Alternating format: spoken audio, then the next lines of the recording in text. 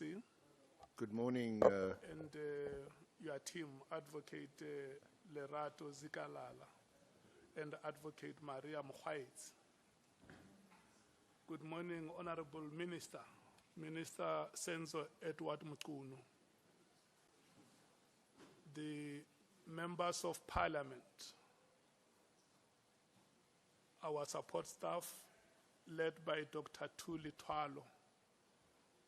We want to thank you to take this opportunity and thank you so much for the sterling work that you have done, that we are at this point of the proceedings since we started. Your work has not gone unnoticed.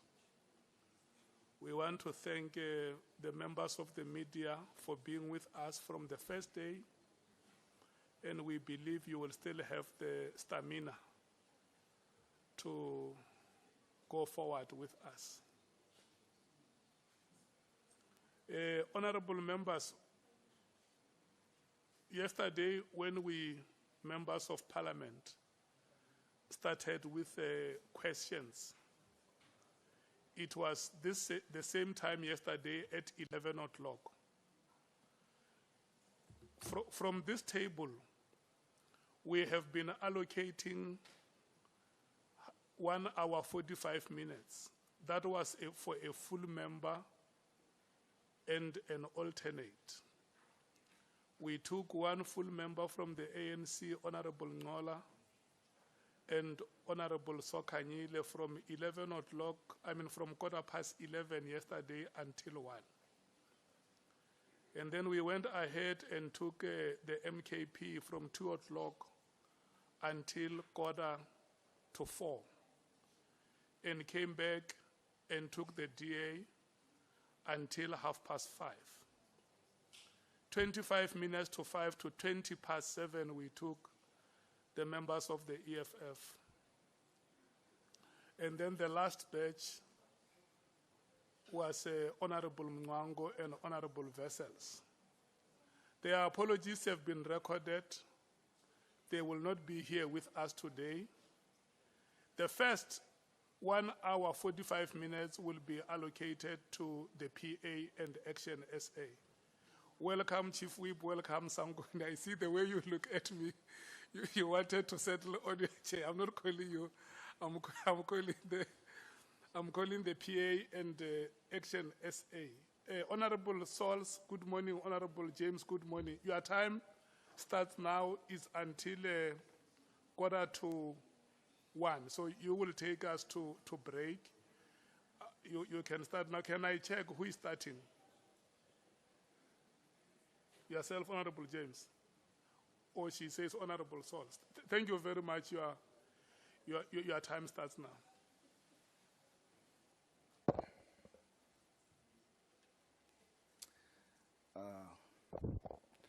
Honorable Minister, good morning. Good morning, Chair. Good morning, everyone. Minister, the main witness testified that he is not alleging that your decision to disband is unlawful.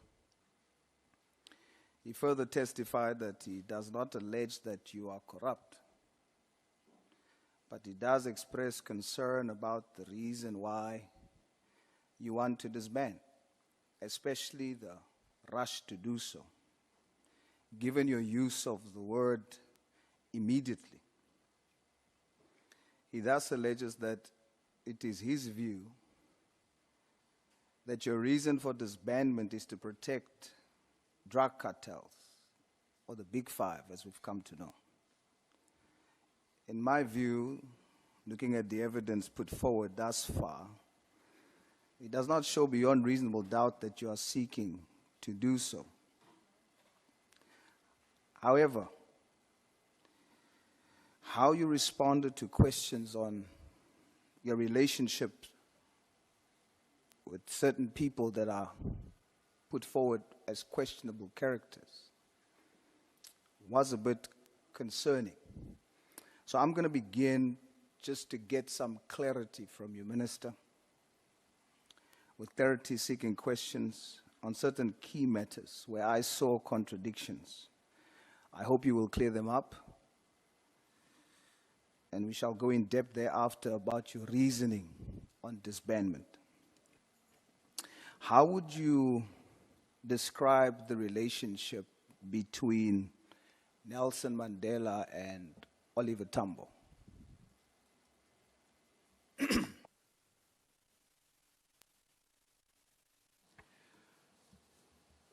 Thank you, Chair.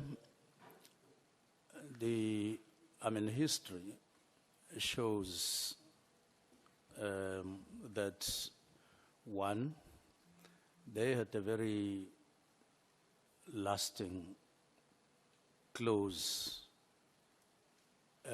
relationship characterized by trust, mutual trust. But it was not a one-day crafted kind of relationship, nor was it a desktop one. They forged their relationship in the fight against injustice in South Africa, which was the dominating feature of the apartheid system and racism and so on. So,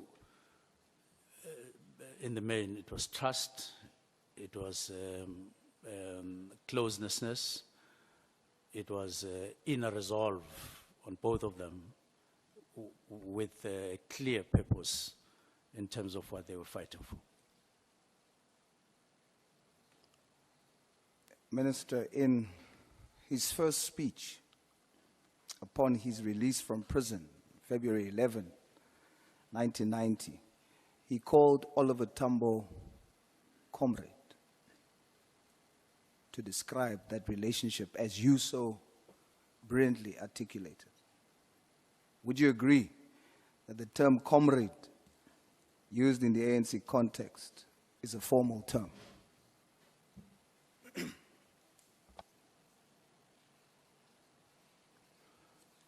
I didn't hear that. Would you agree that the term comrade, as used, as you've just described it, in the ANC context or historic context, is a formal term?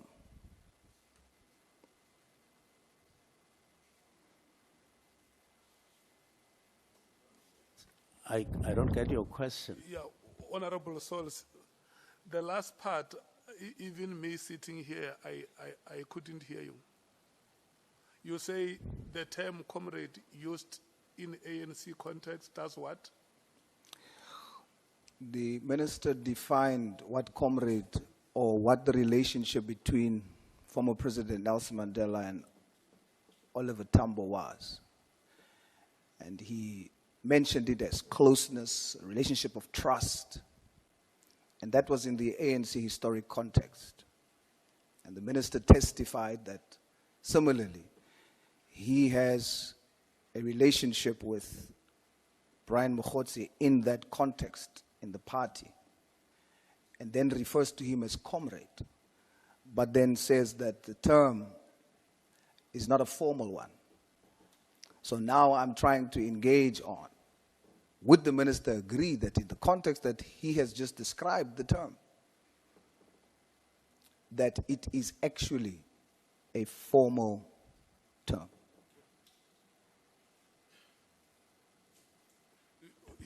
What he's saying is whether you agree that within the context of the party to which you belong, the term comrade can be a formal way of addressing each other as members. Yes, it does get used as a formal kind of an address to each other, but yeah, depending on the context, but yes.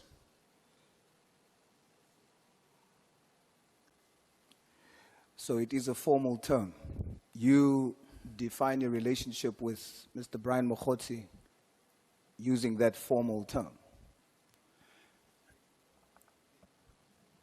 as I say, it can be used formally, but also just loosely to refer to someone who is within the ANC, within the party. The contexts differ, but generally, that is the context. Minister, you testified that factually, it is me who wrote the letter, close quote. Is this true? I testified that. You testified that, open quote, factually, it is me who wrote the letter of the 31st December. Is this true? Yes, the letter of directives. Yes, sir. Yes, I wrote that letter. Then what is the reason for you using language that makes it appear like it's not you who wrote the letter yourself? If you go to EB 40, page 50, when you look at the letter, the last, I think is the second last paragraph, you say there, further, that a preliminary report in this regard be submitted to the minister by the 20th of January 2025. Why do you speak in a letter that you have written? Why do you speak in the third person, as though it's not you having written it? Well, I do sometimes write like that. Generally and personally, I'm not a self-conceited person. I'm not necessarily a person who wants, while writing a letter, you say the letter must be written, the report, preliminary report must be written to me, like that. I just wanted to have that small distance that the letter, the preliminary report must be written to the, I could have said ministry, but said minister and so on. There is no other reason other than just being formal to the minister instead of me. Yes. But the sentence just above that, you use the term my and I. Yes, I do so. In your testimony, Minister, what is the reason for withdrawing the statement, open quote, further existence of this team is no longer required, nor is it adding value, any value, to policing in South Africa? The first part deals with what I've been dealing with in the last 3 days, or it refers to that, no longer required, emanating from, right from 2019, when they intended then to replace the National Political Killings Task Team with a structure that was based on the study that had been done, and they sought long-term, they sought sustainability, just to make sure that they continue in a sustainable way to fight what was emerging. But taking it broader than just political killings, there were other crimes that were emerging at that time, and they thought that in order to contain everything, let them create a new structure. So even then, they felt that once that structure gets implemented, a structure like the National Political Killings Task Team, only based in KZN, wouldn't be required. But then there were delays and extensions, up to 2024, when they finally submitted to the National Commissioner a report that was supposed to be signed and then implemented, and which didn't happen. So no longer required comes from that kind of observation. Now, adding, in the sense that a lot of crimes and a lot of people in the country are complaining about one matters, they're complaining about drugs, they're complaining about, and myself, I'm also complaining about that because I've seen in some instances people just getting murdered, and to find that in the background there are drugs and related matters, including illegal firearms. And therefore, if you have a structure of 68 people based in KwaZulu-Natal, whereas these crimes are all over, especially in the 4 provinces, you wouldn't feel that you are adding value. If you look at 415 million from 18 to now, of course you'd say they were doing well and so on in the task that they were facing, but no longer equally so because of the changes that have taken place. But when you were asked about the wording used, you then agreed that they do add value. You are withdrawing the fact that you said that they do not add any value. No, I'm talking about as time went on, particularly after 2023. I fully understand it, Minister, but I'm trying to get to understand, even after that explanation, why then did you accept that perhaps you should have phrased it differently? Why did you accept that in testimony? Why didn't I accept? When the question was posed to you, why did you use the words that they did not add any value? And then you said, no, they did add value. So maybe you should have used other words. So I'm trying to understand, why did the minister withdraw? Well, that you are putting a weight to those words. And you recall when I spoke to the evidence leader, I did say to the evidence leader,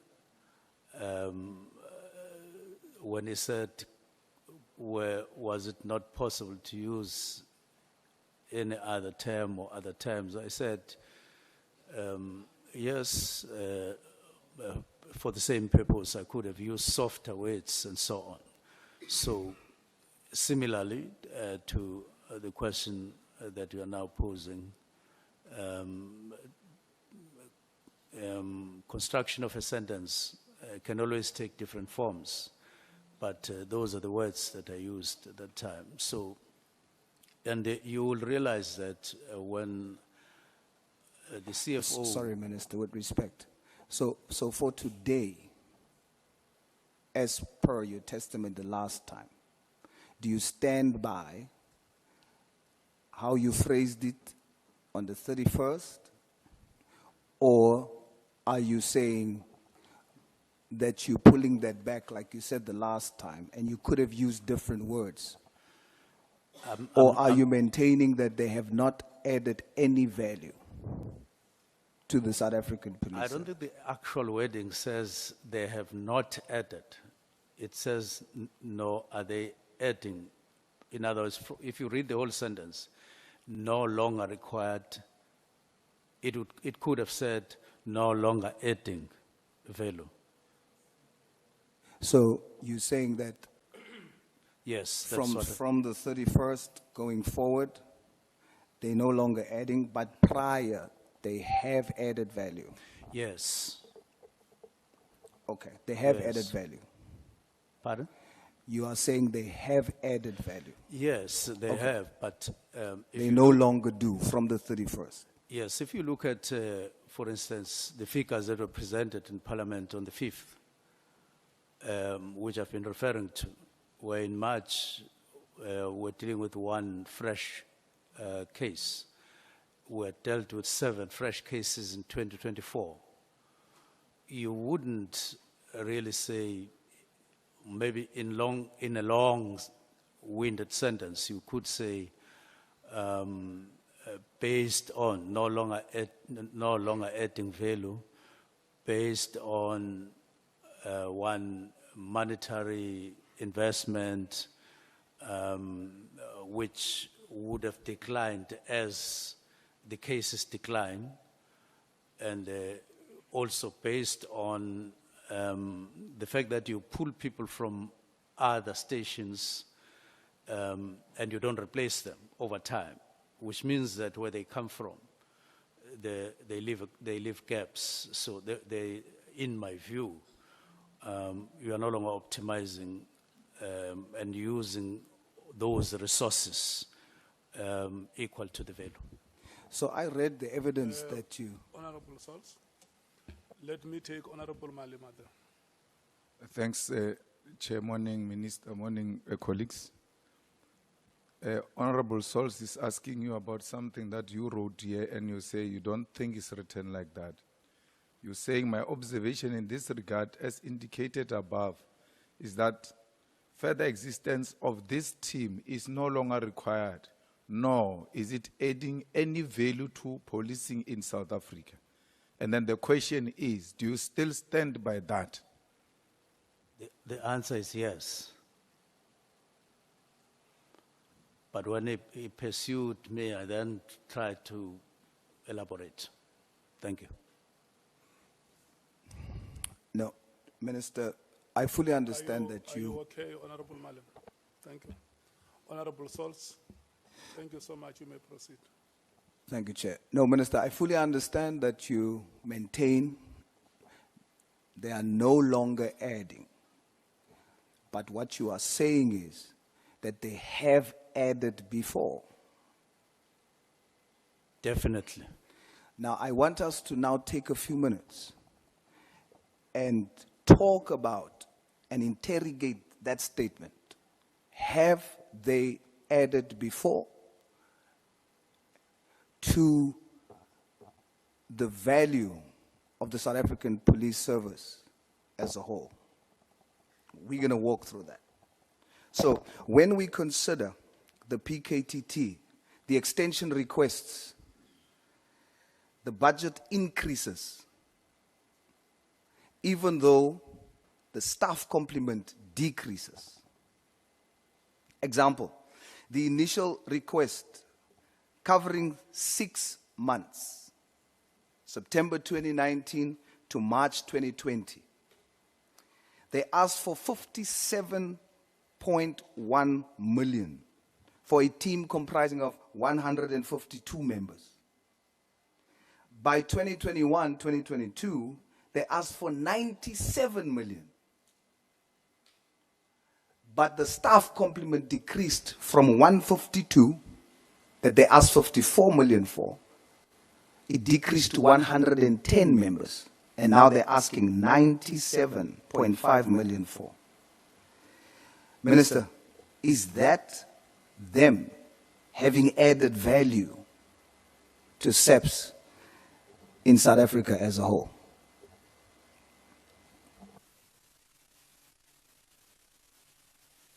What was the exact question?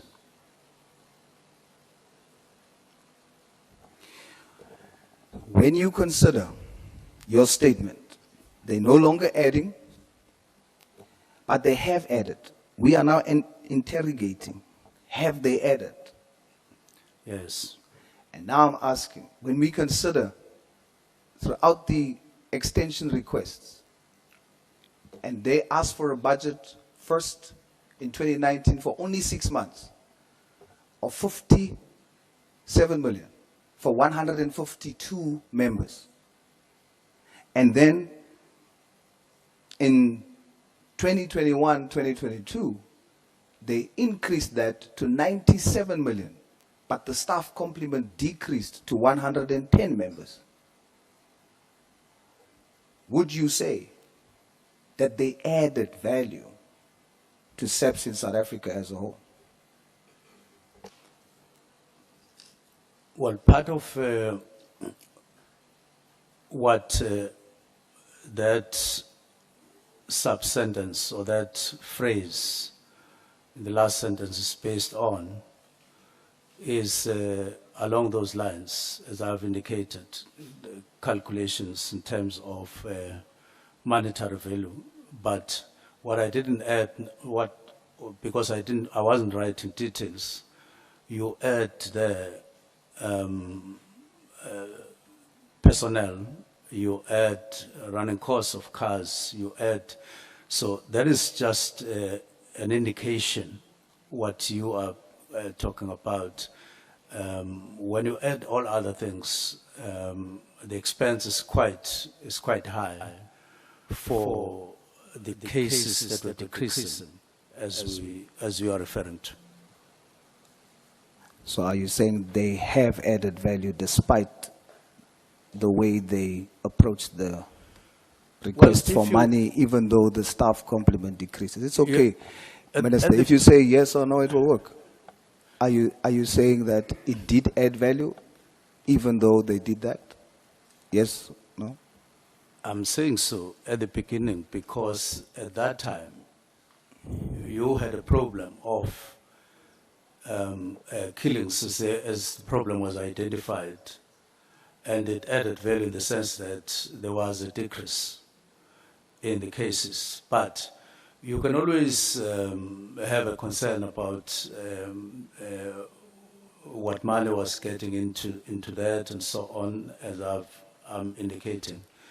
But generally, that's my view, that at the beginning they added value, and they were a factor in the decrease, although not the only factor. Okay. I'm still just looking at your evidence, and I'm putting it to you what you've given to us. Talking about cases, when you observe that in 2019, the task team reported 60 cases remaining under investigation. After giving 100 million, close to 100 million, and they were in existence for 18 months of operation, the number of cases then reported 18 months later, 100 million rand later, was 62 under investigation. No shift. Minister. 62 what? What did just under 100 million to them, and them being in existence in 18 months. In 18 months, the cases still under investigation was reported as 62. No shift. Minister, did they add value to SAPS in South Africa as a whole? Well, despite those figures, which I see and acknowledge that you are quite critical. When you look at the expenditure, you look at the figures of cases with minor shifts upwards. You could have a perspective like that look, perhaps the value was quite less if you look at from that perspective. But generally, the view is that I share is that they added value at the beginning, despite those figures, because I wasn't I mean, I'm not necessarily basing it on case by case and rand for rand, but generally the view which I share was that they did add value at the beginning. I thought you testified that you applied your mind, and what brings you to a decision must make you consider the past events and makes you decide what will happen going forward. So I assumed that your reasoning, as I read your evidence, was that when you saw all these things, it is these facts that made you think there hasn't real value been added for SAPS South Africa. as a country, not just provincially. And therefore, this steps has to be taken. So I'm going to take you further, Minister, as I read your evidence. When you consider by March 2021, the PKTT have secured 246 arrests across 117 cases. 246 arrests. However, of these, only 42 accused were successfully convicted. 64 charges were reported as withdrawn. So the number of charges withdrawn is more than the number of convictions. Minister, did they add value to SAPS South Africa as a whole, when you consider that fact and others?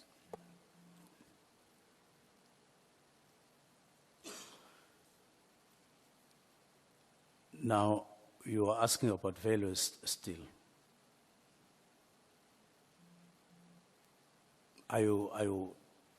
What's the question? Minister, your submission to me was that your statement was that they're not adding value going forward, but they added value when you look back. Now we're looking back, and we are interrogating based on facts before us. Did they truly add value to the South African police service, South Africa as a whole? Well, I have said generally, without or despite those calculations, and considering the fact that there was a downward trend, even though you could still poke some holes in terms of quality thereof, and say generally they did add value, and that was acknowledged across. But it's not without those points and factors that you are counting. Hence, where we are now, taking all those points into consideration, you do have concerns in terms of value. Could I request, so that I'm of help to you in terms of responding, to get where you are reading from, so that as you read, I look at what you are reading? Now, I've studied the entire evidence that you've brought to us. And then I drew cross-reference and drew comparisons between. Oh, okay. Then I formulated these Okay. questions based on those facts. Okay. So I'm trying to understand, looking back. So when you consider the PKTT's 2024-2025 request, the latest one, for 94.8 million for 120 SAPS members, that equates to an annual allocation of approximately 790,000 per member. That is 65,000 rand per member per month. And this allocation only pertains to a unit in KZN. I ask you, Minister, did this add any value to SAPS South Africa as a whole? Well, I'll go back to my answer that generally, when I looked at all the factors, my honest view was that the value had been decreasing over time. If you are considering South Africa, as you point out, that was my concern, and finally circling for a directive, because the cases, on one hand, decreasing the budget was not necessarily, and the concerns of the CFO. So I share that concern. It culminated at that directive. Okay. So we've moved from no to you share the concern. All right. Is it true that the DPCI's reported overall staff shortfall amounts to 2,711 personnel? DPCI? Yes, sir. Well, without the advantage of figures in front of me, but I do know that generally they have been raising concerns via General Libya, who was head of DPCI. They have been reporting shortfalls and problems on personnel, on equipment, and on various other components that would enhance their work. They've been complaining over time. So, Not only them, but let me hold it at that, it is true. so I put it to you, Minister, it's 2,711 staff members that DPCI, Hawks, is saying they need. Now, when you consider that, and you spend just under 100 million on a temporary unit, when there is a need to fund such a critical division, does it add value to South African SAPS as a whole? There is a basis of an argument for a decreasing value. You may, as I answered you earlier, that yes, at the time, but as time went on, it clearly unsettles you and makes you a bit uncomfortable. That how you are spending resources may be skewed, and those figures that you are pointing out serves that particular purpose in terms of you looking at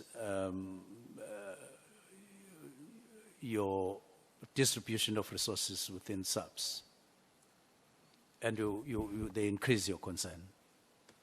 So the concern is increasing now. Yes, they increase the concern and the need for a more rational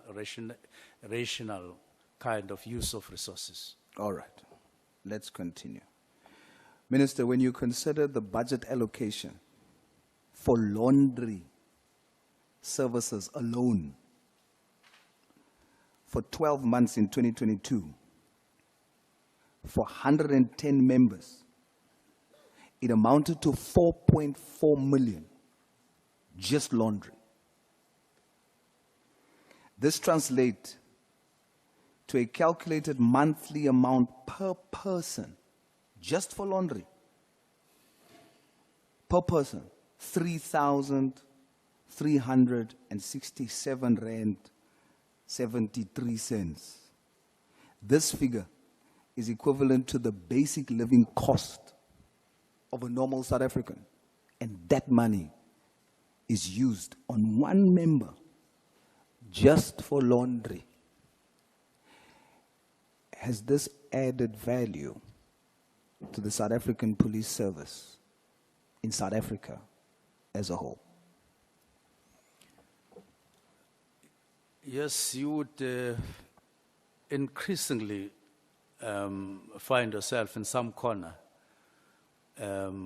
when, as you calculate the costs of the national political killings task team over time, and lending to, at a time when I wrote the directive, it was because of that you continue to sit uncomfortably as you consider other factors. And as I say, the meeting starts the issue starts in November, where I say I have these concerns about matters and all of that, but you don't have additional resources from Treasury. So you have to be on your own. And when you put it the way you're putting, you are more and more on the side of lesser and lesser value. Minister, when you consider that in 2021, 2022, the figures reveals that 43.6, or rather 43.1 million was requested for overtime alone, just overtime. When you calculate that per member, each member gets approximately 392,400 per annum. And that is over and above their normal salaries. Minister, is this adding, and has it added to the value of the South African police service in South Africa as a whole? Yes. Just to check, Minister. Honorable Souls, are not those the questions for the portfolio committee of the police and the accounting officer? Chair, you can guide me, but I am taking all this information from the evidence that has been submitted to us. So looking at that and the statement that is made, I'm trying to weigh whether there has been value so that we can assess whether there is legitimate reason for disbandment. So that's where I'm going.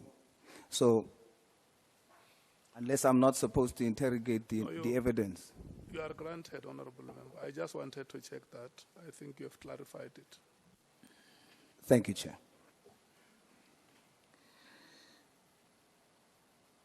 Minister, when we consider the cost of disbanding immediately, as you put it in your letter, when we consider that, I had to apply my mind to say, when you consider what would the cost implication be for disbanding immediately and winding down? So when you consider that, it totals 49.5 million. And that's for that 12-month transition. This total transitional cost is equivalent to approximately 50% of the previous year's full operational budget. This is just for the winding down. Now I'm comparing if it had to be immediate and if it has to be winding down. The structure of the remaining staff, when I look at it during the winding down, it shows that there's a priority mismatch. The priorities is not adding up. As of May 2025, the remaining 56 members, they comprise of only 20 detectives, 20. But they were allocated 27 combat members, plus 5 commanders and 2 guards, primarily for security and protection services. Now, I thought the final stage was to consolidate the cases that is still pending. If that's the case, you would then have more detectives, because you need to close these cases now. But instead, there is just 20 detectives. So the total number of protective personnel, the security people, there are 29 members. And the detectives responsible for finalizing cases that's still on the court roll are only 20. This suggests that the main focus is not about investigating cases or closing it down. Minister, is this adding value to the South African police service in South Africa as a whole?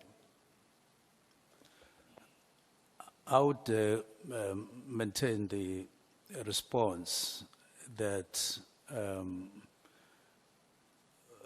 you would more and more see, as you do calculations and so on, that it actually was becoming, or it has become quite a costly exercise,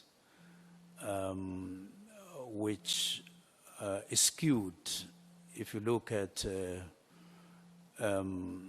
your needs countrywide. It gets more and more skewed. It's impossible to avoid that conclusion. Minister, you are from KZN.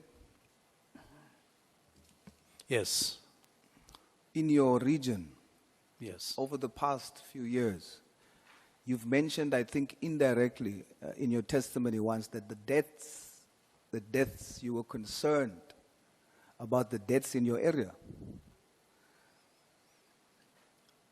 The increasing deaths in your area. Has the murder rate increased in your area, where you live in KZN? Not at all. What various statistics per quarter show is that murders in KZN are very high, but political killings have decreased as a result of various factors. But the murders general in the province have not shown any decline, and that is exactly what is getting me more and more worried. To say, what are we doing? Are we doing justice for every citizen? Are we ethical in terms of our approach? Are we realistic? Are we realistic in terms of hitting the call that we should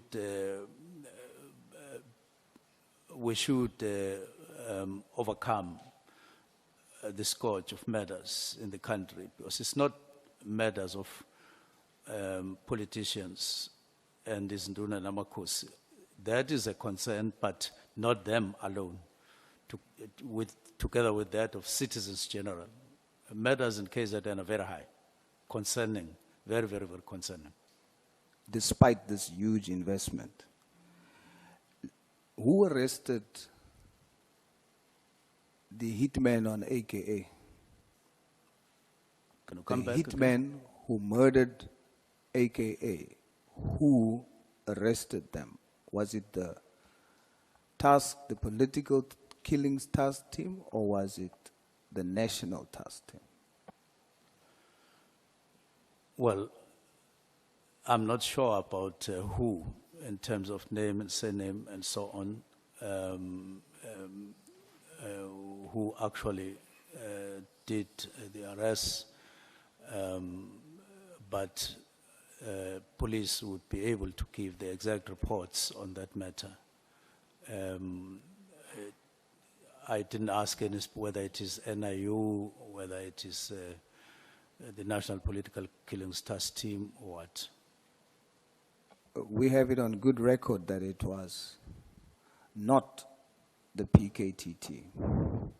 And yet this high-profile murder happened 5-kilometer radius from where the task team is based.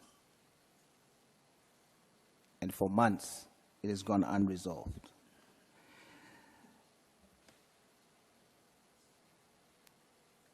Minister, we've now gone through all the things that you've put before us that would serve as basis for writing a directive to say that these are the reasons why the political killings task team should be disbanded. You question whether or not it has added value, and we've looked into it retrospectively. But you say you only made the decision based on them no longer adding value. Now, if you discard everything that we've just spoken about, and you say to me that you have not based your decision on those facts, you're now going to have to make me understand the period that you are referring to when you say that you've used to make that decision. So you're talking futuristic. They're no longer adding value. But they did. And if you have not considered what I've put to you, what did you consider then to come to the conclusion that they should be disbanded?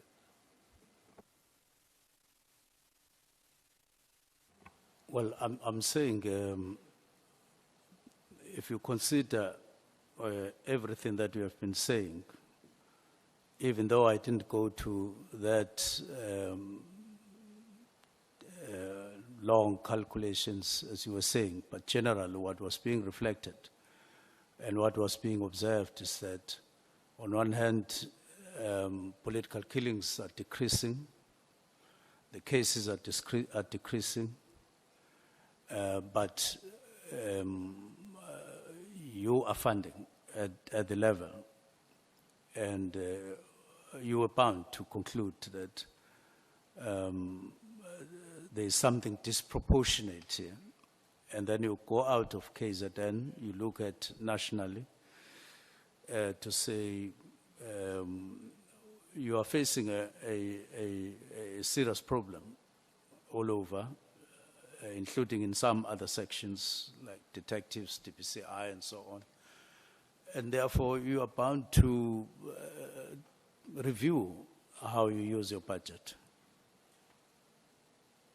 And that was part of there was a kind of thinking that went into along those lines without necessarily going that deep into the calculations. Well, Minister, you inspired me to do so because my job is not to choose a side. So after hearing testimony, I then had to, without bias, listen to you and the evidence that you put before. So when you took the position that there is a need for disbandment, that motivated me to, without bias, neutrally look at the facts and then determine, is there some credence, some value in what you are saying? And this is what I found. And what I found is that the evidence shows that when you measure the impact and the value added to South African police service, South Africa as a whole, there is very minimal value,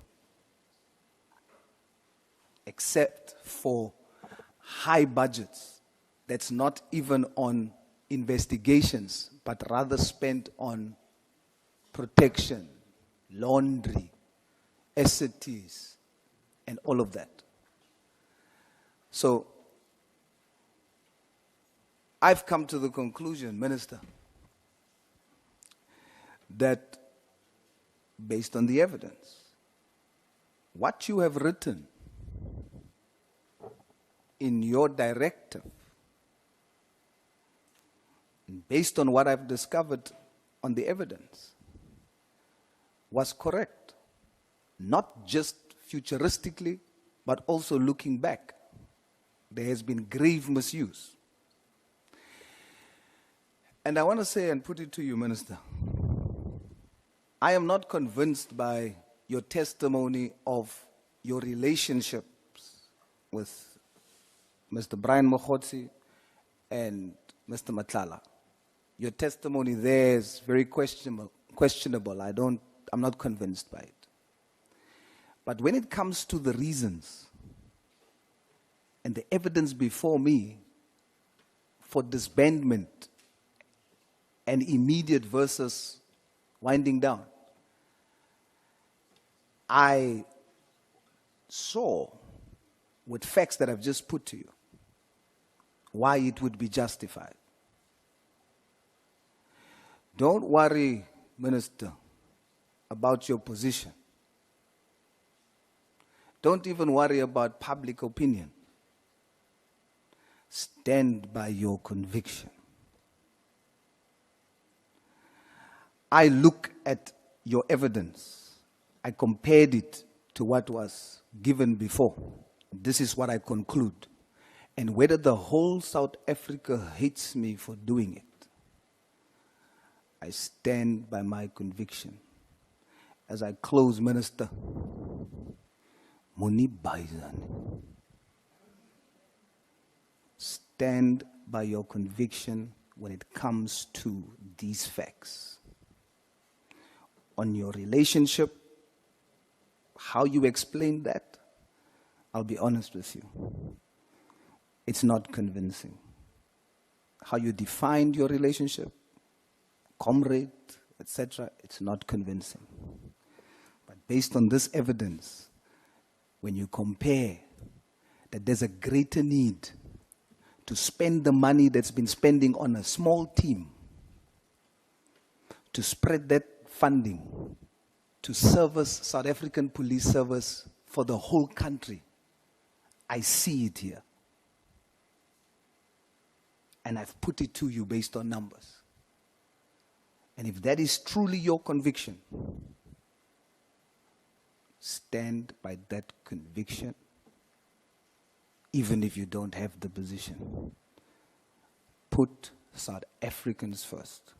And when I look at this, that money that went for laundry, 4.4 million, could have paid full-time members of South African Police Service, could have strengthened our intelligence division. Stand by your conviction.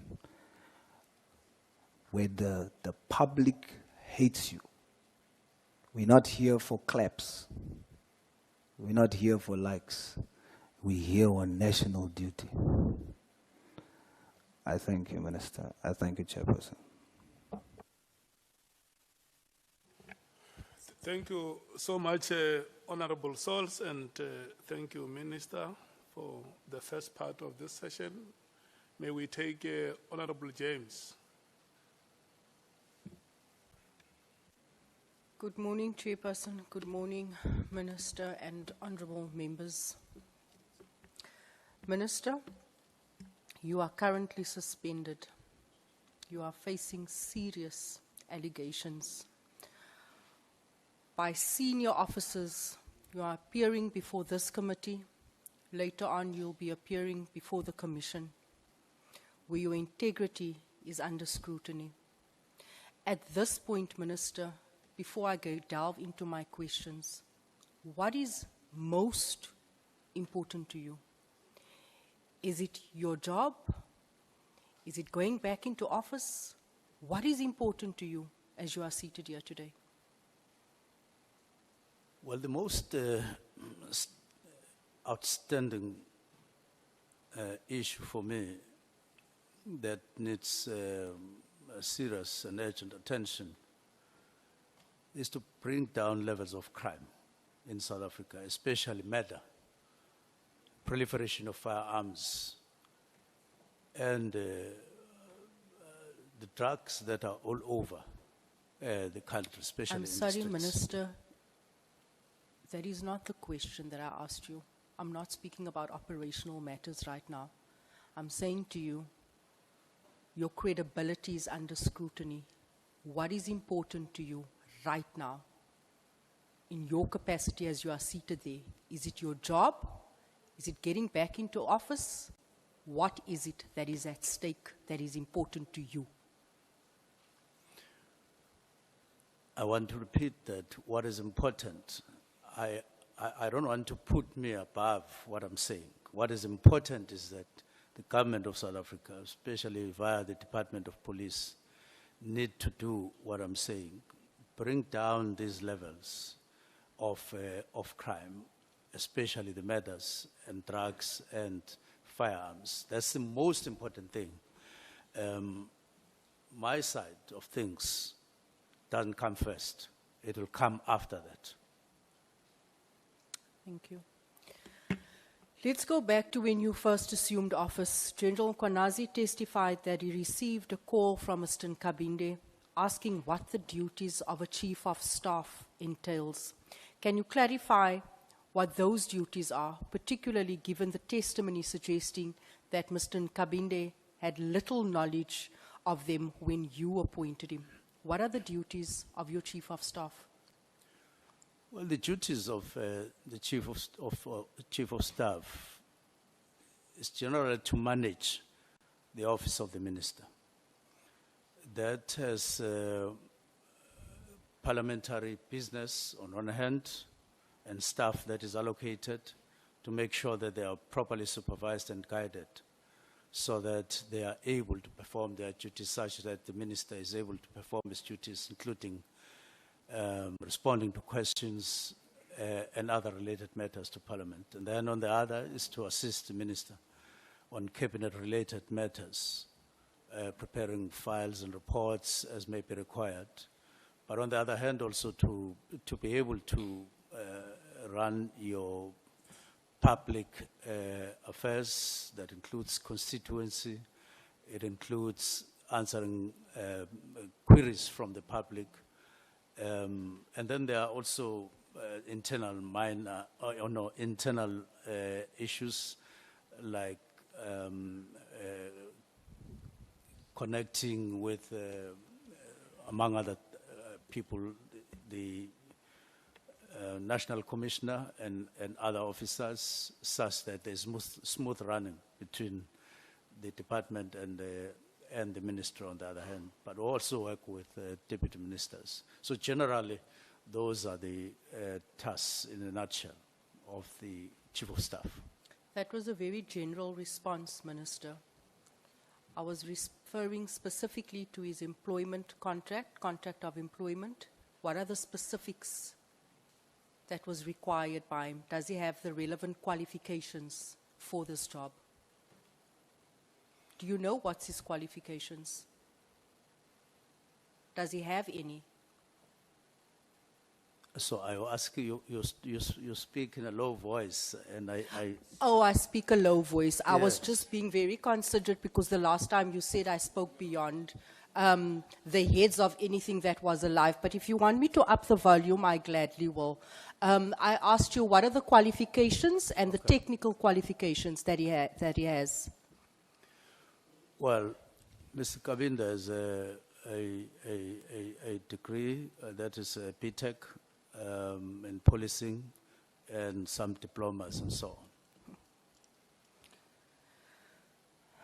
Administratively, I would say he worked in IPID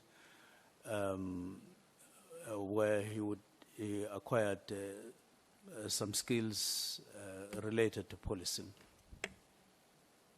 Thank you, Minister. Reflecting on your three, I call them New Year's Eve resolutions. When you sat there and you thought, what can I do better this coming year? Let me come up with these 3 New Year's Eve resolutions that has fallen on deaf ears.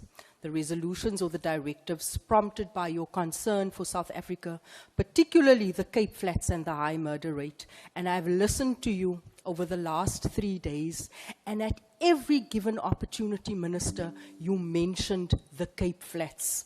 You mentioned what is unfolding, and you said it is very concerning. When you decided to disband the PKTT, what did you think was going to happen to that resource? Why did you not deploy that resource to the Cape Flats? What plan, in other words, what plan? Because you said you are concerned about the Cape Flats. So when you disband and you come up with these 3 New Year's Eve resolutions, what plan did you have in place for the Cape Flats? Now, the plan that I had for Cape Flats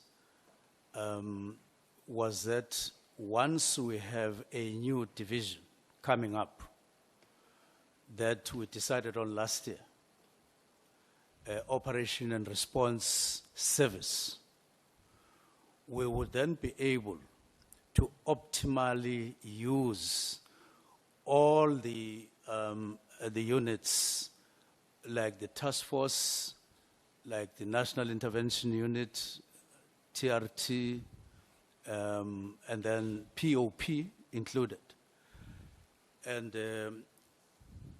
give them intelligence capacity. In other words, tie them in with intelligence, crime intelligence. Bring the numbers required to the Cape Flats through the National Commissioner, of course, and make them get detailed information about who owns what in terms of firearms and who are the criminal gangs that are operating here, and so on and so on.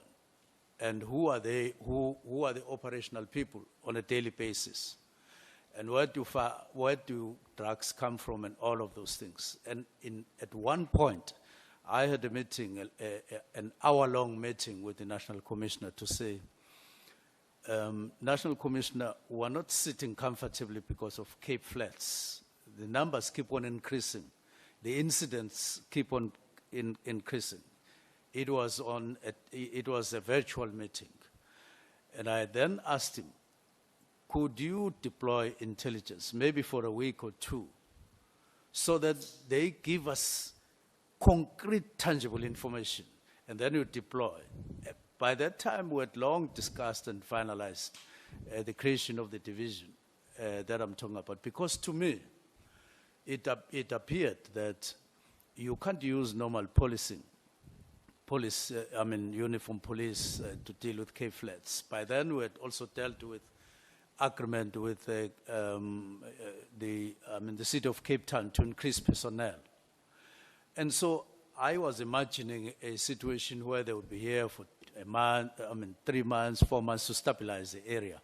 But you need a harder presence of police personnel and in a sustainable way in the Cape Flats. Otherwise, you will always be undermined and be treated as very weak to non-existence by criminals if we continue the way we're continuing. So you are ultimately telling the people on the Cape Flats here today that for as long as the PKTT is still operational, they won't be protected? No. I'm not saying that. Because, Minister, in the last meeting in November, that meeting where you said I screamed like that, you promised us that in 2 weeks' time we'll be taking a walk on the beach with the Provincial Commissioner. Did that walk ever happen?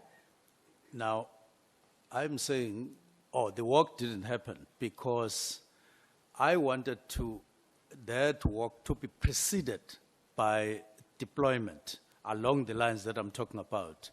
And I spoke to the National Commissioner for a whole hour. And when I checked, National Commissioner, I think it was after a week, have you done what we agreed on? He said, yes, I came to Cape Town, I launched, and one of the deputies even asked, we didn't feel it. And I was actually surprised myself that National Commissioner had come down and said he had done so. So I said what you are correctly saying, but I wanted it to be preceded by visible deployment in the kind that I outlined to the National Commissioner. Not to come and make promises, further promises, not to come and just walk around without any visible action. I stand here to say I didn't quite get what I wanted the National Commissioner to do. I'd like to say to you that the Cape Flats has been waiting for a response, Minister, for the past 30 years. As things stand this morning, I'm under immense pressure because of the 7 children that were gunned down yesterday in Westbury. This past weekend, we've had over 30 people mass shootings on the Cape Flats. You keep on mentioning the Cape Flats as reason, as your concern for the disbandment of the PKTT, but to date, there's been absolutely no response to those areas, which is a shame. You are meant to be sitting here and reaffirming and giving South Africans confidence in restoring public trust. Instead, in your statement yesterday, you said that we are weak as SAPS and we are unable to respond. That coming from a minister is concerning. That coming from a minister is extremely concerning. I want to ask you, you place great emphasis Can I respond on the... to that? No, sir. You place great emphasis on the national PKTT and the budget. You're saying that this was a national political killing star scheme. Honorable James, the witness is requesting the chair to give him opportunity to respond. So, unfortunately, you cannot deny him that opportunity. Just hold it there and let's hear what he wants to say, with due respect. Thank you. Yes, I wanted to say what you're saying is true. And what you are saying is of similar concern, if not greater concern to me. And I do see that up to this moment, I haven't lived up to that undertaking. I confirm that. And it's not only about Cape Flats. As I mentioned in my various speeches, there's Rivali in South Johannesburg, El Dorado Park, there's Soshanguve in terms of Gauteng. And in terms of KZN, there's Umlazi, there's Inanda, which keep on bleeding. In the Eastern Cape, you continue to have issues around OR Tambo district and in Gqeberha. So these 4 provinces are capitals of matters. And it was for this reason that on one hand we made that undertaking, but on the other, we then created necessary capacity and positioning of South African police to actually face up to these areas of high murder rate so that we deal with them. I haven't been able to get my way on that. It's not necessarily to wait until PKTT, but it is important to note that those resources are very much important. And I've assured everybody, it won't leave either KZN or whoever empty-handed, because the structure is up once you have created and functionalized that division that I'm talking about, because it is the cutting edge, combative side of SAPS that needs to be capacitated for these 4 provinces. Without that combative edge, we're going to be reacting all the time after 6 people have been murdered, 8 people have been murdered, but we don't stand up front and prevent it the way I was envisaging. It probably is these matters, as I say, I work well with the National Commissioner, but I've realized that, well, sometimes he would indicate right and then turn left. And that is a problem for us as South Africans because it impacts what is unfolding in our communities. I wanted to ask you, you also place great emphasis on the National Political Killings Task Team and the budget. Was the budget allocation for national operation? Was it for national? Because when you say that this task team is not only for KZN, it is meant to serve all South Africans. This obviously implicates, and it implicates the accommodation and travel, the actual budget. The initial budget, was it a national budget or was it just for KZN? It's a national budget that gets allocated to the National Killings, National Political Killings Task Team. And beyond March... Sir, if you may just stop there. Yes. So if you're saying that it's a national budget and the members are deployed to this task team, obviously, you know that members in a specific team obviously then has to travel to other provinces in terms of court appearances. How does this impact the case, the progress on the case, when members are having to travel from one province to the other just to appear for a 2-hour court appearance? And how does that impact? Is that a strong strategy? Are we not only supposed to focus on a specific area where there's fire, and this is the reason behind having a specialized task team, where there is smoke, there's fire, to deal with a concentrated area? Because you cannot possibly have members from one task team operating in the entire country. It's not feasible to start off with, and members won't be able to appear in court, because this is what we've seen with all other task teams. What you are saying relates with what I have in mind and that I've been working on for some time. It makes perfect logic. So I'm specifically speaking to the political killings task team. Yes. We are saying, you said that task team is national. Honorable James, let me just hold you for a moment and recognize Honorable Ngola and Honorable Ntuli. Thank you very much, Chair. Chair, yesterday you kept on reprimanding me that I should not bombard your witness with a lot of sentiments and with a lot of questions. And I think Honorable James has fallen to that trap as well. So I think if you can help with that, I think there are a lot of issues, a lot of packages that is giving at once to the witness, and that may find the witness unable to properly intervene on what she wants it to be clarified. Thank you, Chair. Honorable Chief Whip. No, thanks, Chair. Good morning to you and good morning to colleagues. No, I agree with what Honorable Nhlanhla is saying.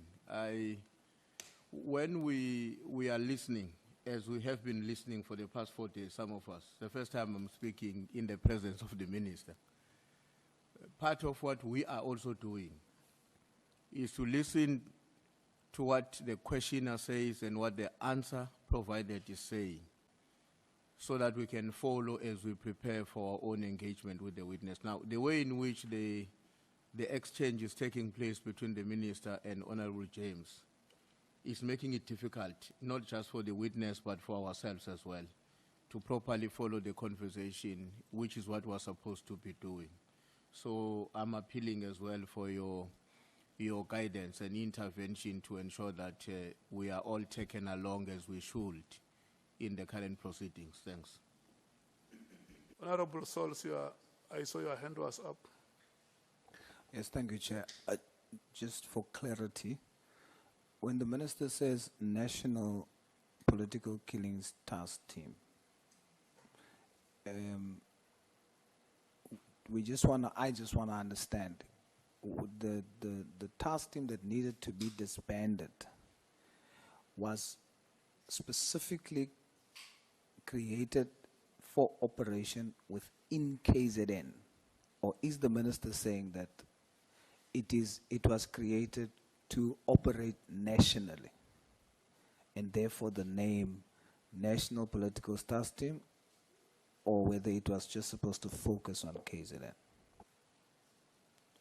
You want to know whether the NPKTT and the PKTT is one thing. Okay. Let me rule on the first point. I want to request you, Honorable James, not to breathe heavily on the neck of the witness. Footsteps are allowed in a race,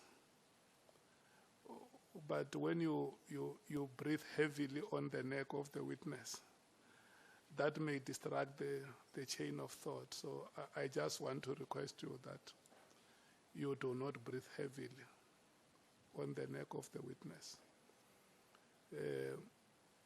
And then before we allow you to resume, let's allow the Minister to respond to the question that Honorable Sols has raised, whether the Minister, Honorable Minister, the NPKTT and the PKTT, are they one? They are one. It's National Political Killings Task Team, but it is based and focused in KZN. In KZN. Honorable Sols, are you clarified? Thank you so much. Honorable James, you may proceed. Chair, I just have a difficulty, even me keeping my trail of thought, when I ask the Minister a question and he says what I had in mind. We're not asking the Minister what he had in mind. We are specifically referring to the detail and the duties of the national PKTT, and we are trying to determine if this national PKTT was adequately resourced and funded to extend and to do work in other provinces. And so that is what I'm asking the Minister. Was the budget allocation, because remember when you put together these task teams, Minister, you book accommodation, you book vehicles, you book laundry, all of those things form part of the costings. Was that done on a national level or was that done on a provincial level? That is what I'm trying to ask. the budget, right from the beginning of the National Political Killings Task Team, came from national, and it still comes from national. But the National Political Killings Task Team is based in KZN, and its operations are largely, if I could use that word, confined in KZN. They have, however, dealt with a matter or two in the Eastern Cape. They have gone to Gauteng in the form of 10 officers to assist there. And in the 3 cases that they are assisting in. So, to be honest, Honorable James, when I applied my mind on that day, these are all the questions that I was trying to answer myself. What does it mean to have a national political killings task team when it is actually not national? What does it mean to allocate this budget for operations that are in one province, but not just for the whole province, for a limited category of murders, even in KZN? And even there, amidst a sea of increasing murders, even in that province, and other crimes. Now, I couldn't sit well, and it didn't sit well in my mind to continue with that. The reason for the establishment of the National Political Killings Team, plausible at that time, because it was a trend, a fast-growing trend. But I'm now in 2024. I'm 5 months into the office, and I'm applying my mind with the understanding I've gained. And I then say, the best way of addressing this is to really try a smooth overhaul of the system. Not only just that, a number of other areas. Minister, with all due respect and through you, Chair, we are now speaking into the future. I asked specifically about the budget for the National Political Task Team. Was it, let me rephrase, was there an operational budget for only that province or for the, we understand that the actual monies comes from national, but I'm saying the budget of the task team, was it allocated for national operations or just for that specific province? That is all that I'm asking, Minister. Well, the budget for operations is the budget that is allocated to all provinces, but part of that budget is allocated to for the operations of the National Political Killings Task Team from that budget. Hey, Minister, you are confusing us here. I'm not even sure how to put this question anymore. Minister, you and I know I've been in this environment for the longest time, for over 15 years when it comes to setting up task teams. Task teams are focused to specific areas. The budget comes from national, but the operational budget is only for a specific province.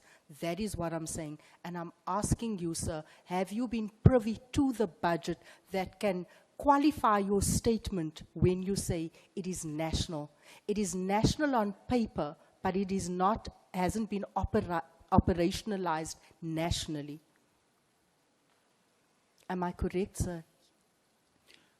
Well, I was trying to make it simpler. I don't know why we lose each other, that there would be a pool of money, an X amount of money for operations throughout. And then there will be a cut from that amount for operations of the National Political Killings Task Team, which is in KZN. That's why I'm saying it's part of my concern that we are cutting from reduced resources for the operations of National Political Killing Task Team in one province. I don't know whether that makes sense. Let's move on to the next question, Minister. The reason why I'm saying this is that you have repeatedly criticized the PKTT for working in silos, for working only in KZN, when they only had resources for KZN. That is the point that I'm trying to get to. Yet, Yes. Minister, by you taking a unilateral decision on New Year's Eve without consultation, did you not yourself act in isolation? Well, I would say no, but maybe the extent to which it was done before the signing may raise those concerns. But I have repeatedly said there were meetings where I made it clear that we need to review, and National Commissioner also spoke along those lines. But I also added before that long before I arrived in SAPS, there was even a memo, as early as, I would say, April, May or so in 2024 before I arrived, that was implementing a new structure which only got signed this year. It only got signed this year by the National Commissioner, which would have addressed all the issues in all other provinces equally or so, and would have made it unnecessary for us to continue with the National Political Killing Task Team. Now, but before that, there's been a work study and a structure based on that study to spread resources and equally to address these concerning issues in each of the provinces. Minister, you further mentioned that the National Commissioner could have objected to your directive, right? Saying it happens all the time where you have national commissioners sort of having a different approach. In which South Africa is this, Minister? Because is SAPS not an environment governed by instruction and execution where subordinates act out of duty and at times out of fear? Is that not the SAPS environment, that when you receive an instruction, you act on it? Generally, that is the overall rule in SAPS. But when it comes to Minister and National Commissioner, it's not necessarily the spirit. The spirit is that you have a closer relationship so that there's maximum understanding in terms of what needs to be done at any given moment, so that there's smooth direction general of SAPS, identifying problems together and resolving them together.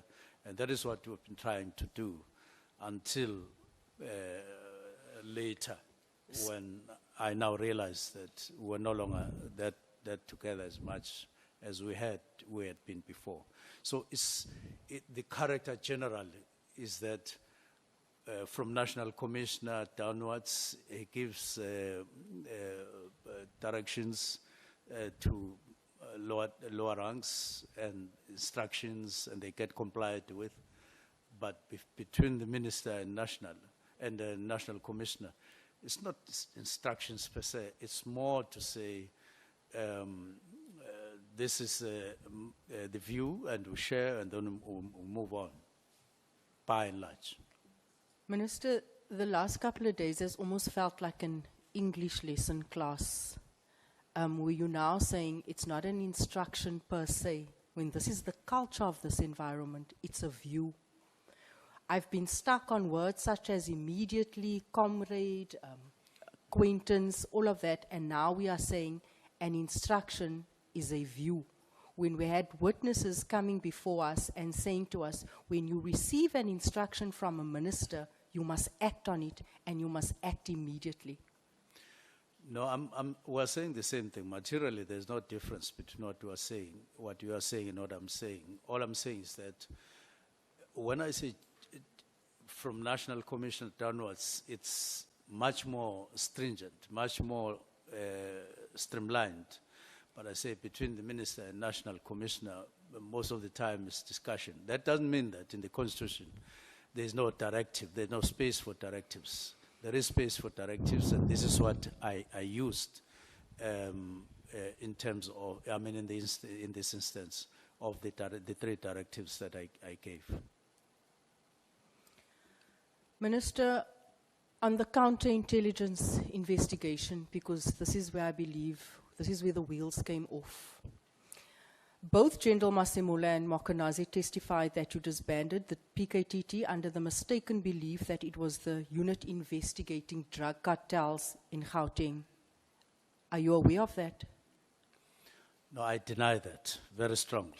But are you aware that this is what they testified? I'm aware Okay. of what they were saying, and I deny it very, very strongly.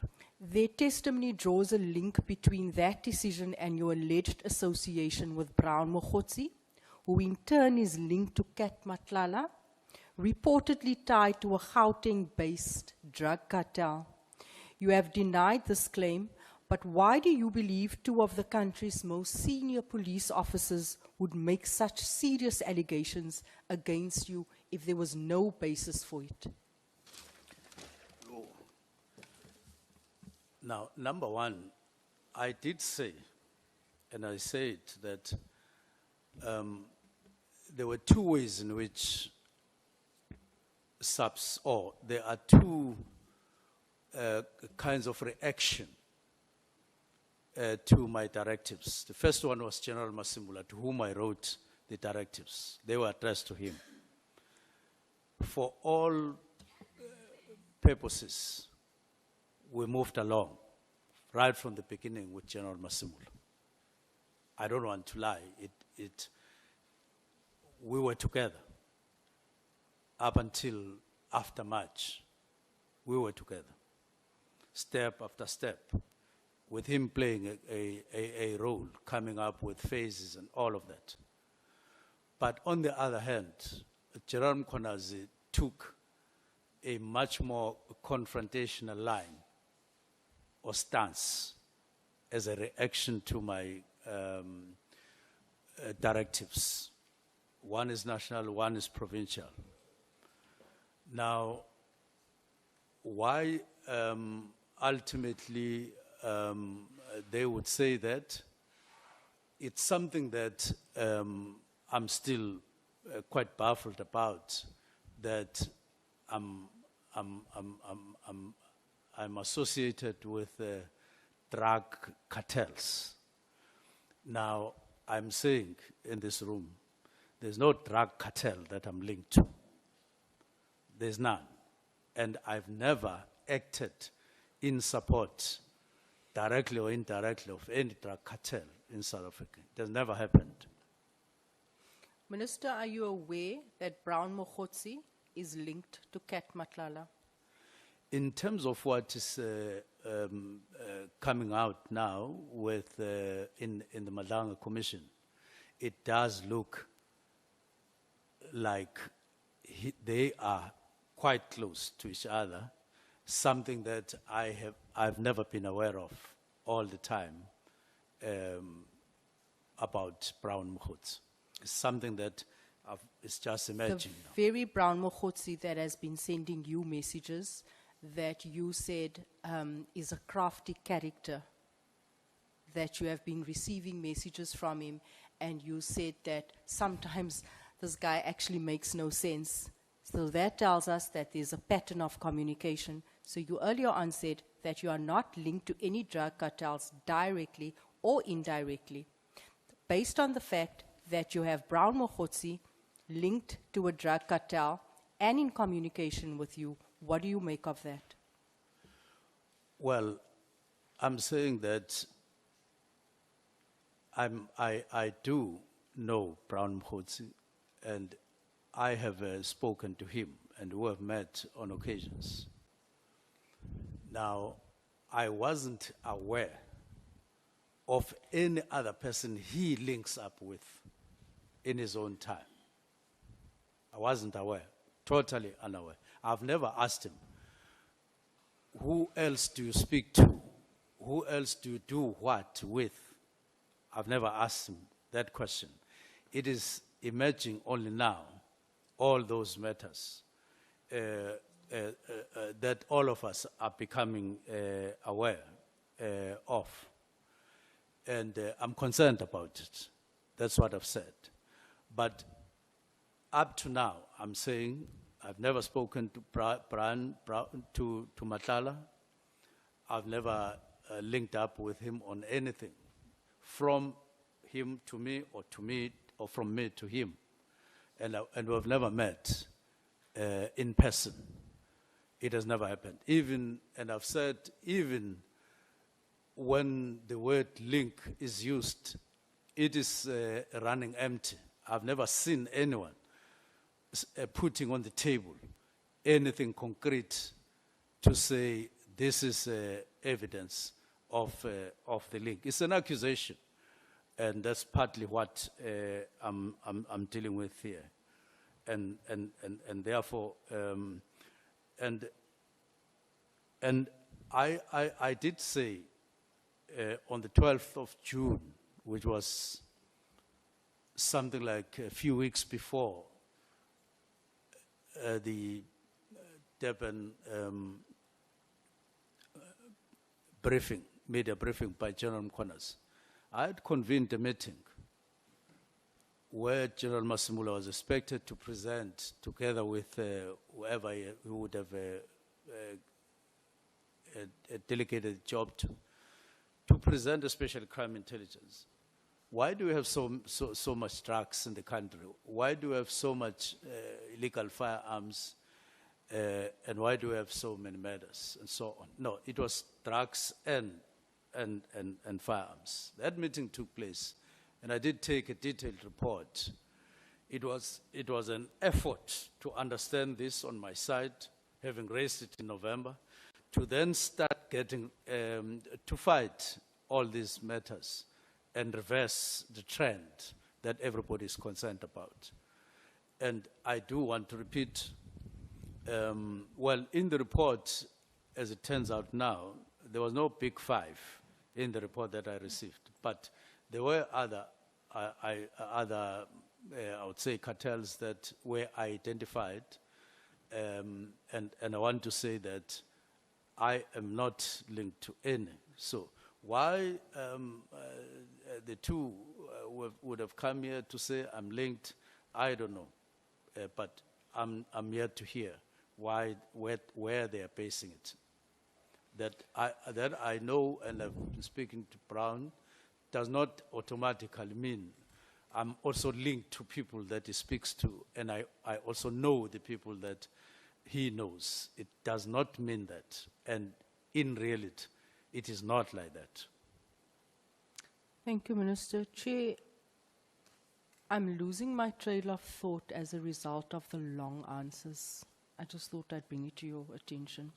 Minister, if data were to be extracted from your phone, can you confirm that there would be no evidence of communication regarding the work of the Gauteng Counterintelligence Unit or its investigations into drug cartels? Because like I said earlier on, the wheels came off when those 10 members were redeployed from the KZN task team to counterintelligence. So can you confirm that there'll be no communication, no link whatsoever on your phone, should your phone be taken for extraction? Between who and who? I'm saying to you again, if data were to be extracted from your phone, can you confirm that there would be no evidence of communication regarding the work of the Gauteng Counterintelligence Unit or its investigations into drug cartels? Well, if I get your question clearly, is that there would be no link between myself and drug cartels? on your phone. There would be no communication on your phone, Minister.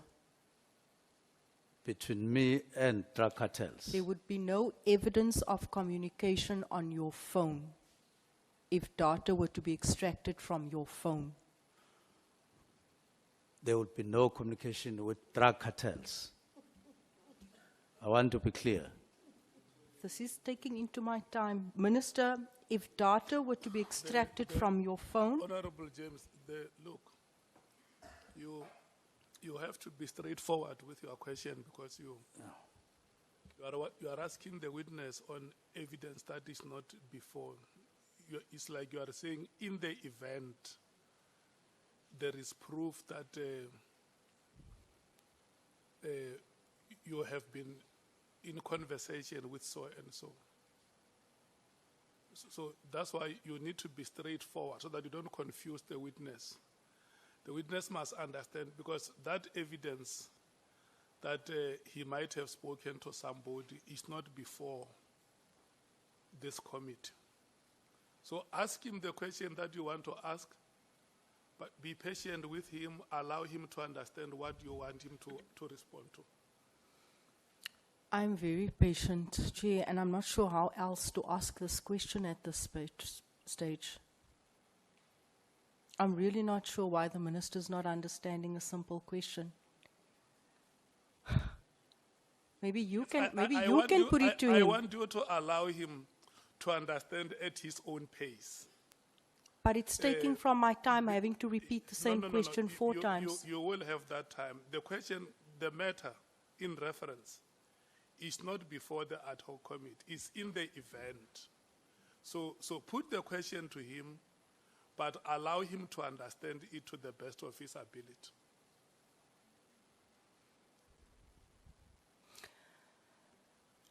I think let me move on, Minister. I know, Honorable Nhlanhla, we are moving on. Let's not flog dead horses. Minister, could your relationship with Mr. Brown Mkhwanazi, the same Chair, individual? I think from where I sit, you were making things simpler for me to respond to the honorable member to a question that appears to be quite important. I'm ruling you out of order because the honorable member has decided not to proceed with the question, so it is immaterial. Erase it from your mind. It is not there. Yeah.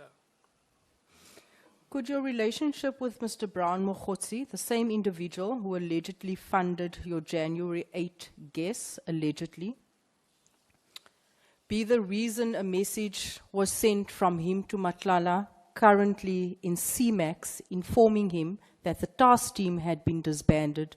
Do you not see the reasonable link that any ordinary person would see? There is no request that I ever made to Brown Mkhwanazi to organize any dinner for me anywhere in the Republic, not just Cape Town. What would have happened, he would have done that on his own. Whether it is funding from whoever, it was not necessarily as per my, or from a request from me. I never asked for any, I never diarized any, I never knew that was anything that was being done in my name. I never knew it. And I was not part of that, and I was not even in Cape Town in those days. All that I have learned, I've learned afterwards to say there was some dinners supposedly organized in my name. There were some people who were flown in and accommodated, and I don't even know who those people are. Is that not worrying, Minister? What did you do about it? It's worrying. It's very worrying. It's similarly worrying when there is a WhatsApp, if it is true, of a WhatsApp to General Mkhwanazi saying, Minister has arrived in Lusikisik, when in fact I had arrived there. But then the message is made like Mkhwanazi is there with me and is relating that information, when in fact it was not like that. When in fact it was not like that. So that is equally worrying. And many other instances that are similar. But those things, I imagine now, they had not been part of any other relation I've had with Mkhwanazi, or rather I was not aware if he was doing such things. I'm very concerned about that. Based on what you've just said, Minister, when you say that Mr. Mkhwanazi often sent you messages, right, out of the blue, that sometimes made no sense, are you suggesting that his communication was unsolicited? You also describe him as a crafty character. What exactly do you mean by that, Minister? Do you know him well? You're saying now that you can't make sense of the fact that he would send these messages. You have no link with it. You've described him as a crafty character, and you've also earlier said that he would usually do this. He would usually send these messages. Well, I spoke about craft in a context that we were discussing, but I maintain that because, as I said, if you send a message to General Mkhwanazi and you are Brown Mkhwanazi, and you say, I'm with the minister, whatever the message was saying, Minister has just arrived in Lusikisik. This being crafty in my view, because it creates an impression that indeed he's there and at my behest, which was never true, which is not true.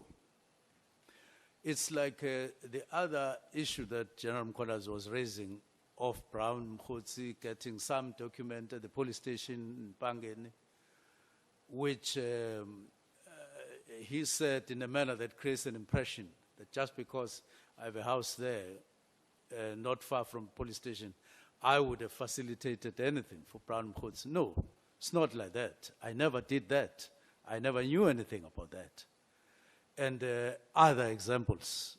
So I am saying,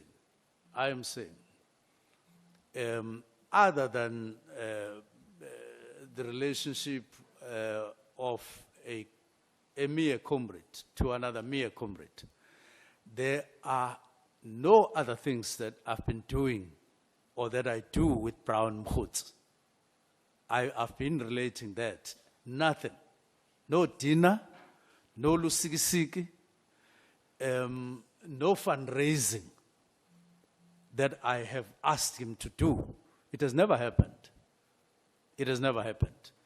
And if he claims, or anybody claims, I would want to see what evidence that would make people say, I have any other relationship with Brown Mkhwanazi, which I say I don't have. And I even said in the Sizulu yesterday, why must I have? No, yeah, that is enough, Minister. Okay, thank you.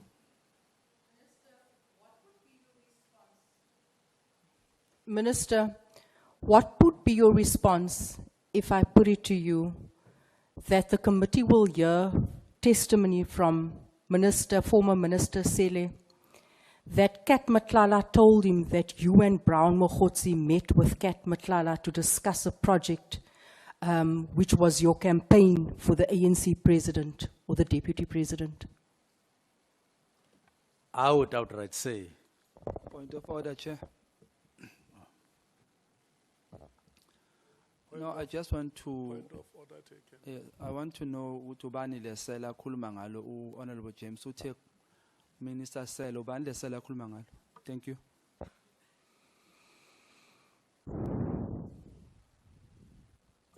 Honorable James, you spoke of Sele. Honorable Shongwe says you speak about Sele. and then he wants to know who is Minister Sele. Minister Becky Cele, my Oh, apologies. Kele. Oh, no, ngobe isela. Okay, no, isela means isela. Okay, no, Oh. thank you. Former, you want to say former minister? Former Minister Becky Cele, my apologies. Now, if former Minister Peggy Cele would say at one point, I met Matlala, I met Mkhwanazi, and discussed something, that would be a lie, an outright lie. If it were to happen, it would be a lie, even without me asking for evidence, even before I do that, because I know that has never happened. Minister, you appear to place great importance on public opinion. You said public? This is the last question you are asking. Yes, you are now on the referee's optional time. The whistle can blow anytime. Noted, Chair. Minister, you appear to place great importance on public opinion. As it stands, there are widespread calls for you to vacate office, and you have become central to the internal divisions within SAPS. Would it not be in the best interest of South Africans and of restoring public trust for you to step down? Well, I don't know what you are talking about. We're in an ad hoc commission or committee. We are dealing with the problems that we are dealing with at the moment. What you are introducing, I can't answer. It is based on public perception that you Thank you so spoke much. about. Thank you so much, Thank you Chair. so much, honorable members. We will come back at 2 o'clock.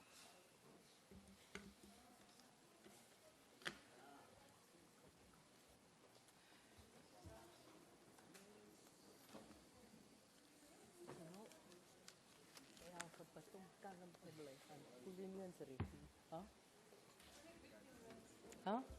Have you tried to like stay and it's not you? I can't operate from that. Like almost orchestrated. Like.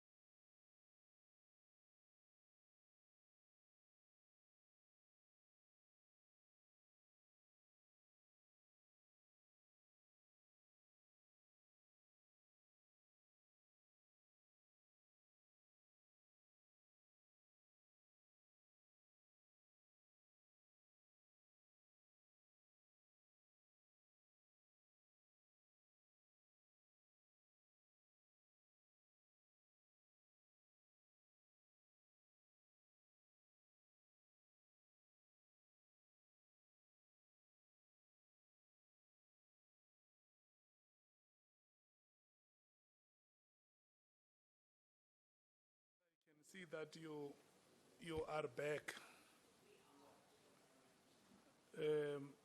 And this is an indication of your commitment and that you want to finish early today. Honorable Sangoni and Honorable Chief Whip, may I check with you if you are ready? Honorable Minister, may we proceed? I'm handing over to you, honorable members. It will be until 16 hours. Thank you very much, Honorable Chairperson. Let me, since I'm speaking for the first time, greet all honorable members, greet the Minister, and let me apologize, Chair, that this morning we did arrive a little bit late. In the DA-run village, in the best-run city, there's no water. So we struggled to get water in this well-governed city. So thank you very much, Chairperson. Chairperson, I want to maybe start off, before I go into the questions, many of which have been asked. I want to start off by trying to help Umkhonto Wesizwe Party, and I see that Honorable Skhosana is not here.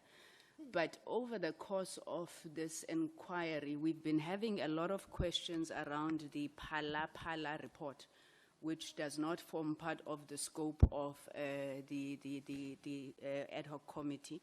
But nonetheless, I want to ask the Minister, just in terms of the Phala report, picking up on a question that had been raised by Honorable Skhosana. Minister, what is the mandate of IPID?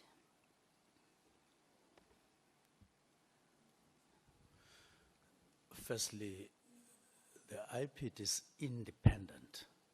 It's an independent kind of an entity under the police portfolio, police minister's portfolio. That's number one, to be noted all the time. And by independent, I mean independent. Their role is centered around monitoring police behavior or conduct, especially where there are complaints, especially where there are murders, and any other related matters. So in summary, they are policing the police. Thank you very much, Minister. So in your testimony, you then indicated that the IPID report on Phala was classified by the head of IPID. Am I correct? That's correct. Not by yourself. So based on your response on what the mandate of IPID is, can I then confirm that IPID would not be investigating the president? They are investigating police conduct. That's correct. Now, how does one get a report declassified, Minister, if somebody was looking for a report that IPID would have classified? You will need to wait until IPID declassifies it. In other words, they review their decision and they come to that conclusion. When there was a question from Parliament on the classification, which was mistakenly assumed to be me who had done that, I actually took the question, went to IPID to say, did you classify? What were the reasons? I'm facing a question in Parliament, and they told me that it is them, independent of the minister, and some of the reasons they touted were other parallel investigations that were going on in relation to Phala, and therefore they then classified for that reason until they come to another conclusion, maybe at the conclusion of some criminal cases that were going on under another entity that time. Thank you, Minister. So I would be correct then, based on what you said, if I was to advise Honorable Skhosana that if he is looking for information about an IPID report, that does not investigate the president, despite his repeated assurances to that regard, he has to approach IPID for the classification of the report. That's correct, Honorable. Thank you. So I trust that will bring the matter to a close. Honorable Skosana on Palapal. Chair, singabantu Chair, mele sibonge Chair. Siyabonga mamdikuzamile ukumdefend uMinister ongizophinda futhi. Sorry. Honorable Shoma, I agree, you know how much I love you and how much I respect you. Don't take my 10 You know minutes. that. And I have assured you that there is at no time where we will deny you an opportunity to speak. So when you raise your hand, the chair will gladly recognize you. Like I do now, Honorable Sanguni has completed the part that she wanted to, and I saw that your hand was up. I now allow you to speak. Thank you, Chair. No, Chair, kuyisinto ukuthi umuntu mayenza kahle sibonge. So siwumkhonto wesizwe Chair besicela ukubonga kumamkhusela ukuthi awuzamile ukumdefend uMinister. Kodwa sazombuza ke imibuzo ngoba iphalaphala leli miningi imizi egcekeziwe emalokishini awaclassifyanga ama-document walawo ama-docket walawo mizile egcekeziwe. Sisazoyixoxa ngoba ireport kuyi IPID. Siyabonga mamkhusela ne-ANC edefend uMinister. Inkosi ibusise. Amen.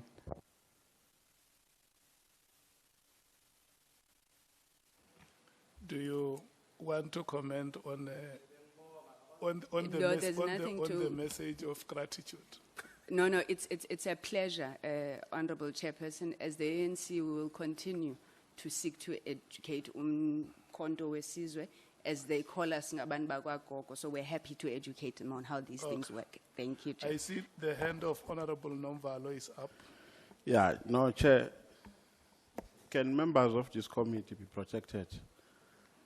And not, Chair, please don't allow their names to be wrongfully cited in a line of questioning. If we want to maintain the decorum of this meeting, I think it's important that we comply with the highest principles of discipline and not allow members to just throw in names unnecessarily so and unprovoked of one of honorable members in this committee. I thought you are going to protect us against what honorable... what has been said, Honorable Nomvalo? And two, we don't need to be educated by the ANC. They don't qualify to educate us. And they will never qualify. We don't need to be educated. If anything, it's us who must educate them on how to run a country without being engulfed by corruption. They need to be protected, to be educated by us. This country is in turmoil because of them.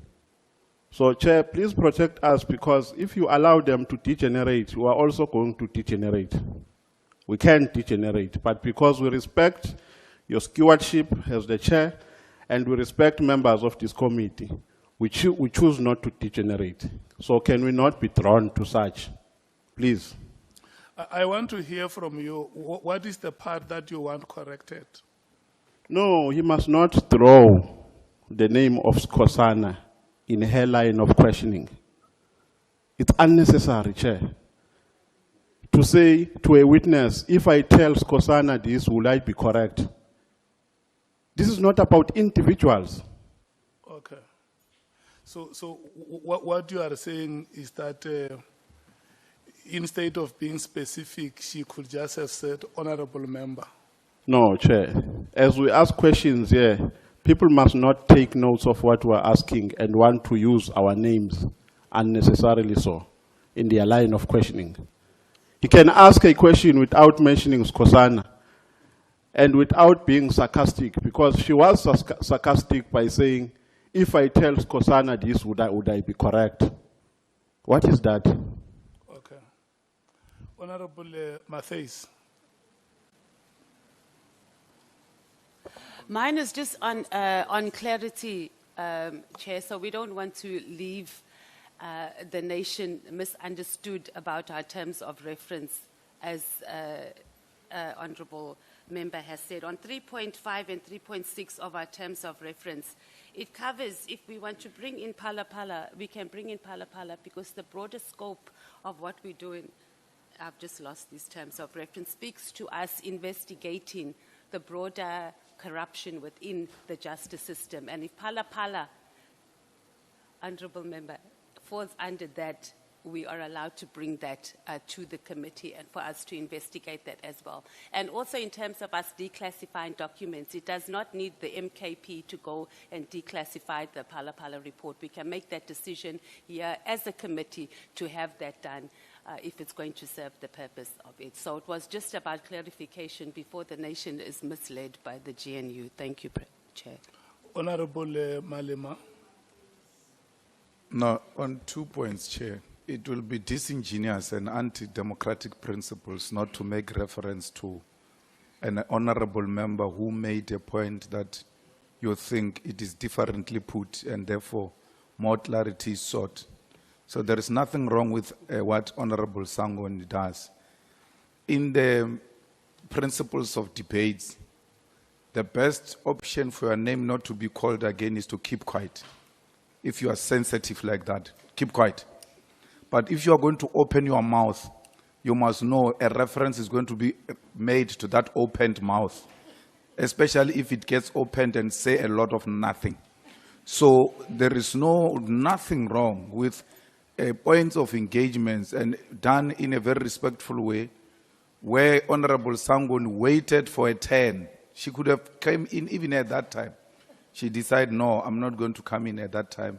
I'll wait for my turn. So what is that? That is, you must not be scared of the highest stage of engagement.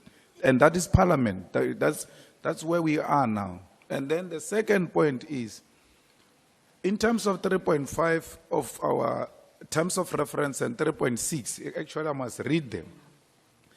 Establish whether any wrongdoing, corruption, or breach of conduct have occurred within SAPS or any other relevant institution as outlined in the revelation.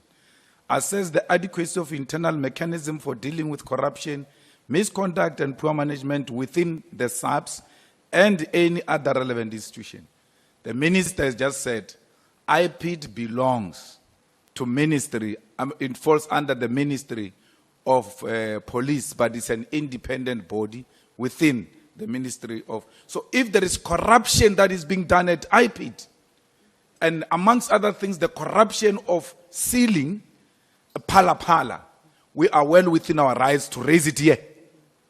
And the minister can answer for himself. So Honorable Skosana is not outside the terms of reference of this Ad Hoc Committee, and therefore there is nothing wrong with what he said about Phala Phala. We think and we hold a view, some of us, that Phala Phala at IPID was wrongly classified, because we find no justification why Phala Phala is classified. Police who were investigating Phala Phala ended up being investigated by IPID because someone reported them at IPID that these police were favoring the president. And before all of them were equal. Therefore, we want IPID to investigate the conduct of these police who are protecting the president. Whether you like it or not, Phala Phala is the president. It's Honorable Cyril Ramaphosa. It's a synonym for Honorable Cyril Ramaphosa. So it doesn't matter how people want to put it. So we are well within our right, Chair, and that right must be protected, and society must not be misled that people who speak about Phala Phala here, they are outside the terms of reference. And the good thing with terms of reference, the Constitution or the law, is very important that every time when you speak about it, make reference to it, because you might think you know it, only to find that you don't know it. It's like Bible. A lot of you think you know Bible and you end up saying wrong things because you had those pastors who are feeding people petrol saying the same things, and you come here and repeat those things without having read the Bible. Thanks. Honorable Chief Whip. No, thanks, Chair. I'm aware the clock has stopped. Yeah. Honorable Sangoni must not be worried. No, thanks, Chair. I think the earlier intervention made by Honorable Malema is quite correct. Throughout our sessions, right from the inception, we have made references, and I will when I ask questions to the minister later on. We have been making references to questions that were posed by either the senior counsel or any one of our members. So that practice is correct, and I don't think that we should change it. Where I think, on the second intervention, where I think we probably running a risk that colleagues did not understand the context within which Honorable Sangon was raising the issue. Over a period of time, on many occasions in this platform, the insinuation has been made that the classification of the Palapala report was at the instance or at the behest of the minister. References have been made, if you go to our records in this ad hoc committee, that the minister somehow had a hand on that issue. As a consequence of which, in one of our hearings, one of the witnesses was asked a direct question, I can't remember which of the generals, who has the authority to classify the report? And the answer was that the only person who can classify the report is the primal author of the report.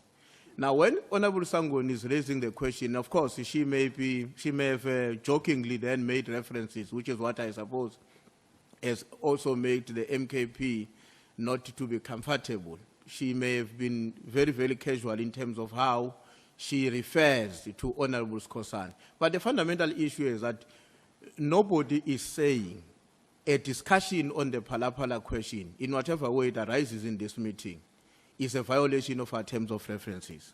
But we would like you to appreciate the context within which she posed the question to the minister, because that has got to do with our history as opposed to what has actually happened today. I thought it's important to clarify that, because I don't think there's a fundamental difference between what Honorable Malema is saying and his understanding with what Honorable Sangon was saying. The question is the context within which she raises the question, given our history with this matter. Thanks. Thank you so much. Honorable Skhosana. Ngithokoze Mgcinihlalo. It is unfortunate that, in fact, let me put it this way, it's not unfortunate.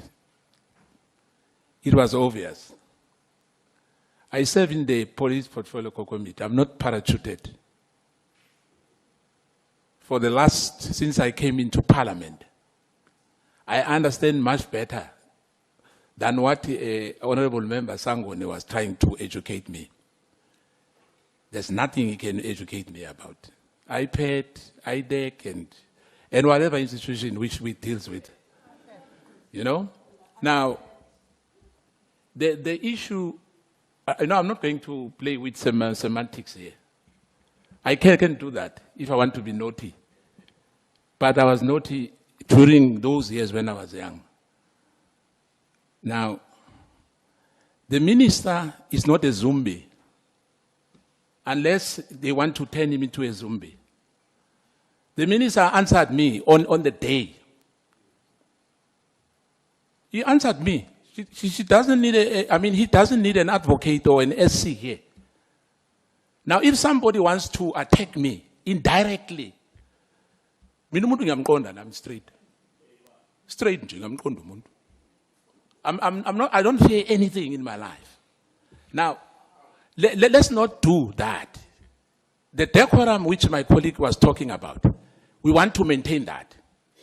Now, if the honorable member is uncomfortable, I don't belong to the factions of the ANC.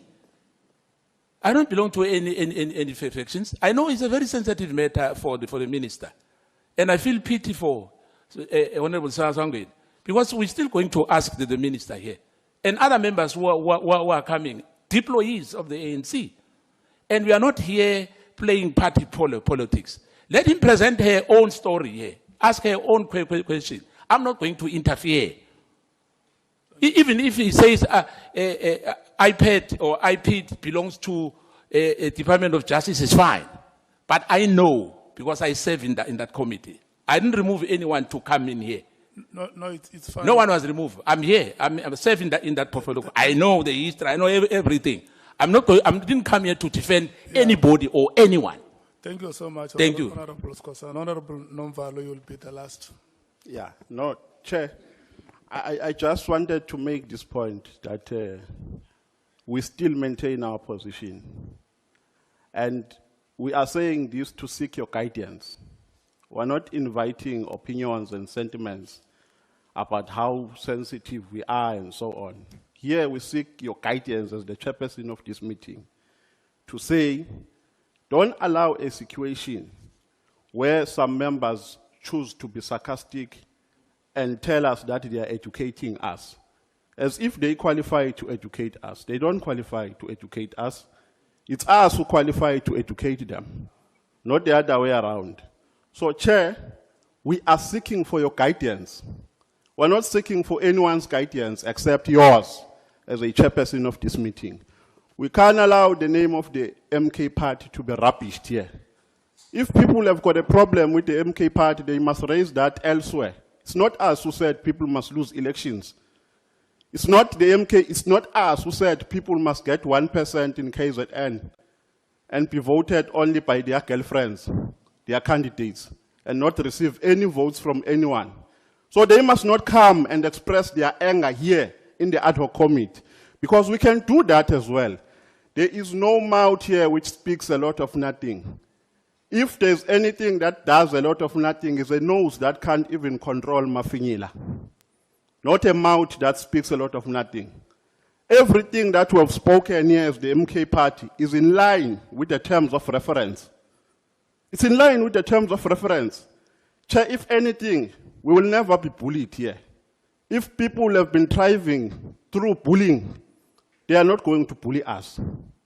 We're not going to allow that. We're talking to you. We have no interest of talking to anyone about the guidance that we request from you and the protection that we request from you. So can we be protected, Chair? Because we will be tempted to respond. Thank you so For much. as long as they provoke us, we will respond. Thank you so Fearlessly so. Honorable members, let me do this. Let me tell you, No, because Chair. I will give you a chance to speak. Let me No, say on a point of order, I just want to make one point very clear. point of order. On Yeah, you see, the problem is when you deal with anti-intellectuals. No, but he is out of order. I'm that also suffer raising a from point of order, Chair. ruralitarianism. I'm raising a point of order. I'm These are ruling. small- On a point these are of order, small boys Chairperson, that on a have point of engaged- order. have engaged their On a father point of order, Chair. long before Chair, they on a arrived point here. of order. On a point of order, When they were Chairperson. still looking after On a point cows of order, Chairperson. in the villages he of continues to Mzimkhulu. say nothing. He I was says a dealing lot with of their nothing. father here. He can't even Yeah. control Mafinyila. They can't do anything. He can't Small even boys. control Mafinyila. Control That's your- the only thing. control your weight. We're going to speak, Chair, for as long Control as it your takes. weight. At We're least not going control to your be weight. bullied by Malema And here. ri- and buy We're the not right going size to be of bullied clothes. by you. We're not your boys. We're not Control- your fans here, control your Malema. weight and We buy are the not right your size of fans clothes. here. Okay, You think honorable- what these boys were carrying bags for you? That We're fat not is- your fans that here. fat is going We to are kill not you your in your fans. We sleep. are going to confront you. Honorable We will Malema. confront you. Honorable kill We you will in your confront you. We will confront you. Honorable We are not your Malema, fans here. Honorable Nomvalo. We're not your fans here. Honorable members, may We're you, going to confront may you, him. May you please listen to me, honorable We're going to members. confront him. We're not his fans. I We're not request, these boys who are carrying bags for him. honorable members, I request Control that your you- fat. We are not going to Control bully your us. weight. Control We are your not weight. going I to bully request that us, you Malema. listen- We're not you going to be listen to bullied me. by you. We'll never be bullied by you. Honorable Nomvalo, you are the last person whose microphone is still on. You know, when I was at teaching, the session after lunch, we used to call it the graveyard session. And the experience now is the opposite of what I went through in my other life. This really cannot be the graveyard session. Let's do like this, honorable members. Number one, I want to tell you what belongs here and what does not belong here. Number one is that there is a statement which was made here that by the MKP. And the ruling that I make is that, yes, it is correct that honorable members can make reference to any statement that was made by a member during the proceedings. I don't think that Honorable Sangoni was wrong to have mentioned the name of Honorable Skosana, to say Honorable Skosana has asked a question about the classification of information by IPIT, answers which the minister a question to which the minister has responded. Number two, it is true that if honorable members want to probe or inquire about alleged corruption at Phala, if there has been, they will not be wrong in terms of the scope of, the terms of reference that we have adopted. Those are the two issues that belong here to this meeting. Yesterday, I spoke to Honorable Skosana and said to him that once the referee blows a whistle, it means the referee has seen a misconduct that is not allowed in the pitch. And once the player who has been fouled reacts or remonstrates with the referee, that player also acts in common purpose. So I may not want to be drawn into how you conduct yourselves, but I want to remind you this. All along, I have been emphasizing this point that when we are here, we are in service of the people of South Africa. And I want to make this appeal once again to all of you, that let us not make the people of South Africa to know our parts, which we are not. The way they know us, let it always be how they know us, and not introduce to them the other sides which they have never known about us. Because that is how we keep the decorum of this parliament, and that is how we also keep our individual personalities intact. It's very, very unfortunate, Honorable Malema and Honorable Nomvalo, that it had to come to the point that it did, and for sure, I think that you should also be regretting that there could have been a way to deal with the matters that you strongly feel about than to have dealt it the way you did. But look, you can't be crucified for that. You are human beings.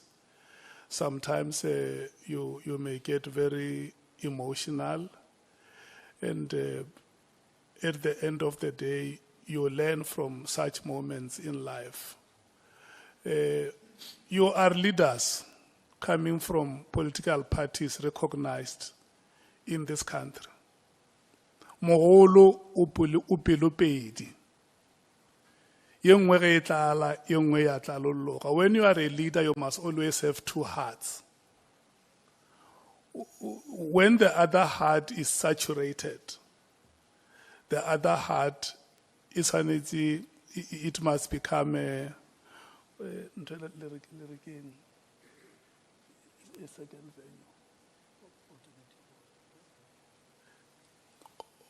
Okay, the second heart must be able to help the other heart to restore your calm. So I hope that as leaders, you regret the moment that we are coming out of, and because I can't prescribe, I can just say we may not experience this kind of behavior again. And let me assure you, sitting here as the chairperson, I respect you so much. And I love you so much. You must not doubt it. I love you, Honorable Nomvalo. I love you, Honorable Malema. I appreciate you so much. And so, sometimes I feel very bad about it. But look, we have to move forward and serve the people of this country. Honorable Sangwin, we will add 15 minutes more to your time. Yes, yeah, so. Thank you very much. So what it means is mutatis mutandis. So it will be you and the chief whip. It will no longer be 4 o'clock, it will be 4:15. Thank you so much. Thank you very much, Chairperson. Thank you so much also for your guidance in this matter. I'm sorry, Honorable Skosana, if you took offense, but I see now at least Honorable Manyi has joined us, so you are reinforcing. Thank you, Chair. It's a joke, okay. Chair, let me go to the questions, and thank you very much. Minister, I just want to start on the issue of what brings us here, and apologies to you, Minister, as well, that you had to sit through that. Obviously, at the core of the issues is around that 31st of December directive. Now, the Minister obviously appreciates that any administrative action has to be lawful and rational. I hold a view which coincidentally coincides with yours around the action. I want you to take us through that. I may hold a different view on rationality, but on lawfulness. So this year, my understanding is that the national policing policy was adopted in May of 2025. Is that correct? That's correct. So would it be your testimony, Minister, that you felt that the PKTT in its operations did not align with the policy or any other policy directive? And if so, briefly, Minister, because I know you've spoken to this, can you just elaborate how you were of the view that it's not aligned to policy?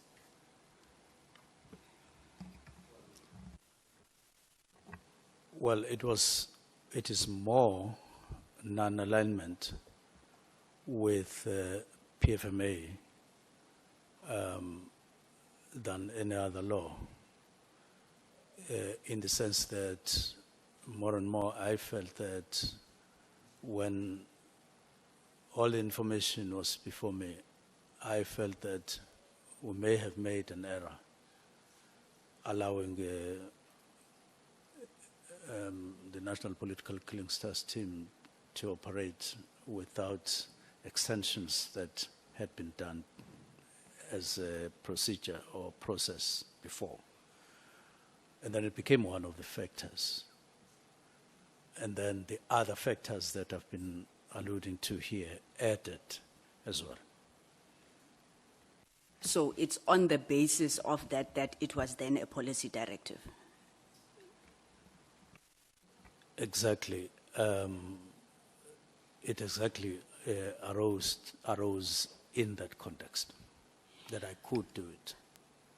Minister, you've been a minister since, if I'm not mistaken, July or August of last year. Were these the first directives that you gave to the National Commissioner? Not necessarily, but in that form, yes. Mm-hmm. What would have been the nature of either other directives or any other directives you would be aware of that a Minister of Police would have given to the National Commissioner would be in the space that you were directing on? The other directives that arose in the context of discussions after we got appointed under the broad umbrella of orientation, which I said got elevated to discussions, got elevated to also decisions that were taken along the lines. I would make one example, that of removing from the structure the unit called Police Inspectorate. It was during that discussion, those discussions on the organizational structure, that the matter arose. And we said, no, after we asked questions and all of that, and we said, no, go and review this with a view to removing it from the organizational structure. In my view, that was a directive, but it arose in that context. This one arose in a different context, as I have outlined before. So, Minister, that directive then, which Chair, for me... apologies on someone. I think the voice of the minister is too romantic this time. Sometimes we struggle to hear him. If he can come closer to the mic. It's too romantic. It's that romance that you have been preaching here in the House, Chair. Thank you. The chair started it. So, Minister, No. What I said was plutonic.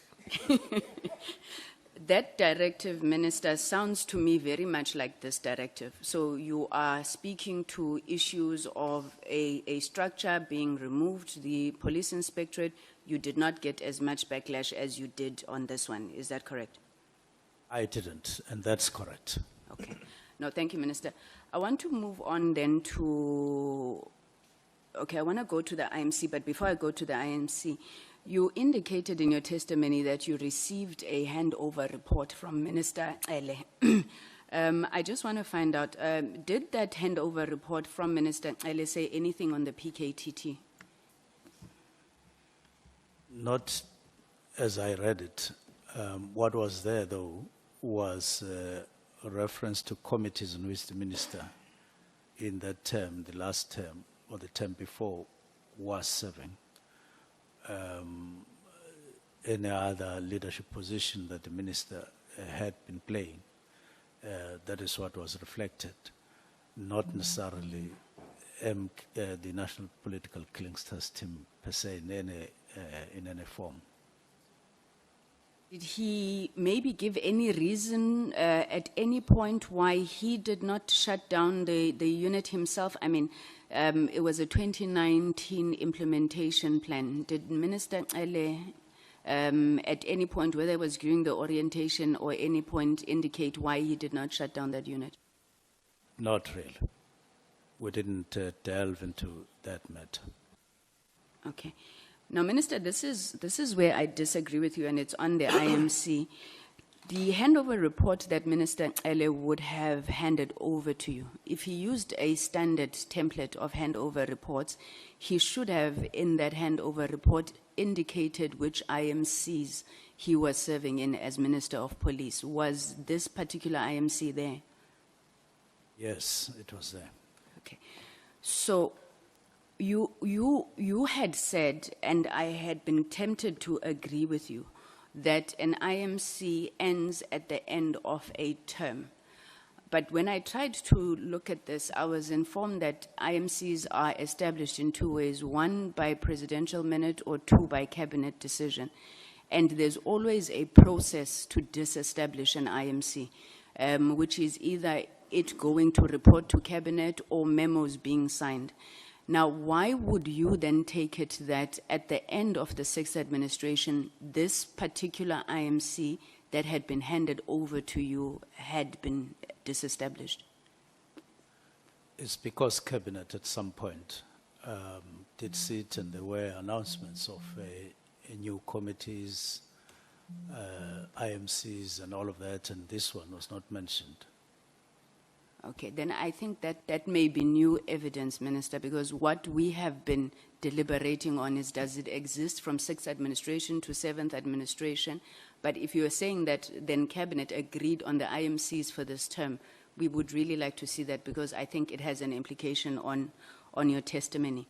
Now, you then say, Minister, that the reason you disbanded the PKTT was because it had been established by the IMC. You say that in your testimony, I'm not sure which page. Then in page 235 of the bundle, which is an information note written by General Khumalo, Lieutenant General Khumalo, requesting funding. He says the PKTT was established by the IMC. Page 247, which is a report to the minister written by General Masemula. In the fourth paragraph, he again confirms the establishment of the PKTT by the IMC.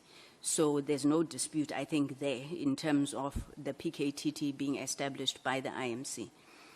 You then say, when you took a decision to de-establish the PKTT, was because it has been established by the IMC. Why did you not, and I think you've been asked this question, I'm just not getting it.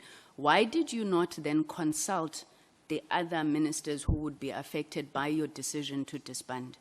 Because you say it was an IMC thing. Yes, the IMC doesn't exist, but why didn't you tell your colleagues who had been part of establishing it? I'm sure it is the manner in which the decision was arrived at. We said with the deputy ministers, I think it was on the 21st of November 2024, to look at a number of issues that were picked up since appointment. In the main, those were complaints and so on of a human rights nature, and others about intelligence, SAPS, and some practices, dismissals and all of that. But we were getting allegations as well from different people. And then we said, what do we do with these allegations? In fact, we started by saying, what have you been receiving? Deputy Minister 1, Deputy Minister 2, and then I also shared some of the things I had been receiving. And the resolution was saying, go and engage the National Commissioner around these matters, yourself, Minister. So we agreed, but I didn't do that. I think it was 21 or 26, thereby, because we had not discussed the details of the nature in which the form of that engagement, the extent, and all of those things. So I then grappled with that particular question.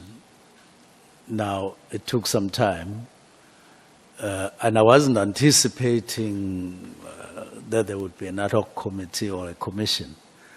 I was just grappling on my own to say, how do I meaningfully engage the National Commissioner? Not just engage for the sake of engaging, engage for the sake of taking meaningful decisions that will take us further and out of what we were discussing, what we seemingly were in. Now, it went on because we were busy and with other things, and I wasn't that quick in taking that decision. It was only after I settled at break around the 29th and so on. Then I went home to sit, knowing I'm not getting up to some business, and then the other day, and then things started sinking properly and shaping up properly. And then on the 31st I wrote. Now, I may have been concentrating on what I needed to do as a minister appointed, and then that issue of consulting other ministers, even though there was no IMC, didn't arise.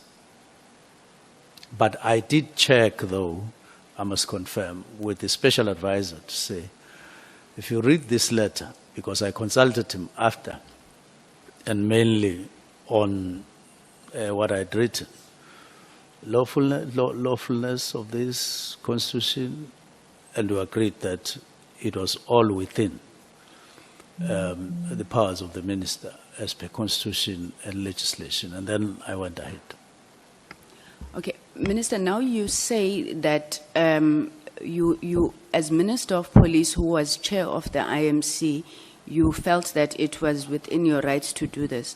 But how do you say that as chair of an IMC that you yourself believe didn't exist, you could then disband? Where did you then draw the authority to disband from? Because you, in your statement, you say it was established by the IMC could disband it. You then didn't consult the IMC, but then as chair of the structure that you say didn't exist, where did you then derive that authority from? This was a political intervention. It was not established through legislation. The minister has powers like 207, 2, and so on and so on. Now, when the National Political Killings Task Team was established, it was not through that power, but it was through a political intervention, starting from the president, then the IMC, political intervention, not legislation, the minister sitting and then saying, through powers vested on me, I must establish, I'm hereby establishing, as it had happened before, because there was another task team that had been established in 2016 and another that had been established in 2014. This one was not established that way. It was political intervention from president to IMC, of which the minister was one. So I then relied on that particular sequence or that particular mode or to do that, but leaning on the powers of the member of the executive. In other words, saying this was political intervention, this is political intervention, but now because I'm minister, I'm using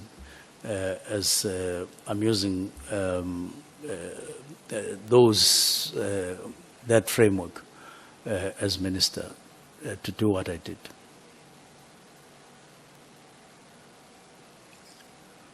If we No, thanks, Chair, thanks. And I want to make a follow-up, Minister, on the question and the answer you provided. Let me give you the reasons why that question is fundamental.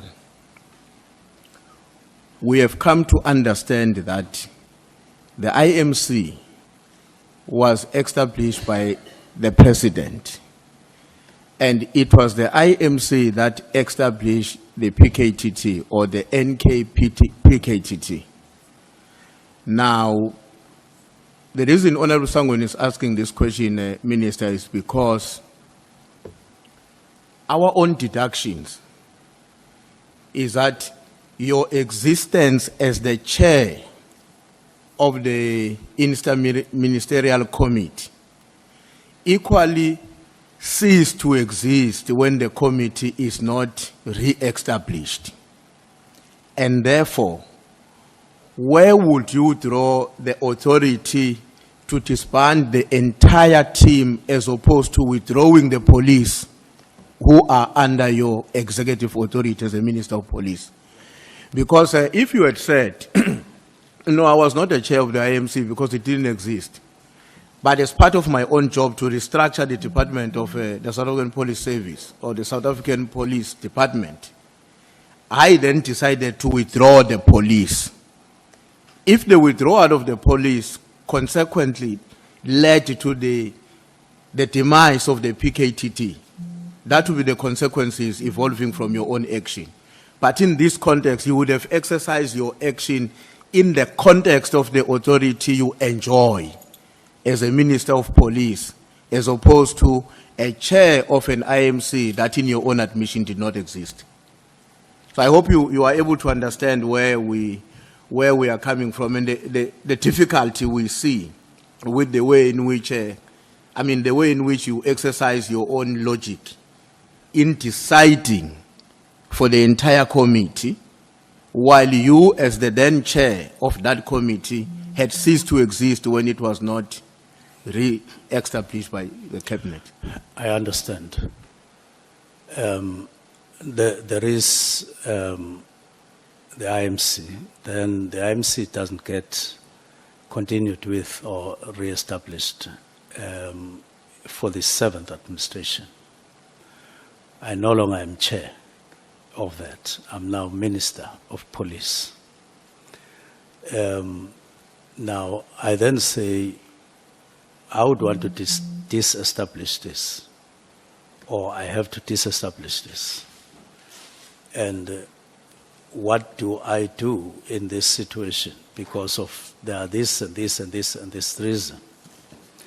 And then we look at the Constitution on what the minister, no longer as chair, we look at and we see there's something called a directive using what now is what was a political intervention now facing me as a member alone, and then I say, okay, because there is this power to do a directive,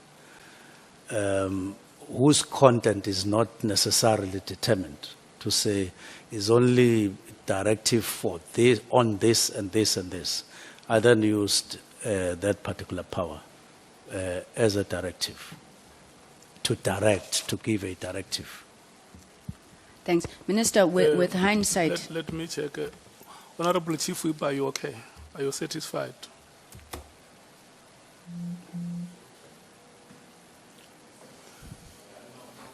Just a minor follow-up. I understand. Let's do this. It will, just hold, Honorable Sangwen. The clock has stopped. Okay, It will all be right. the Chief Whip, Honorable Malema, and Honorable Ngola. Honorable Minister, the microphone is on your right cheek. If you please make sure that it faces straight to your mouth. No, thanks, Chair. No, I won't be long. I wanted to check, Minister, just one question only, and you will decide whether you answer it as a yes or no. In your own understanding, can a minister issue a directive that cuts across or beyond the department that a minister leads in terms of its impact? Now, the National Political Killings Task Team was, for all practical purposes, a structure of police, in essence. But then, because of the needs for interdisciplinary and all of that approach, you then draw other relevant to then assist at official level, officials level now, that's what we're remaining with, who are playing specific roles there. Now, in my view, because this is housed in South African Police Service, I could do that. The resources that were being used there were not basically from SAPS. There may have been other resources used by, for instance, NPA and by others in their roles as they do there, but not as is the case or would be the case in SAPS, because as SAPS, you will have to get members from all over. As SAPS, you would hire accommodation, you would provide cars, you provide all of those things. So it was different from SAPS. And it did have an impact in terms of how you use resources and so on, far, far more than those other departments would have been consulted once you have taken a decision to say, look, we have come across this and deriving from history and all of that. And so my answer to your question is yes, in this instance. Okay, Honorable Malema. No, thanks, Chair. Minister, the NPKTT was established in 2018. Which administration is that one, of 2018?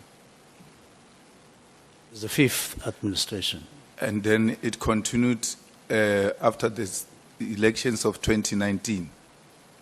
Yes. Which takes away the argument that you said they get dissolved automatically once a new administration comes in. It doesn't necessarily. I haven't checked whether the interministerial committee that had been established in 2018 did get confirmed or endorsed or continued with in 2019. No, I no. suppose it happened. No, no, Minister, me and you sitting here, and all of us, we know the interministerial committee that was established and came into effect, the NPKTT, July 2018. Yes. After that, there's never been any other announcement of re-establishment or anything of that sort.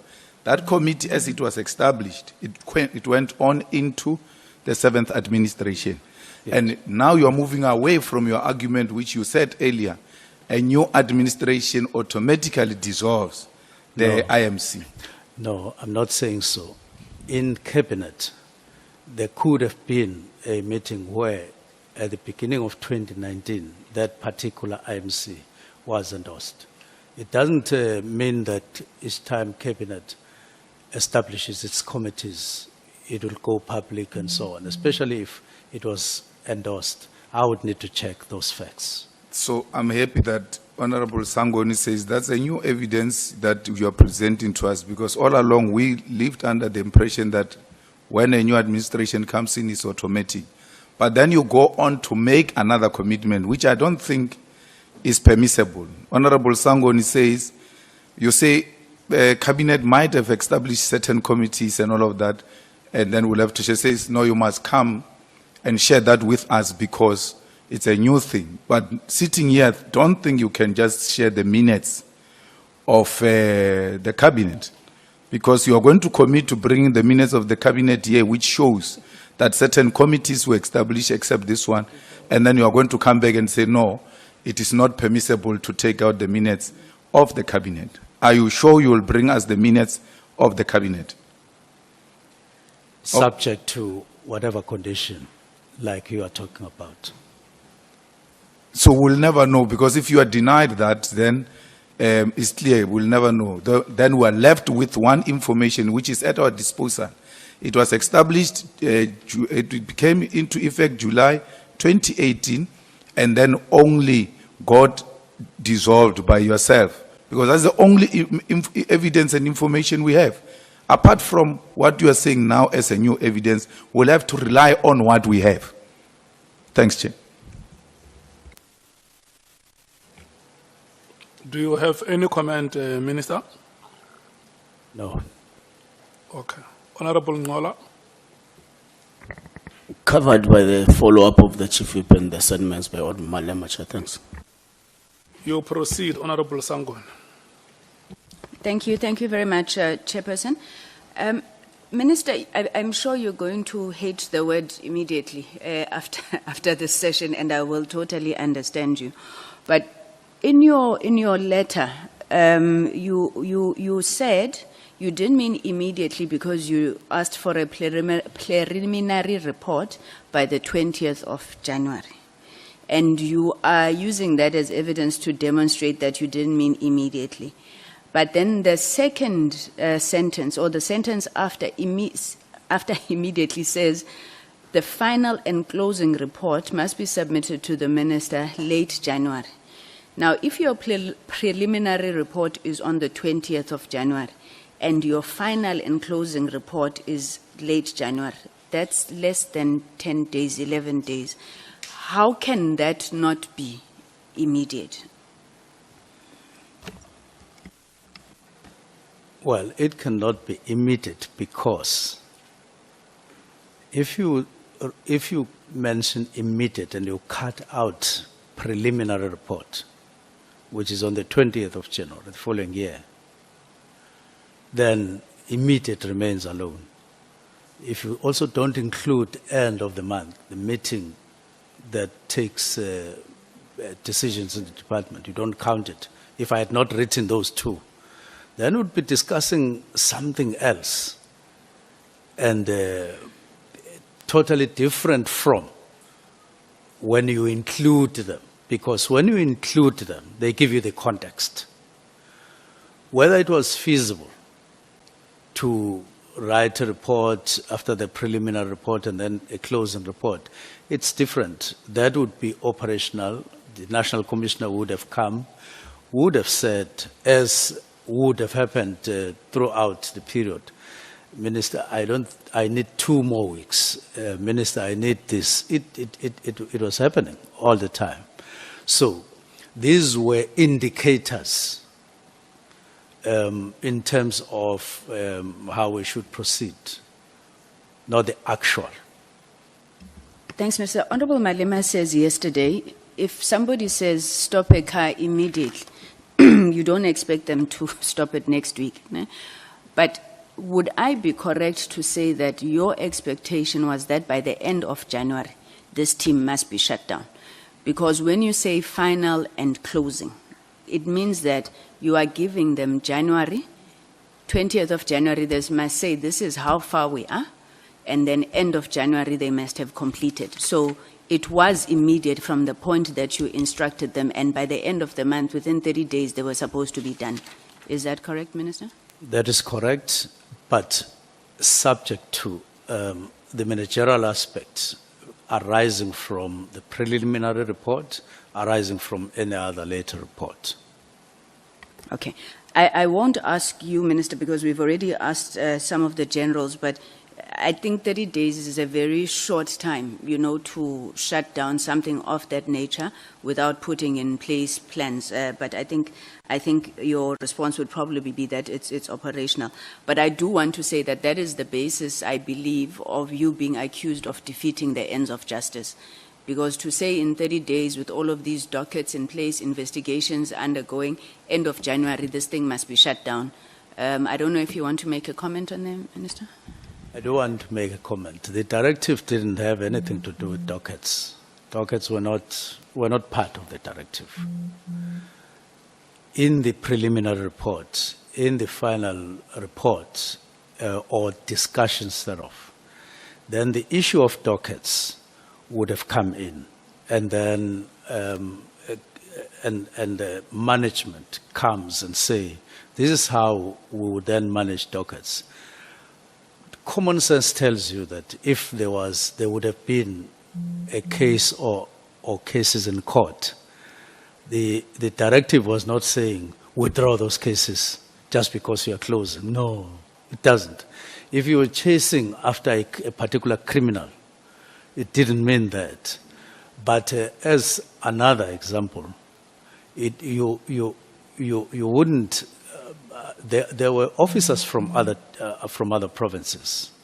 It also didn't mean that, or it wouldn't have meant that you tell them pack and go and just like that, because ordinarily, in terms of simple logic, that would not have been literally practical. But there are many instances where the executive would take a decision. Maybe, let's just say, not in a hasty fashion as this one may look like. But as the executive, you do say, let's do this in 6 months, let's do this in 3 months. If you're an executive and you don't do that, I would say, I wish you good luck. I would still want to see such a person, how you work and how you get your things delivered. But then I gave that indication. But you always know, you always without any error, that the executive management would vary whatever you say, and then you then move along. It's known. No, thank you, Minister. Minister, what level of detail do you get briefed on when it comes to... Just hold Honorable Sangoni, Honorable Malema. Sorry, Honorable Sangoni, the chair is not looking at us, so that's why I'm screaming. Minister, we really have to take this process very serious. You can't say stop immediately, stop end of January. Doesn't mean if you are taking matters to court, you'll have to stop. It doesn't mean if you are chasing criminals, you'll have to stop. But what is the job of this team? Because its job is to take matters to court, is to chase criminals. So when you say if you are chasing a criminal, it didn't mean they must stop chasing criminals immediately. If they are taking matters to court, it doesn't mean they must stop taking matters to court immediately. So what was immediately going to stop? Because that is at the core of their work. Now, the question and the answer arose in a context of dockets. When you wind down, even in December, as was the proposal from the National Commissioner, there would have been a case in court, 5 years for 10 years. Now, you would plan in your wind-up report a provision for that. So it's not just the two, which is the work of the National Political Killings Task Team. It's all embracing other aspects. She raised the question on dockets, and I said it was not in the, because that's not my terrain as minister.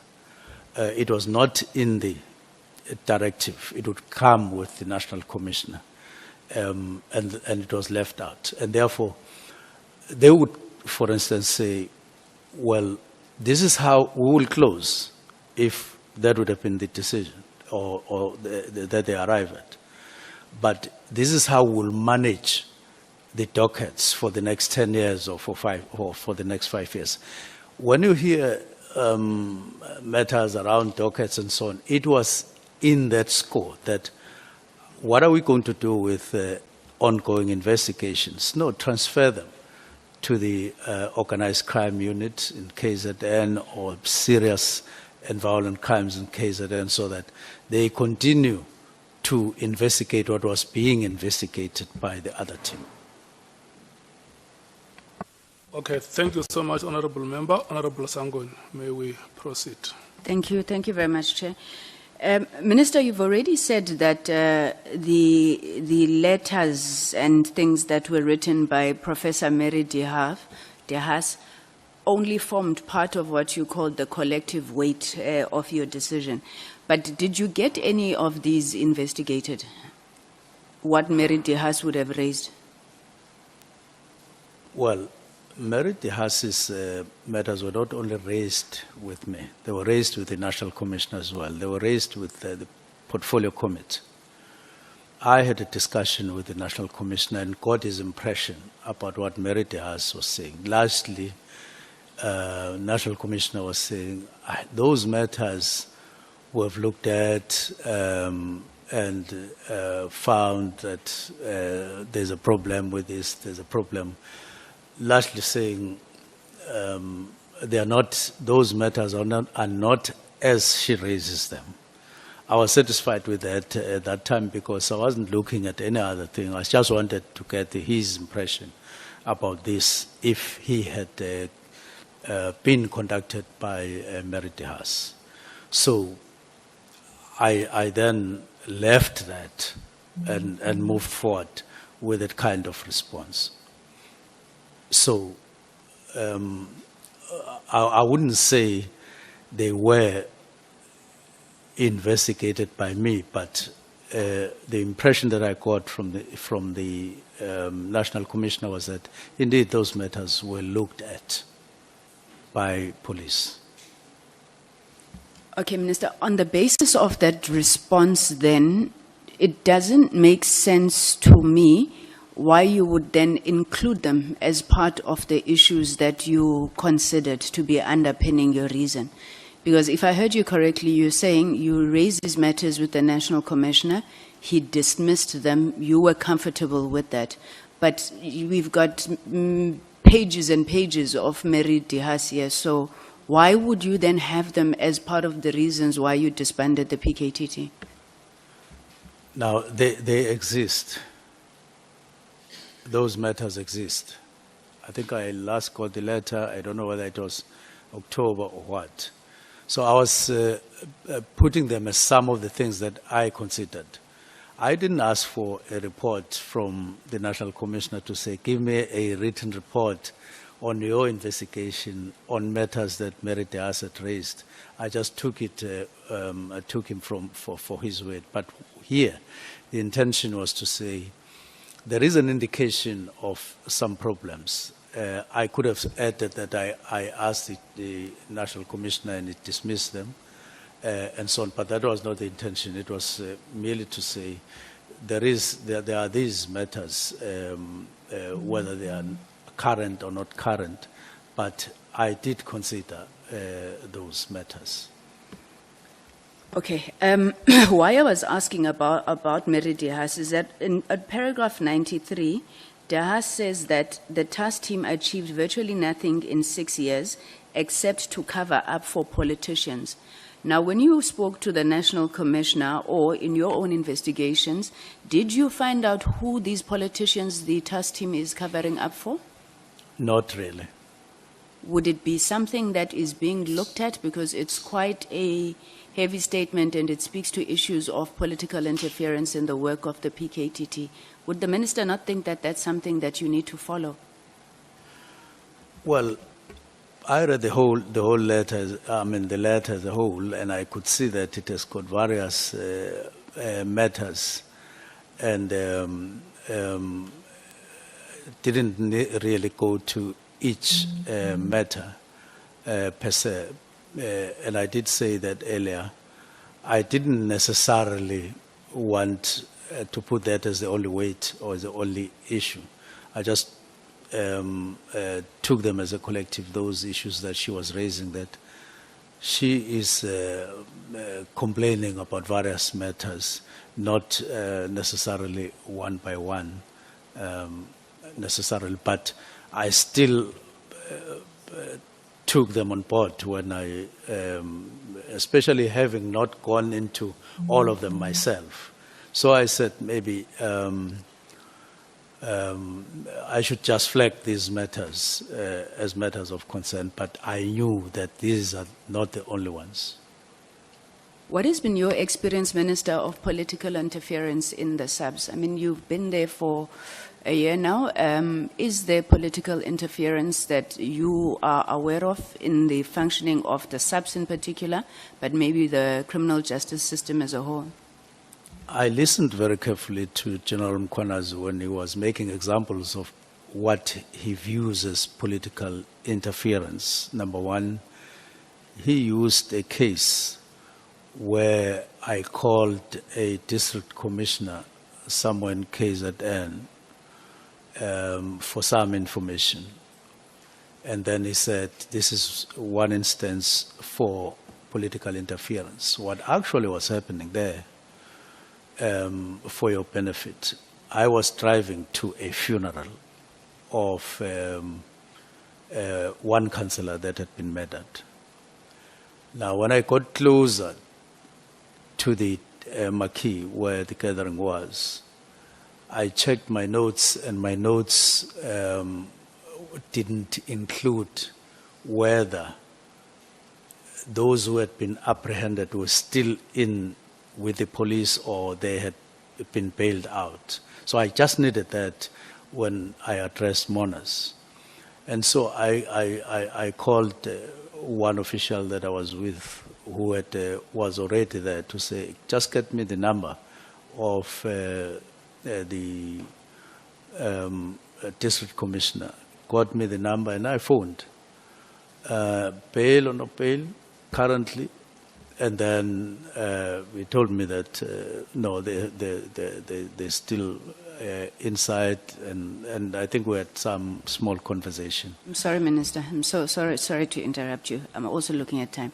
Okay. I hear you explaining that one case, but maybe a direct question is, are you interfering generally in the work of the SAPS? Are any of your colleagues and comrades interfering in the work of the SAPS? And I remind you, you are under oath, Minister. We really need to understand, are the police being hampered from doing their job because of political interference? To be honest, I know of no instance that I could be accused of interfering, political interference for. And so it sounded very strange when I heard that, and I couldn't recall and whatever instance, but whatever may have happened before, I don't know. But as far as I'm concerned, because I'm currently there, I couldn't recall any instance. I listened to the instances that he was talking about, and I don't agree that that constitutes political interference. Thanks, Minister. So in your opinion then, what is at the center of these divisions amongst the higher echelons within SAPS? And outside of calling that peacemaking meeting, what have you sought to do about these divisions within the leadership of the SAPS? These divisions seem to be rooted in some past, if you look at them, if you listen to them. So when I came there, they're already there. Let me make an example.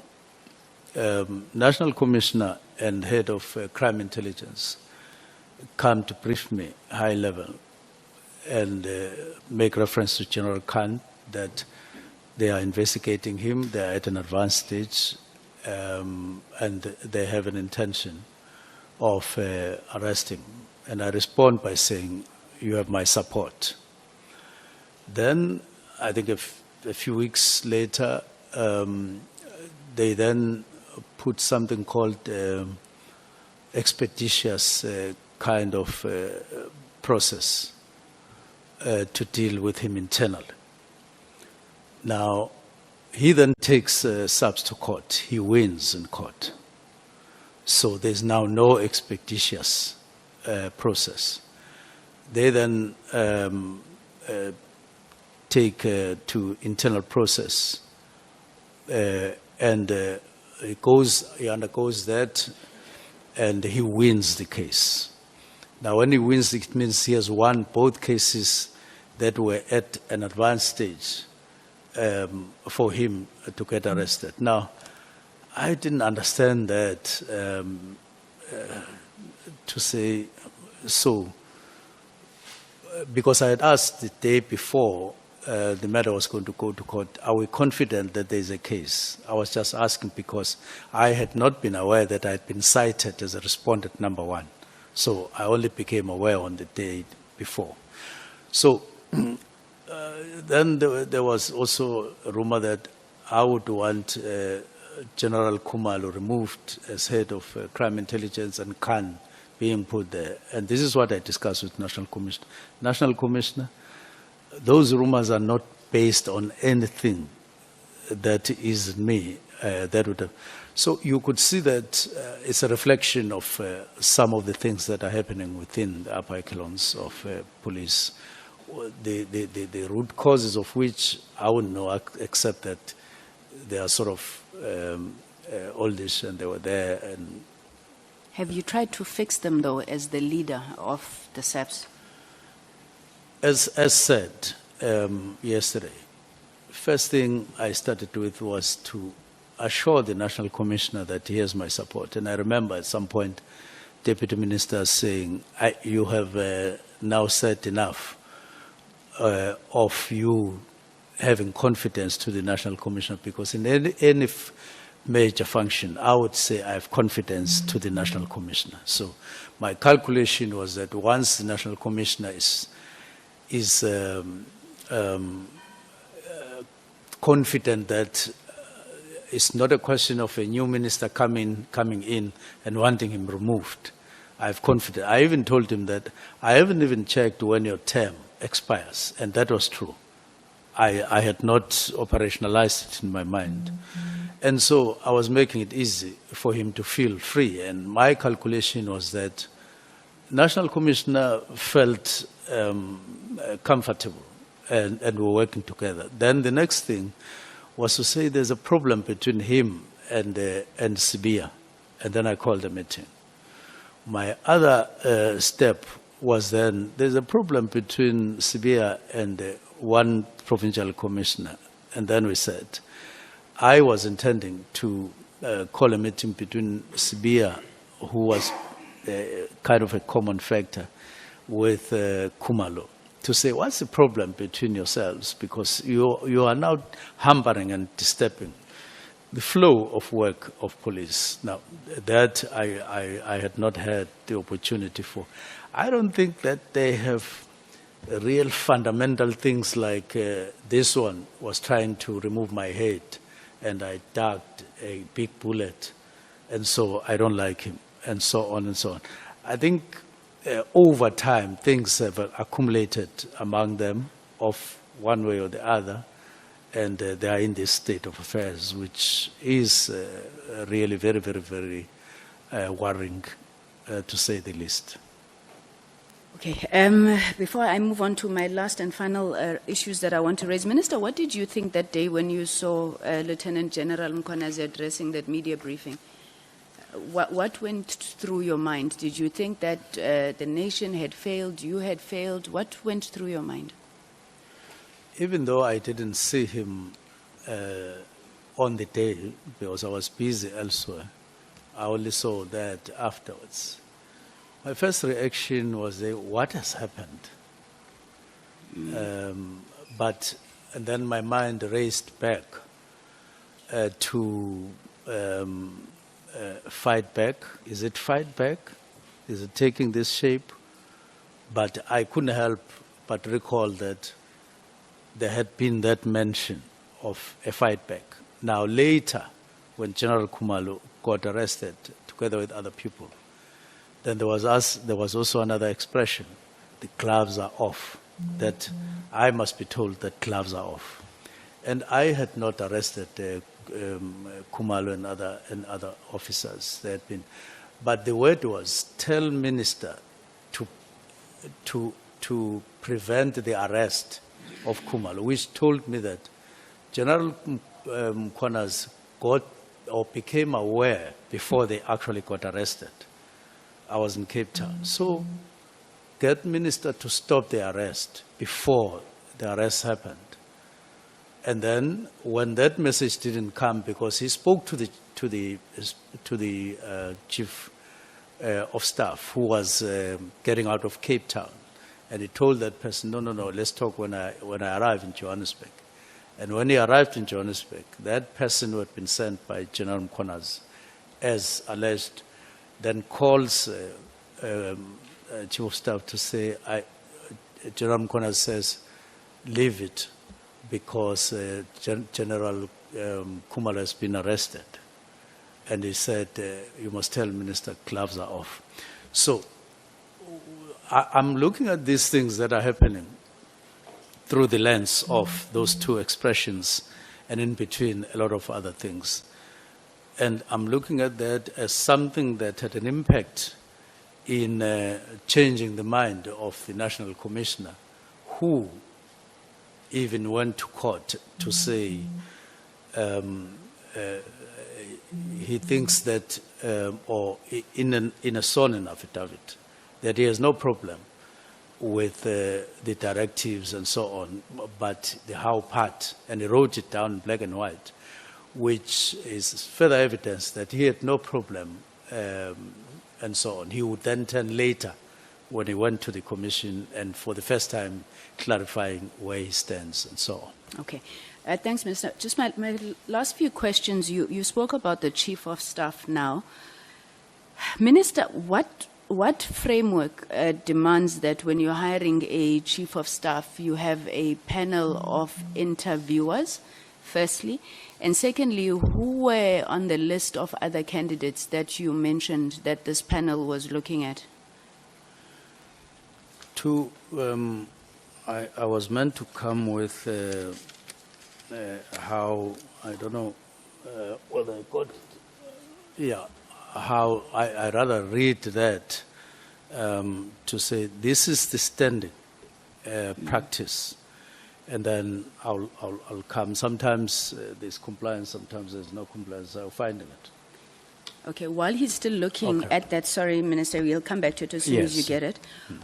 So, Chief of Staff has got a BTEC in policing and a diploma or so. The position of Chief of Staff is at a level 14, a Chief Director in the Public Service, Major General in the SAPS. The minimum requirement for a Chief Director is an NQF level 8, which is a honors degree. So does the BTEC equate to a NQF level 8? It would be honors and or. Then they will put other things. But does the BTEC equate to the NQF level 8? No, it's 7. But if you have a diploma or diplomas, then it... Minister Susqat, is it not NQF level 8? then if you have anything else, but for the door to be opened, it has to be a NQF level 8. For sure. Let me see what happened. But there are specifications. But those specifications, I know that if you have other things, it happens that way. Okay, maybe, I don't know if your legal counsel would either have a job description or an Yes, advert for a level 14. Yes, I'm saying this because in many instances it has happened that a person doesn't have an honors degree, but has a junior degree plus other things that when when SACA investigates or go through your qualifications as a whole, they peg you at a required NQF and they say you qualify for that. It has happened that way. Okay, Minister, you were Minister of Public Service and Administration, so I'll take your word for it, but I have never seen it in practice. Otherwise, many people would not have studied if we could pack to get to NQF level 8. I'm not Yes, sure I if know. you've got that Yeah. information, I don't Minister. know. I didn't. Honorable Sangoni, Yes. your time is no more. Yes, the Chief Whip has said that he's taking over in 5 minutes. My last issue, it is my last issue. My last issue, Minister, is on the signal messages that are in this document. When the Minister was testifying and he was asked about this message on page 79, which says that, Minister, I've got the case number in the judgment, now we've got something proven by the court. This is a matter which either Sibia or the Minister can charge Khumalo with and apply Rule 9 of the disciplinary hearing. You testified, Minister, that you didn't know what he was talking about, so you didn't pay attention to it. But this is a big thing for you not to pay attention to it. When Brown Mkhwanazi says, I've got something that you or Sibia can use to charge Khumalo, and he tells you what to do, how could you not seek clarity on this thing? Why would you just leave it? And then why would he refer to the two of you as a collective we? Minister? In the first place, there's no minister who would have charged Khumalo. No such a thing. And I doubt if the Deputy National Commissioner would have done that. And both of us, the Minister and the Deputy National Commissioner, is just a no-no. There's no such a procedure in the first place. He can only be charged by the National Commissioner or from outside. Now, when it came as one thunderous thing, but about nothing. So I disregarded that on that score, that I didn't understand the meaning thereof. But knowing that I had received more or less other messages of that nature, including from Mkhwanazi, which you would struggle to have a meaning for. So I couldn't pursue that, but at least I knew that I had no such intention, because I mentioned there, and there's no such. So sometimes you just say, let me go on with my work, because there's no such. You are sure about that. Okay, Minister, so you did testify that you wouldn't necessarily discuss issues of SAPS with Mr. Mkhwanazi, but you can tell that from the message he's deep within the issues of SAPS. Whether he knows processes or doesn't, he's actively working for something, whatever it is in SAPS. Then he goes on in that other page where he says they can't get anything on the Phoenix saga. Then he talks to you about people who are off the funding, inverted commas, 20. And this guy has a 3 billion rand contact with SAPS. So he's also talking about setting up that meeting between Deputy National Commissioner and Chief of Staff. This doesn't sound like somebody who was not deeply involved in the issues of SAPS, Minister, and he's writing to you about them. Let me just, What would you do when he does things like this? let me talk about 3 billion, tender. I didn't even know, up to date, I don't even know what that tender is, what it is all about. I didn't know. One thing that I noted there that we had spoken about with him was the Phoenix thing, where he had called me and alleged that there was an investigation on Phoenix, which Phoenix is a wholesale in KZN. So he said there is somebody who is investigating and wanting to trump up some link or some trumped up links between me and Phoenix, and I didn't even know what that thing was about. And I said, you will tell me when you know something better about it. We're on the phone. So when it returned in the manner that it returned, I assumed that it refers to that. But the 3 billion tender, I didn't know. I didn't even phone him back, nor did I respond, because I just got lost what that thing was all about, let alone that I have nothing to do with tenders and SAPS, except in an instance where, like the one of 360, where I came across something that attracted me to make an inquiry with the National Commissioner. Okay. Just to correct you, you did respond to that message, Minister, but it's cut off. That's the one Honorable Wessels was referring to yesterday, where you said, Minister, this is the last question. I'm going to close my laptop. I just need to read this to you. So you said since the 6th of July, you've been smelling, looking, everything, General Mkhwanazi.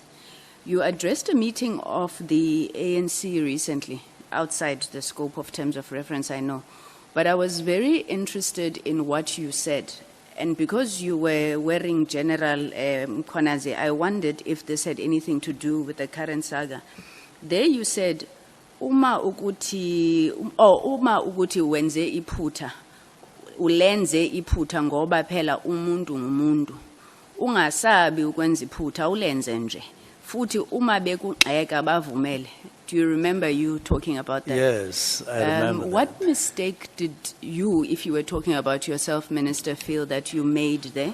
I mean, you go on, you know what you said, right?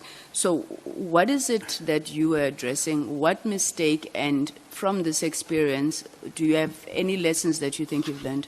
I wasn't addressing me at all on that day. I was addressing the chair of the task team in the region where I come from, Mr. Elfas Mbata, saying, you have been appointed to chair the region here. As you work, you may make some mistakes, but even when you are criticized, go on, because... So it was not about you making mistakes? No, not at all. I saw some tweets and something like that on social media.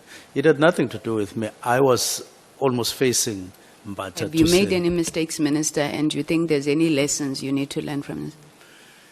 Yes, there would be mistakes. No one is perfect. I know that, and me too. I'm not perfect, but I always make an effort not to make mistakes. But even in that, but when I realize that I've made a mistake, I try by all means first to admit that I made an error and then correct whatever error I would have made. Thank you very much, Minister. Thank you, Chairperson. Thank you so much. Chief Whip, the honorable member has informed me that your time is indivisible. So your time is going to expire at 20 minutes after 16 hours. So let me just take some 10 seconds and recognize Honorable Mani from the MKP. If you can please raise your hand. Thank you so much. Honorable Nana from the DA. Thank you so much, honorable members. Chief Whip, you may proceed. No, thanks, Chair. I think, Minister, I think the first thing that I just want to bring your attention to, and you don't have to go and read because I will quote and give you the context. On your affidavit which you presented to us, paragraph 27 and paragraph 37. Paragraph 27 talks about the fact that the extension of the lifespan of the PKTT was done on the basis of a consultation between the minister and the national commissioner. And I would imagine that would be a meaningful consultation, meaning a direct consultation that would have taken place. Now, on paragraph 37, you are then saying that you are bringing to our attention actually that both Generals Masemula and Mkhwanazi, in your own words, you are saying they failed to produce the evidence of the extension because the last extension that took place was before the resignation of the then National Commissioner, General Sithole. Now, my question is, in terms of that position, Minister, do you have any evidence which confirms that indeed there was no consultation? Rather that there was no extension. Sorry, yeah. No, let me explain why I'm putting it this way. Remember, your contention is that throughout the period after General Sithole departed, the two generals who came before us were unable to provide evidence that the sustenance of the PKTT was as a consequence of a confirmed consultation between the National Commissioner and the Minister. That would be Minister Pegicel in this case.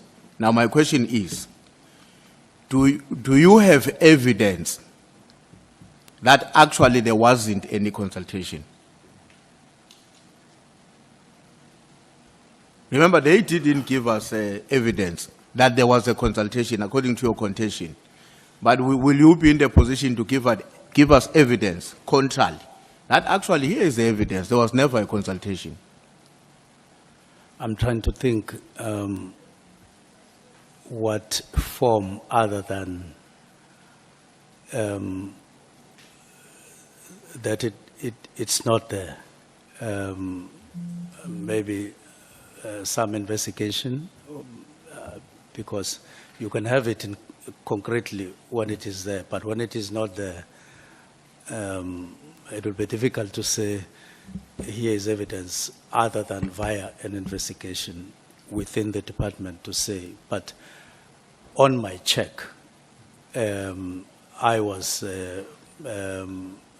satisfied that none exists. Okay. Now, in the normal course of events, would that consultation only be limited to a written and signed document between the Minister and the National Commissioner, or it might also include a conversation between the two? I would basically argue that it would have been written based on information that I got, that it was written, but I can't deny that it may have taken whatever other form, if it did. Okay. But in this instance, yeah, it was based on written. Okay. No, thanks, Minister. I was asking that question because I thought, because even when General Sithole left and General Masemula took over, I suppose that's how they followed each other, or whatever the sequence might have been. But even as he has departed, the evidence exists that beyond his tenure, meetings of the IMC did take place and reports were taken to Cabinet. Yeah.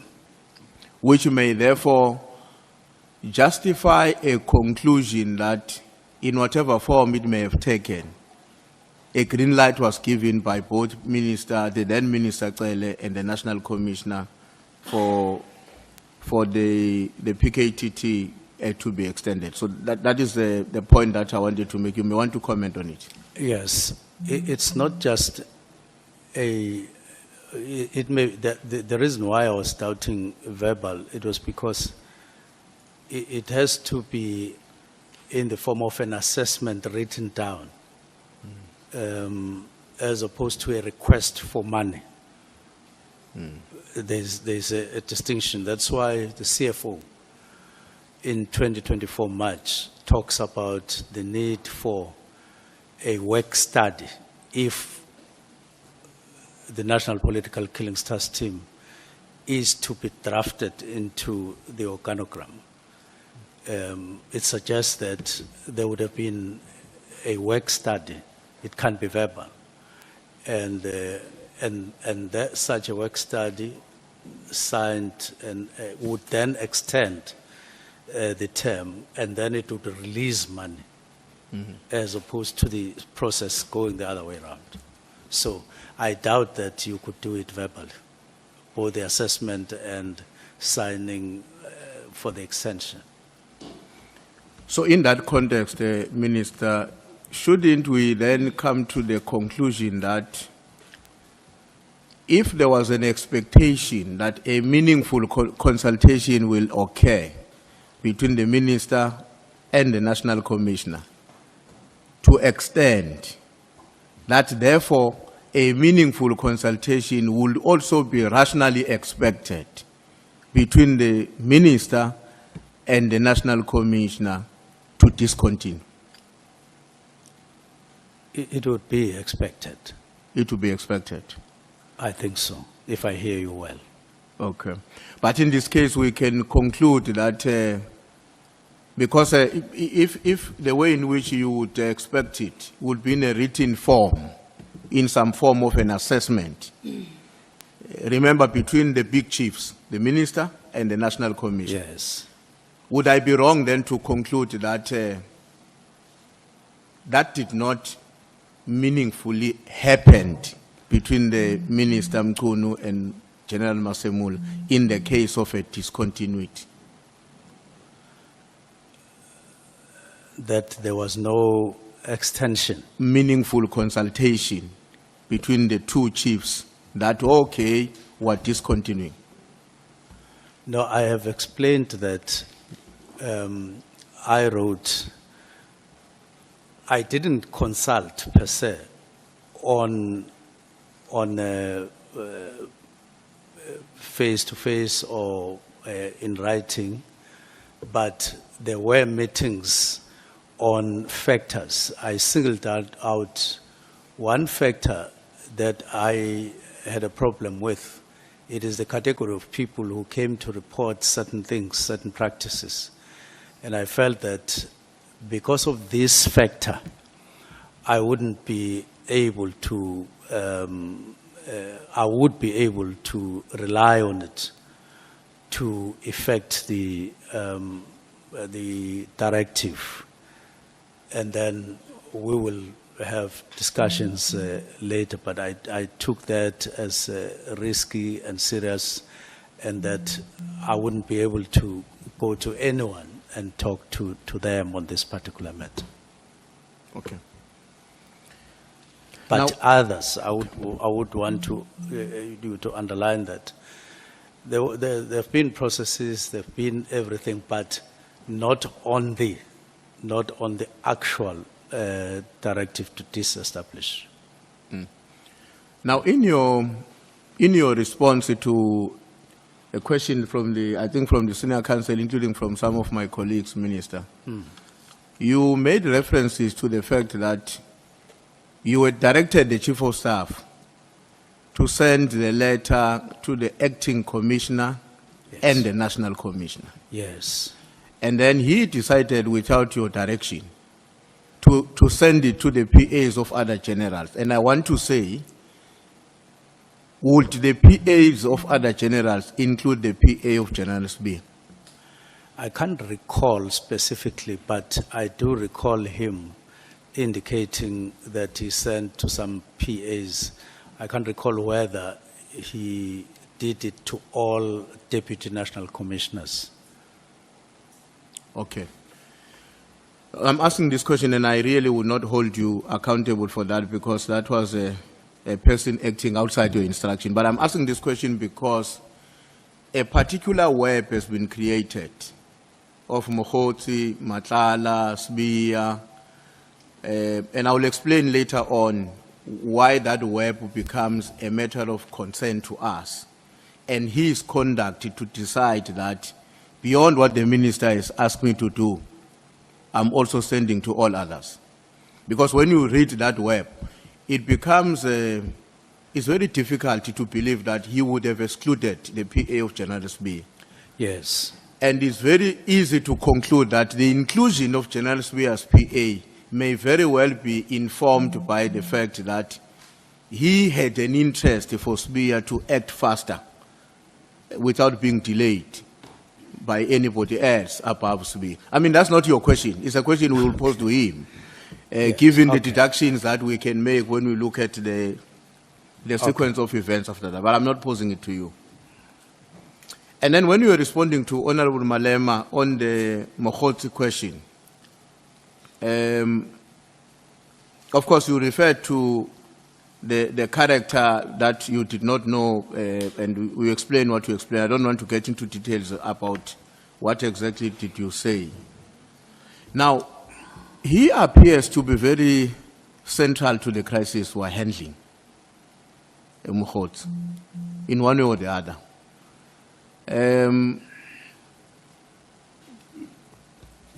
Will there be a way in which this will have an impact in your relationship with him?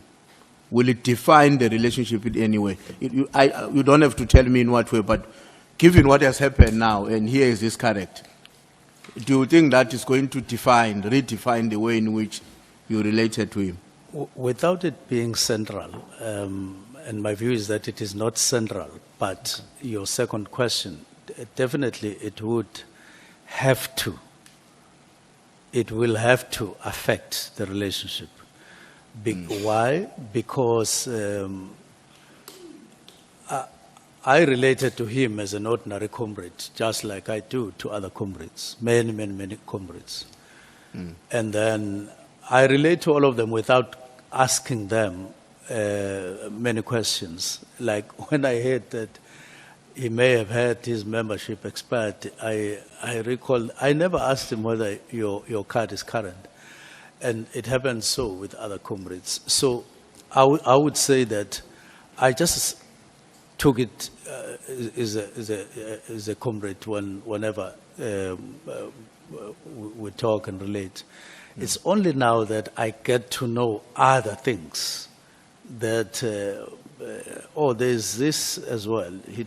So he talks to so-and-so, he talks to so-and-so, all these people that are being revealed in the Nhlanhla Commission, which I had no information about.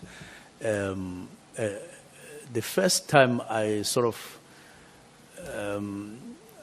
blew my nose was when somebody said, this guy seems to be talking about you dropping your name, and so on. It was sometime this year, to which I reacted by calling him to say, I'm getting information that you dropped my name where you are and all of that, which he denied. And I had no way of, confronting him at that time to say, but here and so on. But it will definitely redefine the relationship. It will have to redefine. Okay, thanks. Now, when you were responding to Honorable Nomvalo, I think he was asking you a question in relation to how you gathered together the information which helped you to come to a conclusion. Some of it was from the public, others, so it came from different centers or different platforms. Yes. Now, given what I would say, Minister, is an established fact, at least in my own assessment, that there's been a huge public condemnation of this decision. Now, the decision I'm talking about is a decision to de-establish the National Political Killing Task Team. I may be wrong, but my own assessment is that there's been a huge public condemnation. And of course, it's informed by many things, some of which I will come to it later on. Would you say that had you been alive to all that you know today, you could have taken a different decision? I would specifically say I would have taken the same decision, but the form would have been different.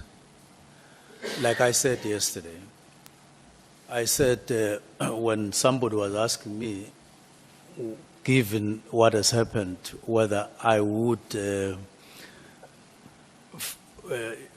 find a different approach to this, whether I would do it differently. I said yes, I would do, now that all these things, I would do it differently. Now, I'm saying the same thing.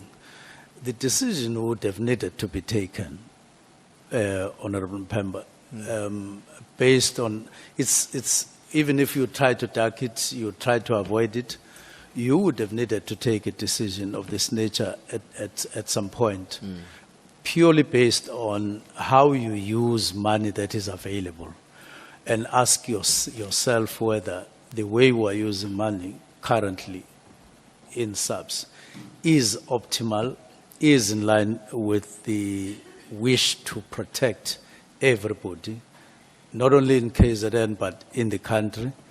Is it optimal use, and also given the fact that you now have the new structure which does everything that the National Political Killings Task Team is meant to do, and so on. So you would have had to take the decision, but maybe the form that it would take, you definitely would have needed, if you were aware, if I was aware, I would have taken, it would have taken a different form, the same decision.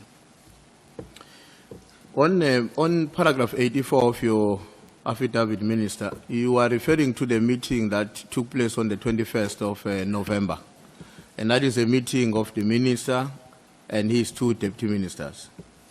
And you are very particular that that meeting, among its own part of its decisions, was that the minister must have a meeting with the National Commissioner. Yes, there was a web of, a lot of allegations that were there, and the direction was that the minister must meet with the National Commissioner. Now, before you answer that, on the 22nd, there's another meeting that takes place, which is not a meeting of the minister and the National Commissioner, but it's all other people who are there. Was the meeting of the 22nd already planned when you went to the meeting of the 21st? Yes, because we can't, we couldn't call a meeting in a day. It was already planned. It was already in our plans. I think we had a little chat about that even on the 21st. But yes, it was already planned. But on the first question, the actual resolution was that no, engage the National Commissioner, of course, in the meeting. That was how we framed it. Don't you think that maybe if you had engaged the National Commissioner in a way that I think you were directed by your meeting with your colleagues, as opposed to engaging him in a bigger meeting with everybody else on the 22nd, you would have understood each other very well? And I'm asking that in the context of the fact that the National Commissioner came to you a month earlier, in October, and raised concerns about some of his colleagues, including his deputy, General Nhlanhla. Now, you now meet on the 21st of November, again on the 22nd. And we got a sense that on the 22nd, that is where a discussion took place about challenges facing the organization. But don't you think that a one-on-one with him to go deeper on these matters would have been helpful as opposed to the 22nd meeting? They perhaps would, but on the 22nd, I still had no idea how, what the engagement would need to take, what form it would need to take, because we had just met the previous day. So I was beginning to think, what would be the issues, what would be the approach, and so on, and I was still way before I could settle with anything that would make sense to me at that particular time, but theoretically had something settled already to me, definitely I see that would have been the case, assisted, yes. I'm asking that, Minister, because I mean, you sit with your deputies, and that's a political leadership of the department. And I imagine that when you were looking at these allegations, you were not looking at them in general. There may have been some general things, but you would be particularly concerned about their evolution. Maybe the allegations now, they might tomorrow evolve to be the truth. So now you're the political head, you're sitting with your colleagues, and they're saying, please go and engage the chief of the police, because we can all see these things are going to lead into a major national crisis if they remain unattended. So that is why I was raising this question, because I was worried that it seems like you place less value to that conversation, and yet the October meeting, you met with him and he raised concerns himself about some of his colleagues. Yeah, the meeting of the 22nd, our minds were made up for raising other issues which were different from this one, and they were specific. I was going to raise as I did, the murder rate, the drugs and firearms, and then GBVNF. So we're like made up for that, even on the agenda and every other thing. But had it not been maybe for that, I continue to agree with you that you would have taken a step maybe much earlier, it would have helped, but it wasn't to be one, because I had not made up my mind, not because I put less value, not at all. I allowed it to sink, to occupy my mind going forward, and it did for some time though, because I was saying, if I were to engage, what form, what issues? And there were already issues on the basket. We were going for the workshop, 3-day workshop, and that included equity matters between different units and better conditions. So that was already occupying our mind at the summit later. But I had this thing that there are serious matters that we have to discuss, and I wanted to tackle those at the beginning of the year. No, thanks, Minister. In paragraph 140 of your statement, paragraph 140, you make reference to the role of crime intelligence and the killing of Mr. Makaka. What is the issue there? Would you like to share that with us, or it's a matter that...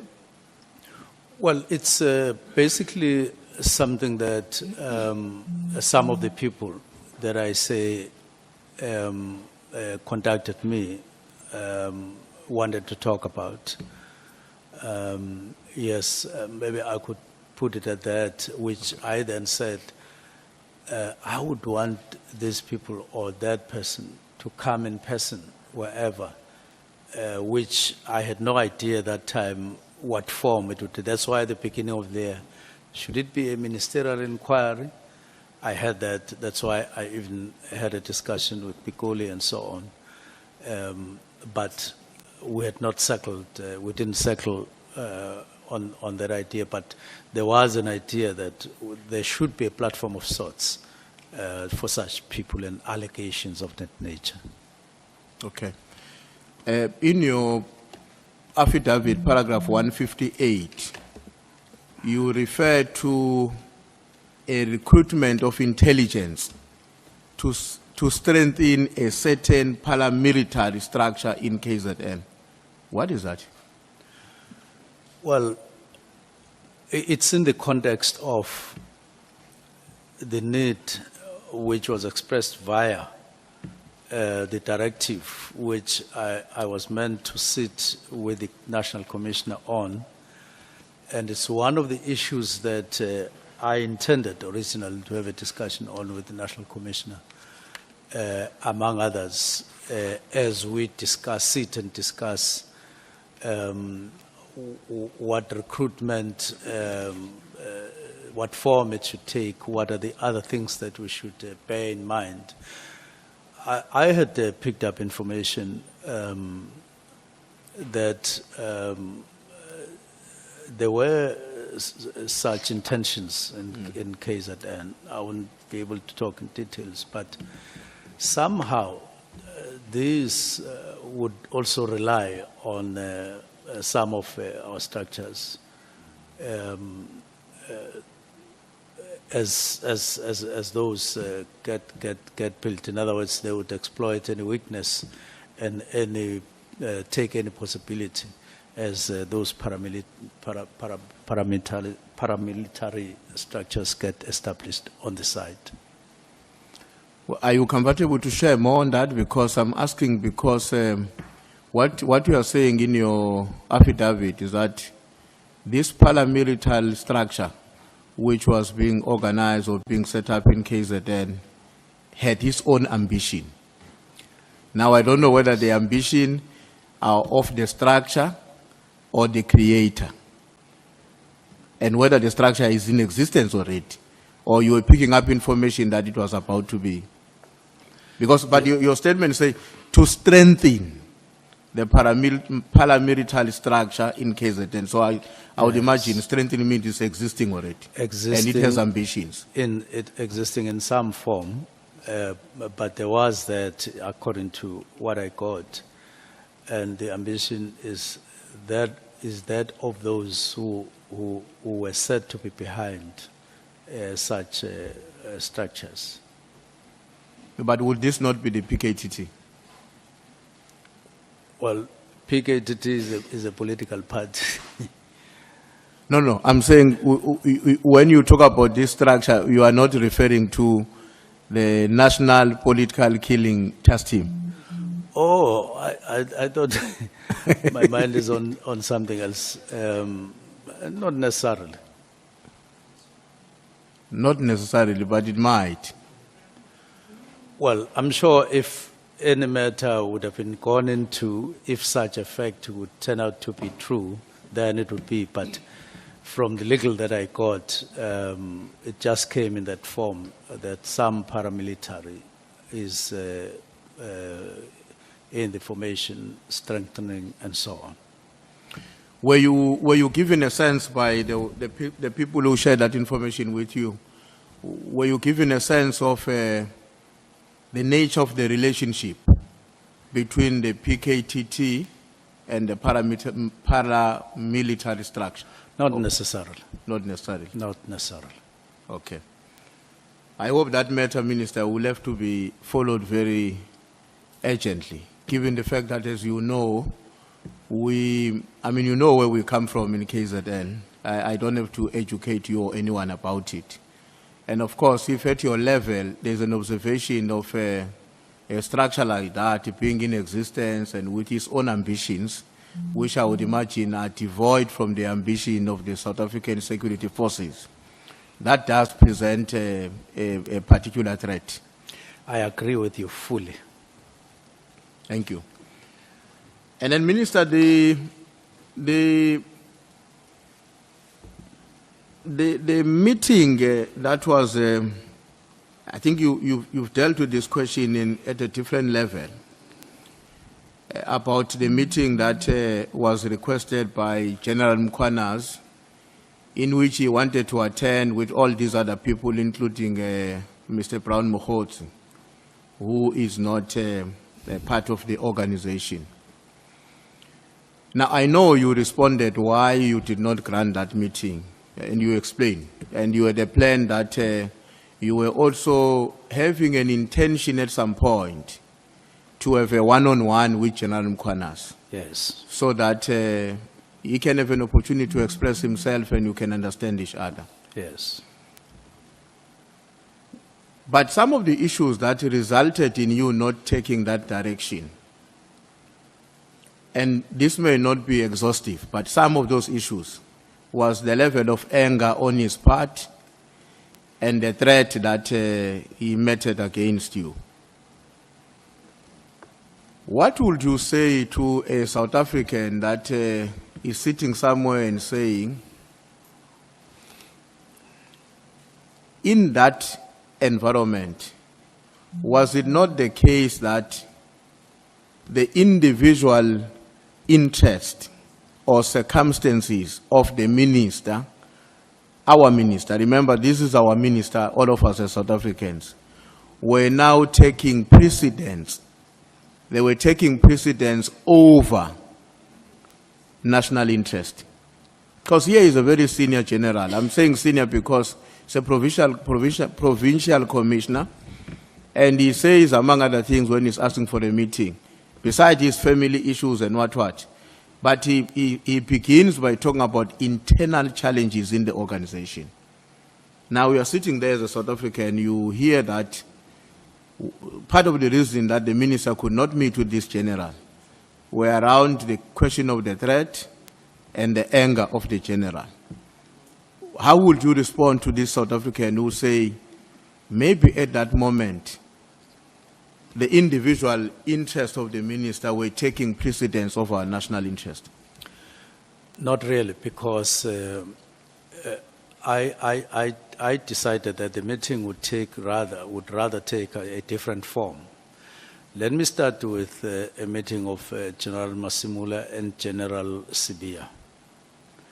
Let me then go to the meeting with General Sibia and General Mkhwanazi, which were not my interests, beyond that of the nation.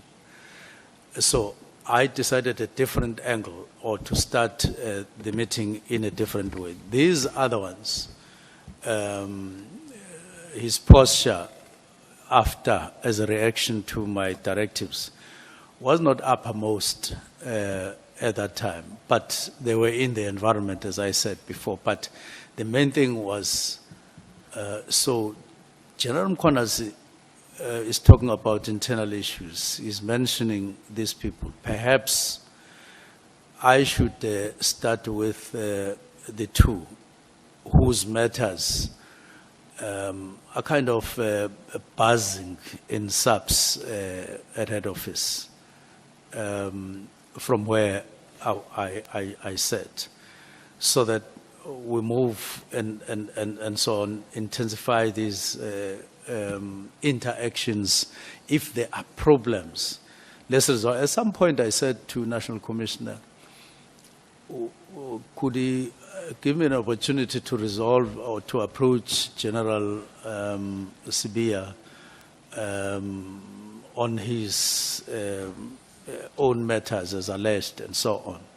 So I was very keen to actually not leave anything, but in the context of that request, but also in my own right, because I was sensing that there is a certain level of turmoil.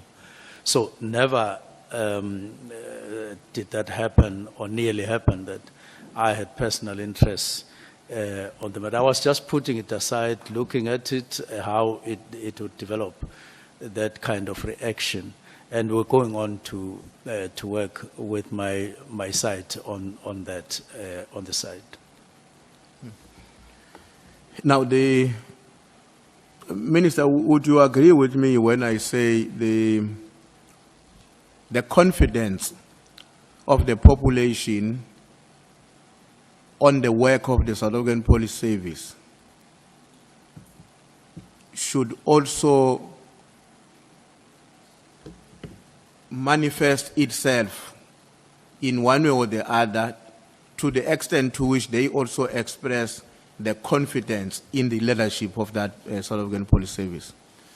It's basically one basket, because they are meant they expect that the minister would make efforts to raise the bar or raise confidence of South Africans to law enforcement in one way or the other, where it is to a higher level and so on.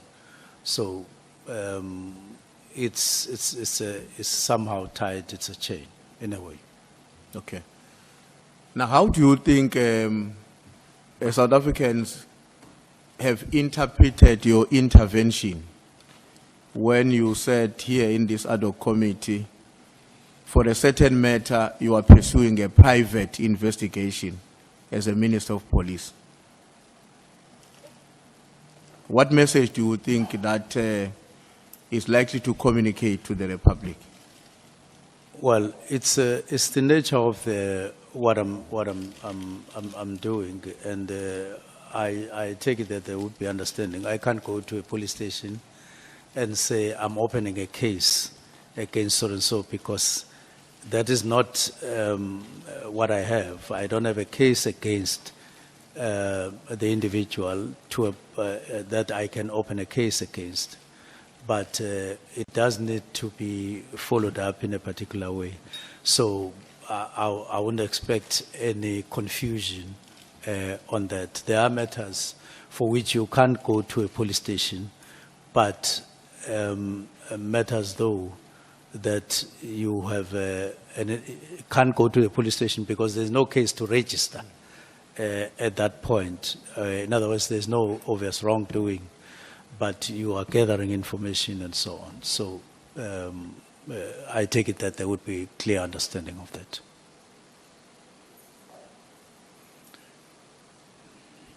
Honorable Sangoni.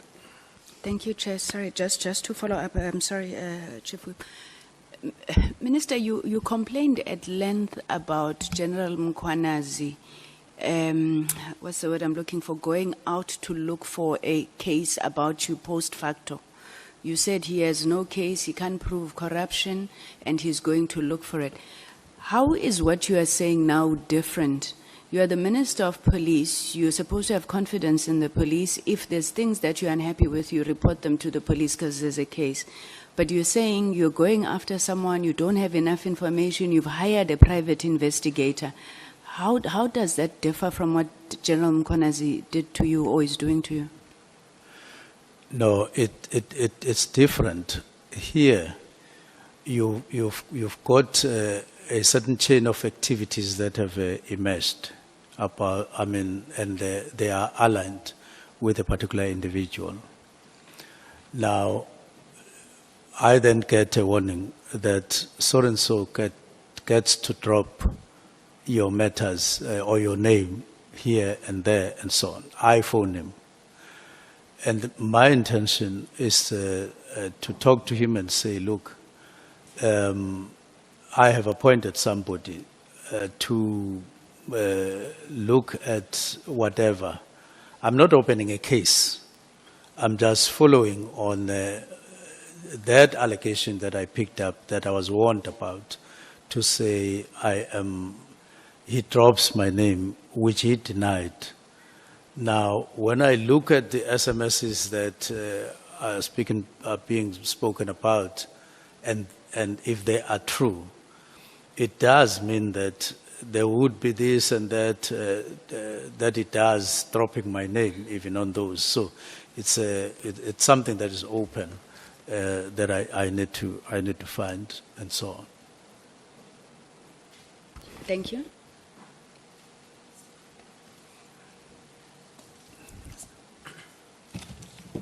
Chief Whip, you may proceed. Okay, no, thanks, Chair. Let me just give a second to the lawyer is still giving some information to the minister. No, I'm not a problem. I just want to be certain that the minister can hear me. I'm not condemning you. You are doing your work, yeah. Now, Minister, maybe let me just share this with you because it was raised earlier on, maybe without it being specific. This issue of how people interpret immediately, other people. Let me just share with you what General Sbia said to us. And he says that at paragraph 46 of his sworn affidavit, he told us that immediately does not mean 6 months or within a month. It means immediately, now. It's written like that in his affidavit. It means immediately, now. And of course, that position, that perspective has to be our understanding of that. In a way, it does coalesce with the understanding of the other two generals, which is Mkhwanazi and Masemula, that the intervention was with immediate effect. You can comment if you want to on this issue, but I'm just making you aware that your subordinates, the recipient of your instruction, if there's one thing that they are converging about, the three generals, the only thing I've heard that these ones are agreeing on is the fact that immediately means now. I would contest that is their understanding. The first one is that General Masemula, I think he understood it well. It starts on the 3rd. It goes to the 22nd via a letter suggesting a phased approach in terms of managing the implementation of the directive. It goes to the meeting of the 6th, 5th, and then 6th, and then 27th, which had no immediate in that particular context. It was clear that this is his understanding, and I agreed with it. So if he came here to say immediate meant now, I would say immediately that, but that's not your understanding in terms of what you proposed. That's number one. Number two, I wouldn't know what was Sbia's thinking, because this thing is on two fronts. Immediate means now, but in terms of understanding that a decision has been taken, and then you start processes. But that in actual fact, you could say now, like switch off the light, I would say switch off the light now. You can stand up, and that's not the ordinary. That's not the thinking of an ordinary person in terms of what this thing would mean. Even now, we'll say, when are you going to Johannesburg? You say, I'm going to Johannesburg now, but you are going, the next thing you do, you go and wait in the airport for an hour or two. So I think let's be practical and ordinary and not seek to change the flow of things in the normal life. But when I wrote with a full understanding of what I meant. I'm taking a decision now, but let's meet on the 20th. Let's meet on the 20th, which itself was open. If anybody had a query, would have phoned, would have done all of that. But it's so I don't think we need to be fussy and rigid in terms of the meaning of immediate, even though it's applied. It has to be applied, like any other, I would say. And I even went on to say it's not like in a drill. I made an example. You can, so people can argue and so on. Otherwise, but when I wrote, that's what I meant. That's how I saw things. That's why I wrote preliminary report, even though I had said now, but said preliminary report, and I pointed at the 20th, and then later. And I know you don't stick with your dates necessarily like a robot. Sometimes things get postponed and so on. So it was in that context. Chief Whip, let's just hold it there. Okay. I see you are left with very, very few minutes. I see there are 3 hands there. The minutes left are 4 for you, Chief Whip. No, the 4 minutes is more than enough for me. Yeah, no, I'm informing you that your time left is 4 minutes. Honorable Skosana, Honorable James, Honorable Ngola. Thank you, Chair. I thought that the minister by today, he will have accepted, the issue and the meaning that, it's like they are insulting our intelligence. Explaining this issue of immediate as if we don't understand and mhlambe asazi ukuthi immediate usho ini. And this is all, there was an illustration here. If you tell your driver that he must stop the car immediately, your driver will think and stop 100 kilometers away after you told him to stop the car. It can't be. I think, Minister, you must accept that immediate means immediate, not what we are trying to, the way you are responding to us is like we are going around the bush. We understand exactly what immediate means. Please respect us, Minister. Thank you, Chair. I'm ruling you out because I thought you are asking a clarity-seeking question. Honorable James. Chairperson, we must be mindful of the fact that there are children watching. And I think it's really, I want to agree with Honorable here. I think it's really insulting our intelligence to be going over this and saying that the word immediately may mean now or later and coming up with all of these examples. Can you not insult us like that? Can we just be clear? There's then a clear language barrier that is then evident in this room that we've been entertaining for the last couple of days, and we've been dragging on issues based on the simple meaning of words. Chair, we cannot continue like this. It takes up so much time. In every engagement with so many of the members, we've had to unpack what the word immediately means, and so many other words. Please protect us from this blatant undermining of our intelligence. Thank you, Chair. I'm ruling you out of order because it's not a clarity-seeking question. Honorable Ngola. Thank you very much, Chair. Chair, the minister in his response to the Chief Whip, he makes mention of the fact that anyone who would have had a problem with the immediate provision in his directive would have extended even a call to him to get some clarity if a need arises. Now, I'm taken aback, Chair, because if that would be a proper or adequate modus operandi, would we be here if the minister had extended a call to General Mkhwanazi when it was reported by his chief of staff that General Mkhwanazi is angry and making threats? The same way he did when he heard that Brown Mohotsi is name-dropping him, he extended a call.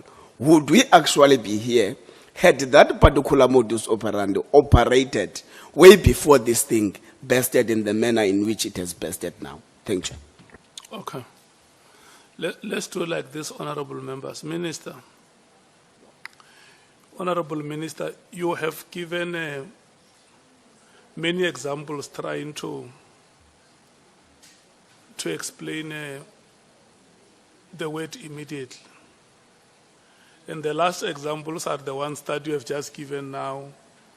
Yes, no, I will come to you. About switching off the lights.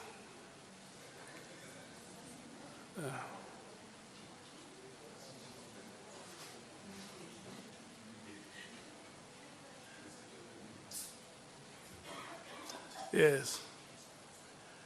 And there are other examples that you have given earlier on, what the word immediately means and what the word immediately does not mean.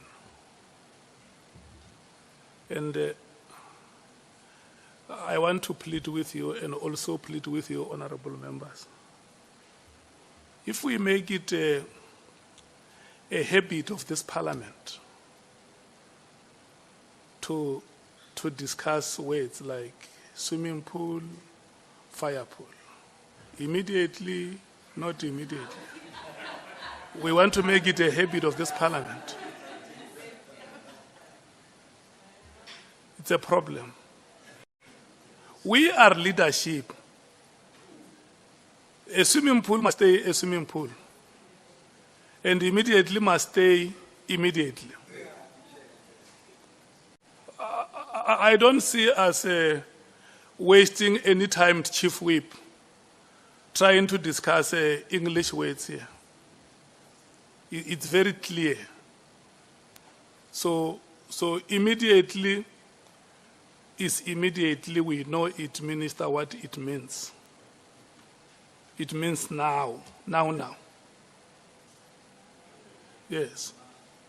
Yes, it cannot be any other thing, and I just want us to move away from being hostages of semantics. There is an established understanding of what the word means.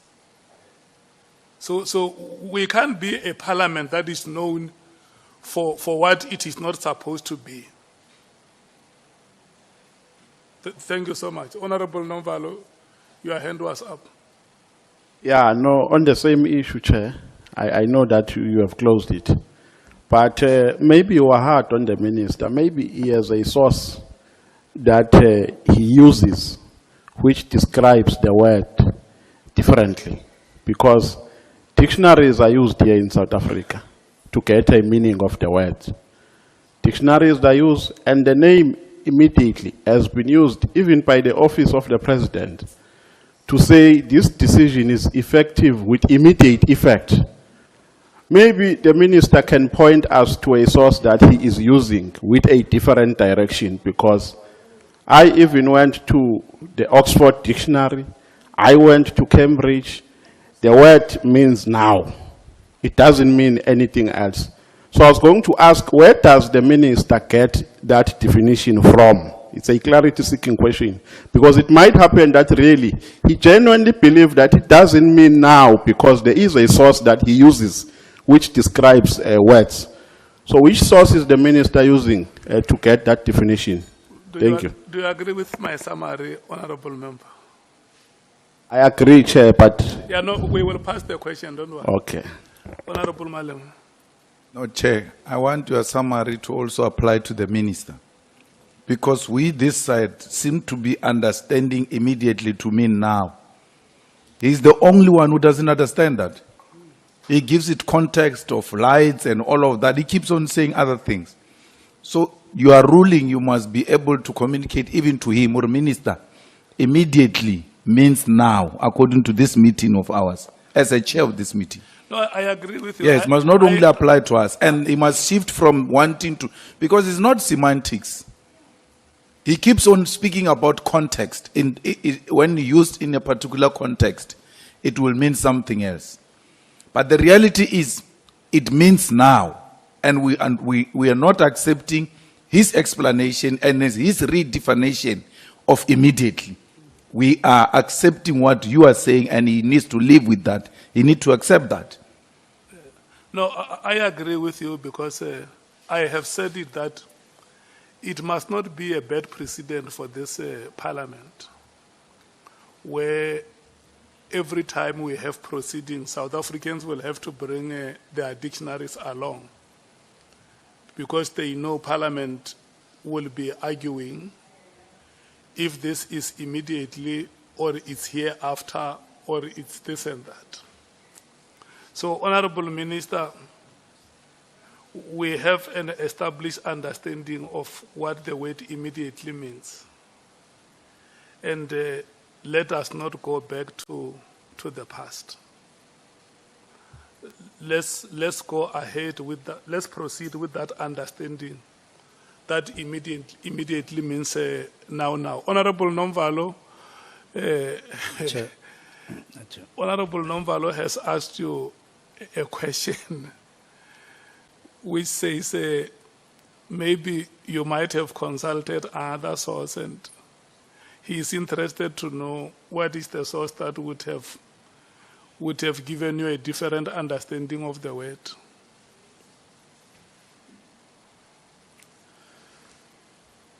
I wrote immediately. And then I said preliminary report. And then I said Minesco. Now, I can't say any other thing, but it is the right of the committee to exclude what I included in the letter. I won't contest that because you are the ad hoc committee. I'm not dealing with the meaning of immediate. I'm talking about it as applied in the letter that I wrote. Thank you.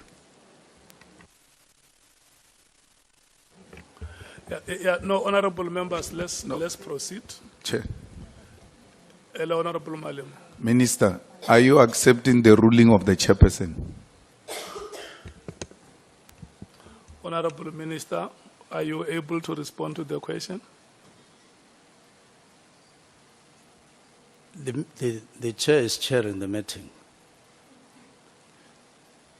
And Yes. Are you accepting? We said we accept. He even asked us, do you accept my ruling? He asked Honorable Nomvalo if he accepts his ruling.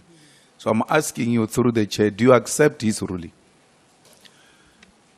I feel there is a prejudice I will suffer if I accept it as it is, the ruling. But, and I'm saying I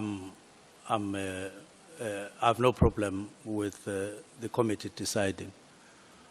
But I feel that we can't exclude these other two words that I included. Okay, I see Honorable Breitenbach and Honorable Nola's hands are up.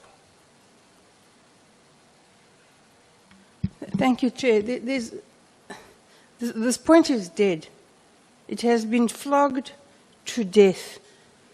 I kind of wish it was me that had been flogged to death, but it has been flogged to death.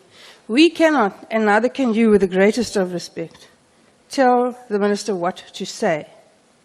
His evidence is his evidence. His answers are his answers. If you don't like them, you can cross-examine him on them. And if you still don't like that, you can argue it at the end, but we, and neither can you, put words in his mouth. That is just patently wrong and unfair, and I don't know any process that allows it. Honorable Ngola.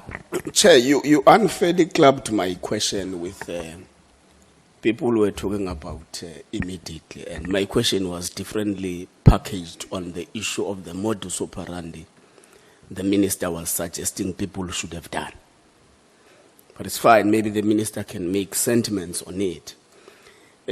But I want to check, now that this matter is coming to a close, that the minister says there is a context, and the context is that immediately then the 20th. And that is not the context in my understanding. Yeah, no, I don't want us to debate the matter. I want the minister to respond to that question that you have asked, and we move ahead. You had earlier asked a question.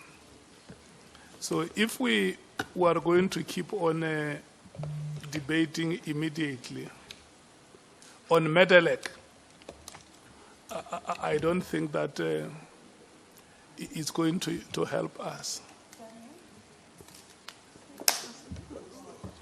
Do you allow me to give the minister a chance to respond to the question that you asked? It's fine, Chair. You can restate the question so that he remembers what you... I got it, Chair. You got it? Yes. Okay, thank you so much. Now, I was at that time merely indicating what could have been the case to clarify whatever, if there was any reason, if there was a reason to clarify it. It's a normal thing that if there's something like an instruction or a letter you don't understand, you can phone, you can ask for a meeting and on the site and so on. Then when you talk about General Mkhwanazi,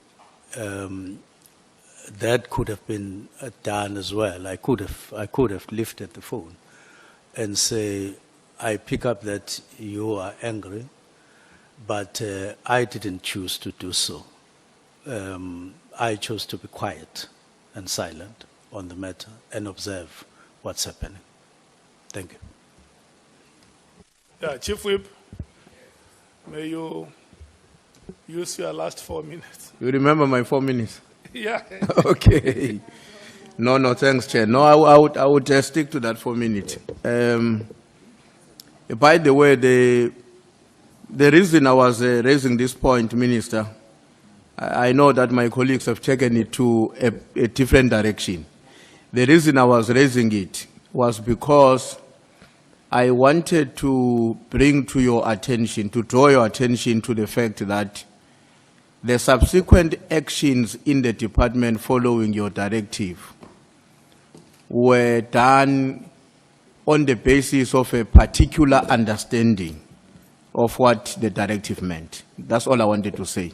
And I'm not contesting your argument about the context and all that we're saying. I wanted just to draw your attention to the fact that the way in which processes evolved in the department were driven by a particular understanding of the directive. Now, I want to conclude by, I'm just going to read a few things here and then ask the last question, Minister. You don't have to write them, or you can write them, but it's things that, it's just to connect the many dots up to date. The first one is that you wrote a letter on the 31st of December. The second one is that Mr. Nkabinde, without your instruction, shares the letter with all the PAs, which I want to contend it would not have excluded General Sbia until I'm proven otherwise.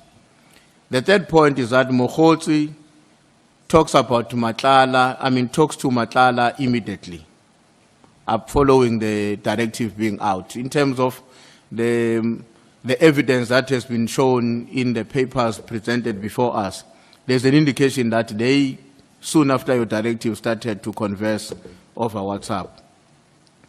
The fourth point is that Mokgotsi and Sbia often find time to either talk to each other or even to meet. Sometimes they even meet where they were not expecting each other, but Mkhot would come across to greet. Number 5 is that Usbia, after your directive, he immediately directed that Tama dockets must be brought back to the head office. Number 6 is that no work was done on any of those dockets when they were taken back to the head office for that 4 months. And when they were brought back, I think in less than a month after they were brought back, some arrests were have taken place. Number 6 or number 7 is that when Mr. Matlala had a problem with his tender, he decided to go to the SAPS headquarters or wherever, but to meet General Sbia when Sbia was the acting National Commissioner. Number 7 is that in July, you issued a statement distancing yourself from Matlala, and then you directed your lawyers, as was, I think, engaged on the input made by Honorable Malema, which resulted in an affidavit or whatever that has happened. Now, here is my question then, Minister. With all these coincidences, that in and of itself present a serious conundrum on the state of the security in our country. These coincidences, all of them. Because from where you are sitting, these things are not coordinated to happen the way they happen, but this is how they happen in terms of the evidence before the people of South Africa. Now, my question is, and this is my last question, obviously. Now, as a cadre of our movement, and I'm using that deliberately, because as you know, I'm the chief whip of the ANC. As a cadre of our movement, how do you intend to restore the public confidence and the trust to the Ministry of Police,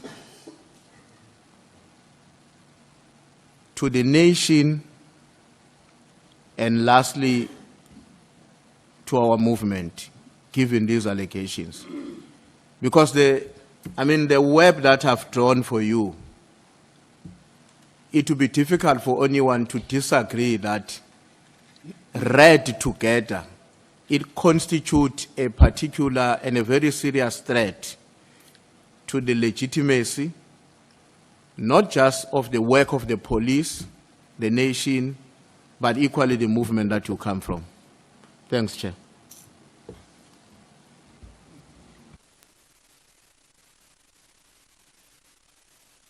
Honorable Minister. Thank you very much, Chair.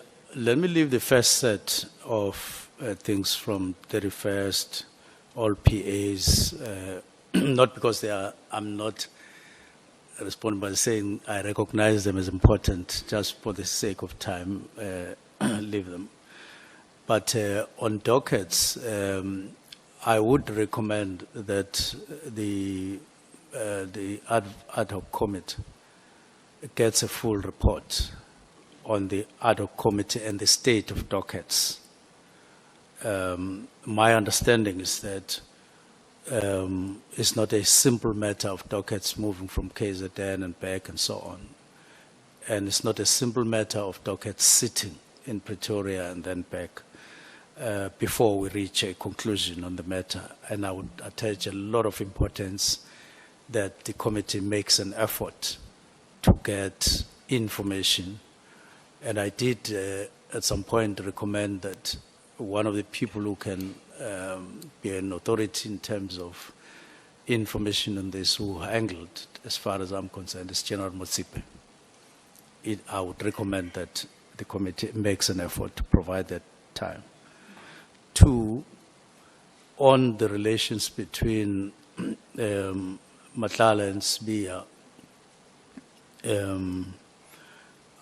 I would agree, seeing that Nhlanhla seems to be a person running, I don't know whether this is the only tender he got or the other tenders, that it's not a conduct that inspires confidence, that you have your headquarters where the entrepreneurs just befriend you to a point where such a thing would happen.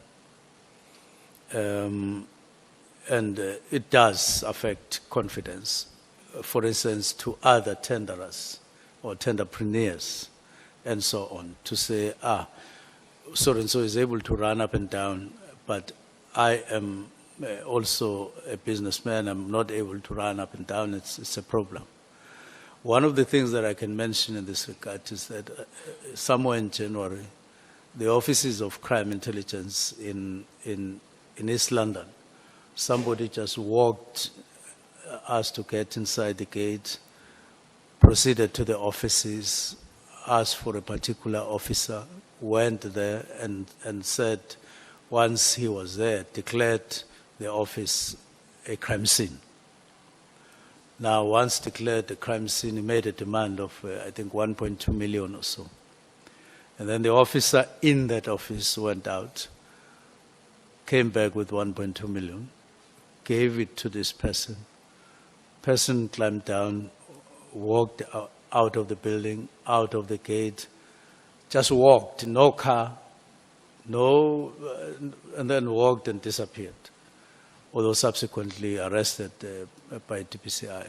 But I'm saying those things, they contributed in one of the directives to say, what kind of people do we have in crime intelligence? If you, and in Randbeck as well, there was also a report that 600,000 disappeared from the hands of officers who were there, distributed it to amongst themselves and so on.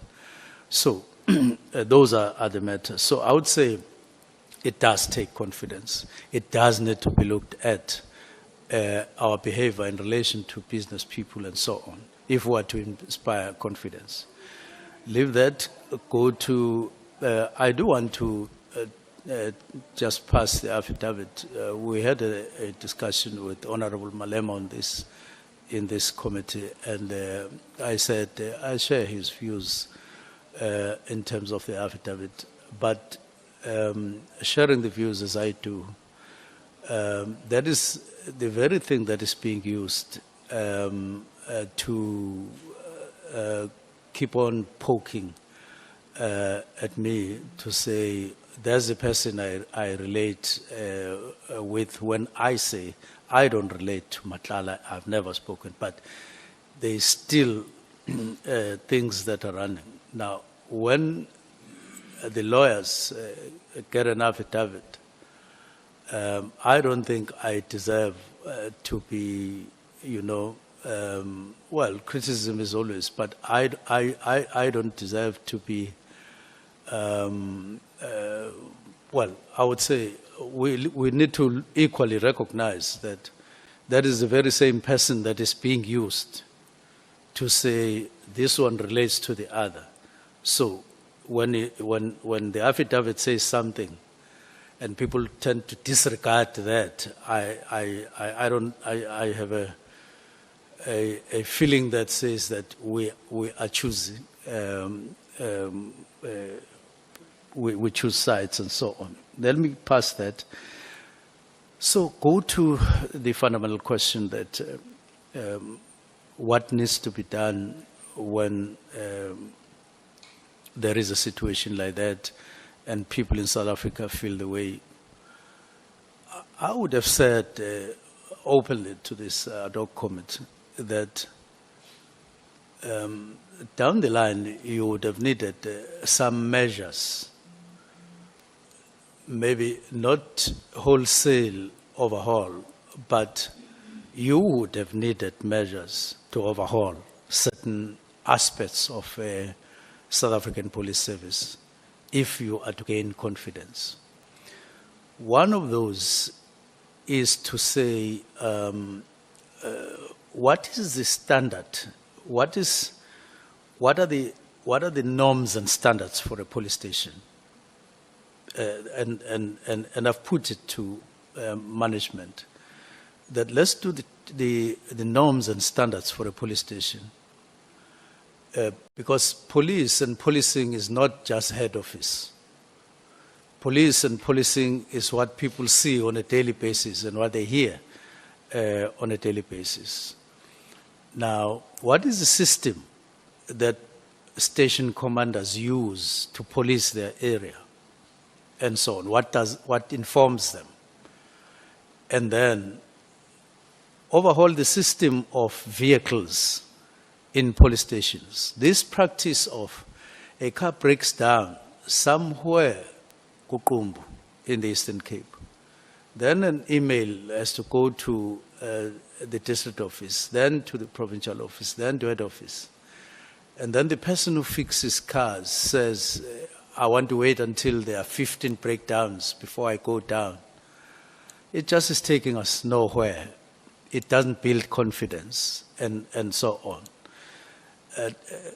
Make the system work in favor of those who are on the ground, who are chasing criminals on a daily basis. You need an overhaul there. We spoke about that, but I don't think that as of now we are talking. In other words, build confidence from the floor and upwards, and do tangible things. If you have a police station which you promised some 5, 10 years ago and you haven't done so, and there's crime, people will say it's because that police station has not been delivered. And therefore juggle the way you build infrastructure, your model of building infrastructure of police. And so there are quite a number of things. I call them enablers. We identified them and we spoke about them. Build down, and let's not talk too much. Let's talk less and do the job on the ground, and then deal with deal with matters. As long as we have this rate of matters, the drugs and firearms, which affects people on a daily basis, where they are losing their relatives and so on, people killed innocent. And for that you need resources. Let's be realistic. You need resources. And you're not going to get those from Treasury. You are going to have to deal with, with the matters on the ground. I would say it's a long process which needs drastic steps, of course with caution because you're dealing with people to take. But if you draw back, if you sit back and you think that there's going to be confidence suddenly, I don't think that is realistic. It's not. Unfortunately, Mpemba, as I end, there are risks in doing these things, these reforms and so on. There is. It's not going to be like sleeping on a bed. There is. It's going to cause some gravel in terms of feelings and so on. But you need these changes. You need these changes on the ground so that you bring confidence to the people. And it needs that kind of resolve internally. Thank you. Thank you so much, Chief Whip. Thank you so much, Honorable Minister. We have come to the end of this session. No. Speaker kanjani lapho Chair?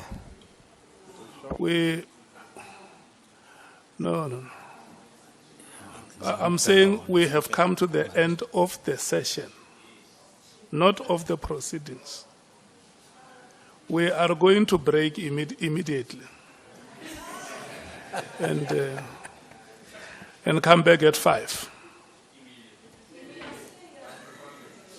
Thank you so much.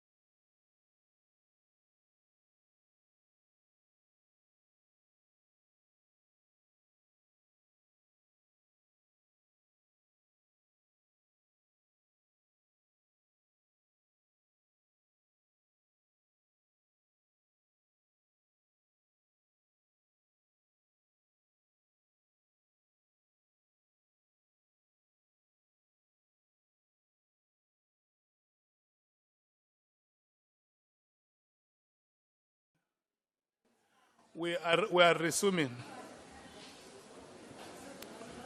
I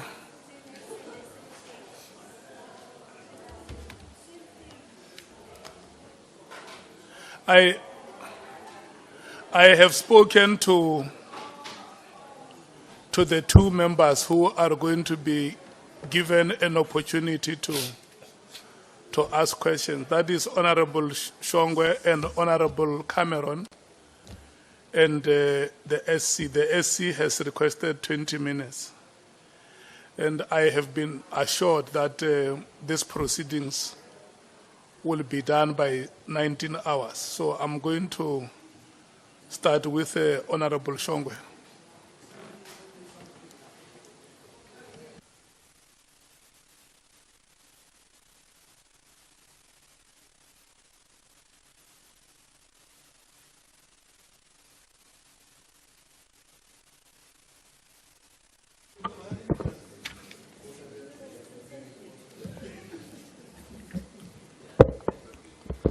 Thank you, Chair.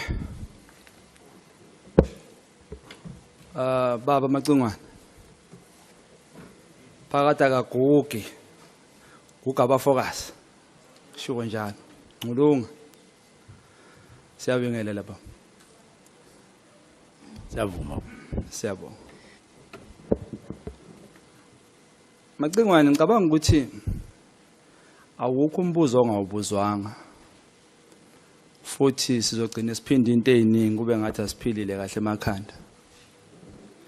Kodwa ke kukhona indawo engifuna sike siyibuke ebaluleke kakhulu kuthina ama South Africans. Engicabanga ukuthi isimilo sibaluleke kakhulu nobuntu.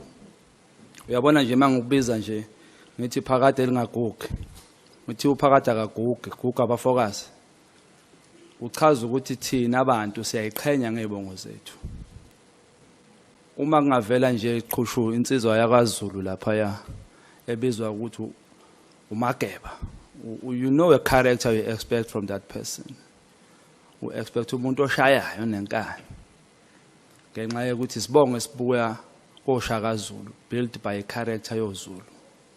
Maqingwane ke waziwa ngencasement thiwa incasement bayayithanda abantu bamaqingwane, bayayithanda impela. Futhi baqonda ngqo. Ngakwenzela example ngomunye wakini ungizwe Mchunu. Vela ibeke nje injalo. Akathukani. Ngicangizama ukuchaza ukuthi kubaluleke kakhulu isibongo. uSC ukwakubuza ukuthi wenzani mhla ungena ehlalweni sobuminister. Yinto oqala wayenza. Ekubuza ngendlela ukuthi did you even go celebrate or what was the feeling you had? Angikukhumbuza ukuthi wahamba wayobona amakhosi asemachunwini if uyakhumbula.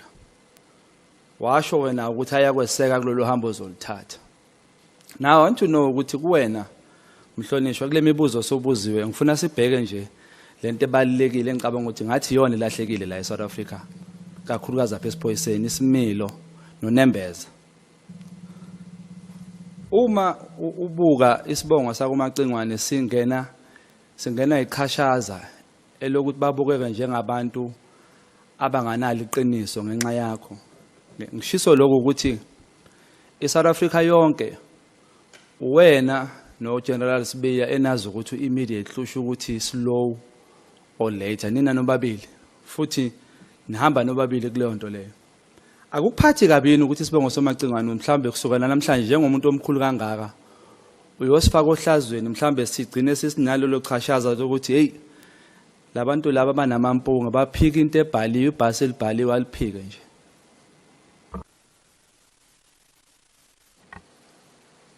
Ngicabanga ukuthi kulolo daba selixoxiwe lwafinyelela ekugcineni.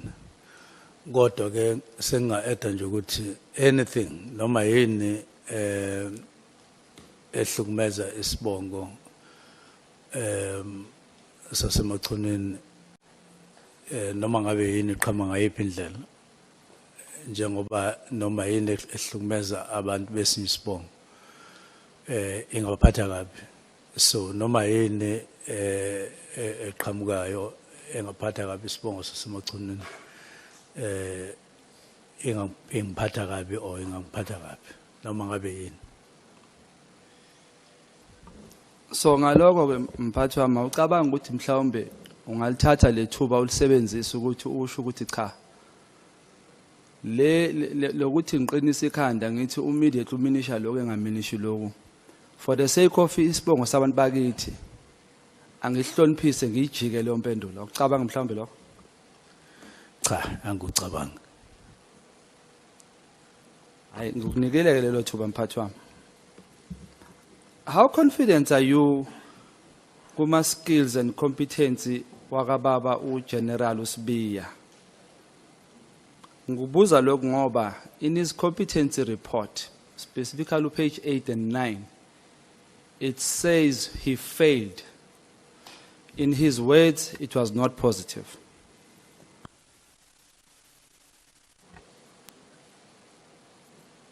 Ikhona ichashaza okulibekayo uze kube sengathi ungathi he passed, and any other person at that level you would want to say pass. That's what you would want to hear whenever such things are spoken about. Kodwa mawusuza ukuthi kwaba khona into enjalo iba khona into ethi then what happened. Kodwa ke kuya ngokuthi yayinamandla angakanani leyo nto ukumnika noma ungamnika umsebenzi nokuthi kuya ngokuthi izinto ezazikhona lapho zazi namandla kangakanani phezulu kwalokho ngoba mhlambe kwakuyi out of 10 kwaba ileyo question or something like that. Anginayo into eqondile, ngiyakhuluma nje general, anginayo into eqondile ukuthi yini leyo kukhulunywa ngayo. I-confidence yakho kuyena ubaba uGeneral Sibiya ime kanjani since usuzwile ukuthi hayi azange be positive? Umuntu ongaphendula ngqo kanjalo supervisor wakhe uGeneral Masimula. Mina ngakhuluma ngeka General Masimula, umuntu engisebenza naye eduze kodwa hayi go deputy general, so go deputy commissioner abangeni kulolu hlalo ukuthi whether or not nginayo confidence ngoba aba supervisor imini aba supervisor national commission. Mhlawumbe nalombuzo engizokubuza wona ngangangiphendula kodwa ngangiphendula but ngiyacela uzame. 2016 iDA no Mr. Herman Mashaba, they claim ukuthi ba appoint Mr. Sibiya. Do you have any idea ukuthi why they concealed to the South Africans or from the South Africans ukuthi they hired a person who doesn't meet the competency requirements? Inkinga nje ukuthi esengeke ngikuzwa ngabanye abantu nanjengoba kuna le commission kodwa abantu abazi kahle abantu ababekhona ngesikhathi eqashwa ukuthi bazi kwakukhonani babhekane bathini ngalokho uma kwakukhona ibona bangakhuluma babe inkulumo yabo benesiqi. Mina ngifika nje usengaphakathi uSibiya. Mhlawumbe wena if bekuwena ubuhleli lapha kulesahlalo ubungamthatha engaphasanga icompetence? Umbuzo wakho uyawubuza kuya ngokuthi vele yini ezokwenza ukuthi umuntu aqasheke noma angaqasheki. Uma kuwukuthi lokho kumele njengomgomo ukuthi kuyamphasisa noma kumphasisi, ngeke ukuthi engayiphasanga ubuso uyamthatha kodwa kuyiyo futhi into emile ekutheni uyadlula noma kadlula.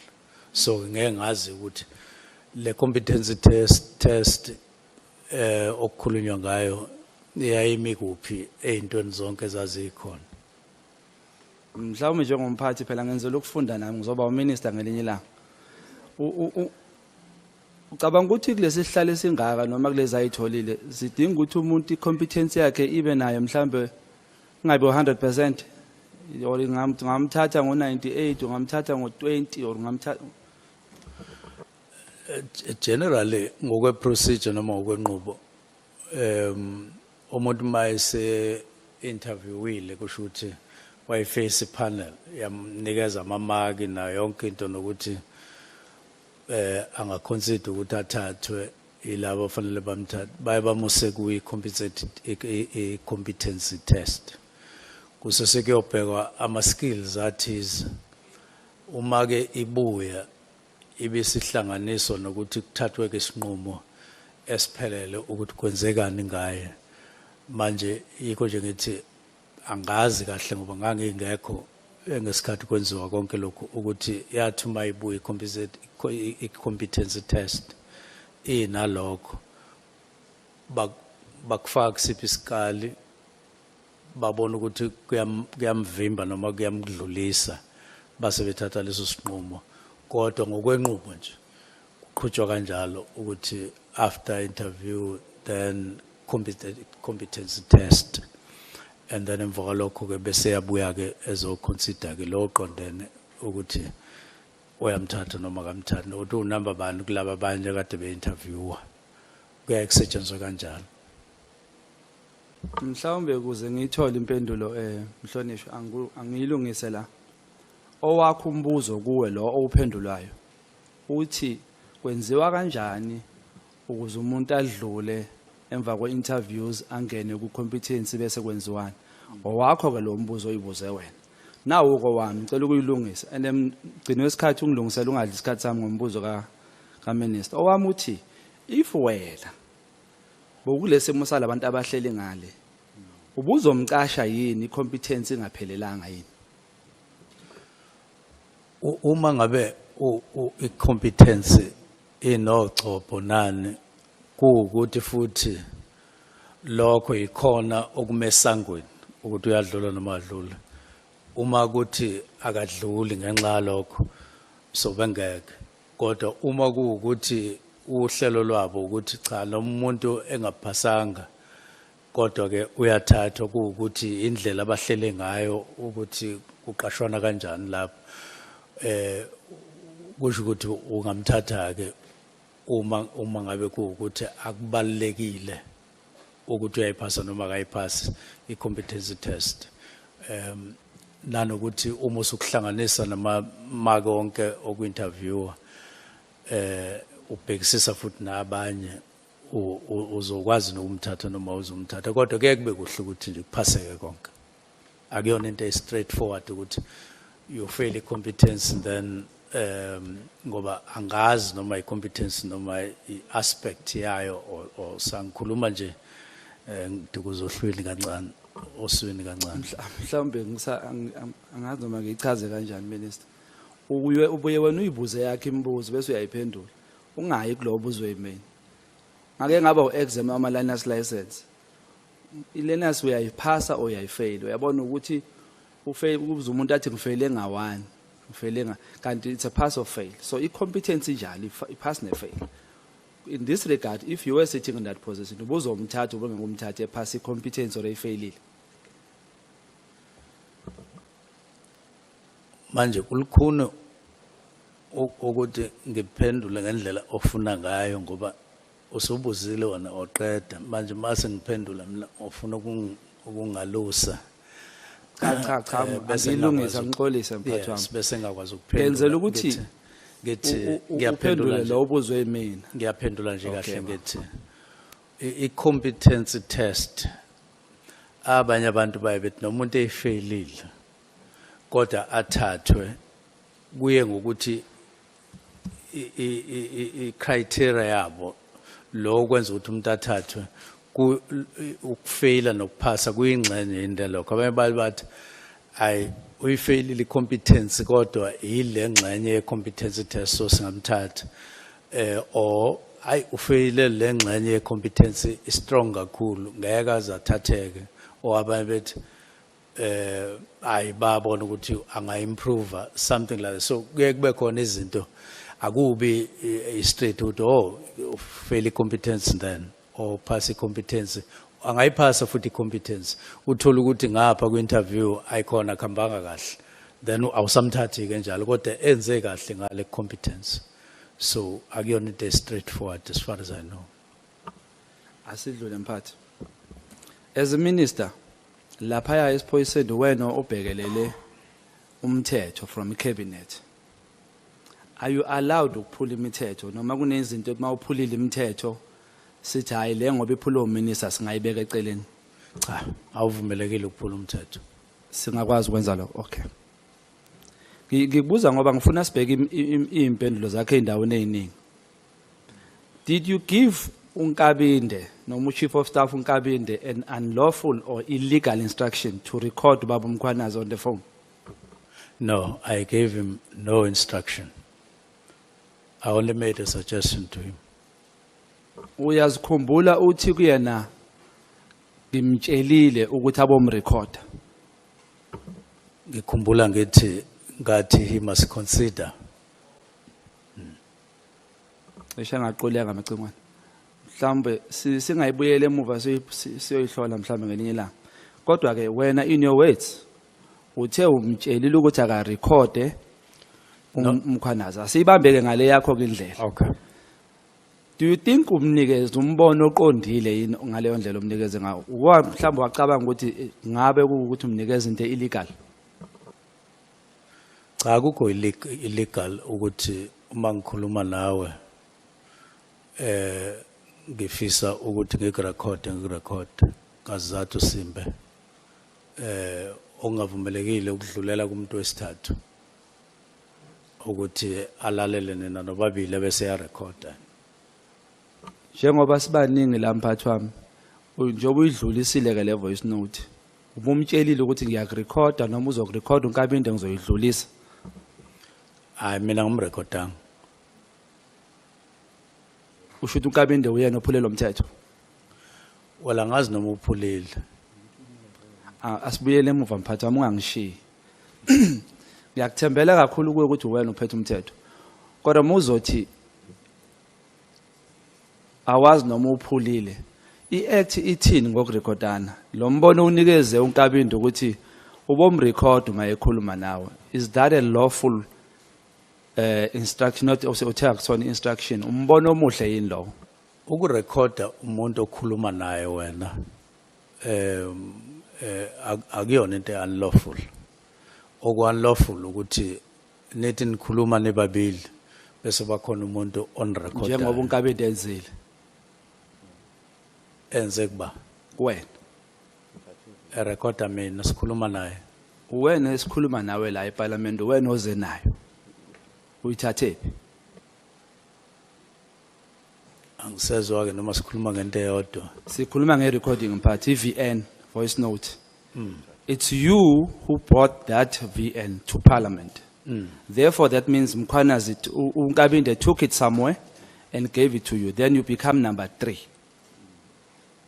Is that what you are saying? No, ngithi umthetho uphuleka uma abantu bekhuluma bese uqhamuke khoneni bese uyaba recorda.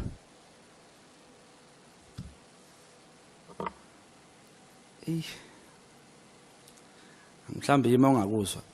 Kulesi sigameko esenzakele.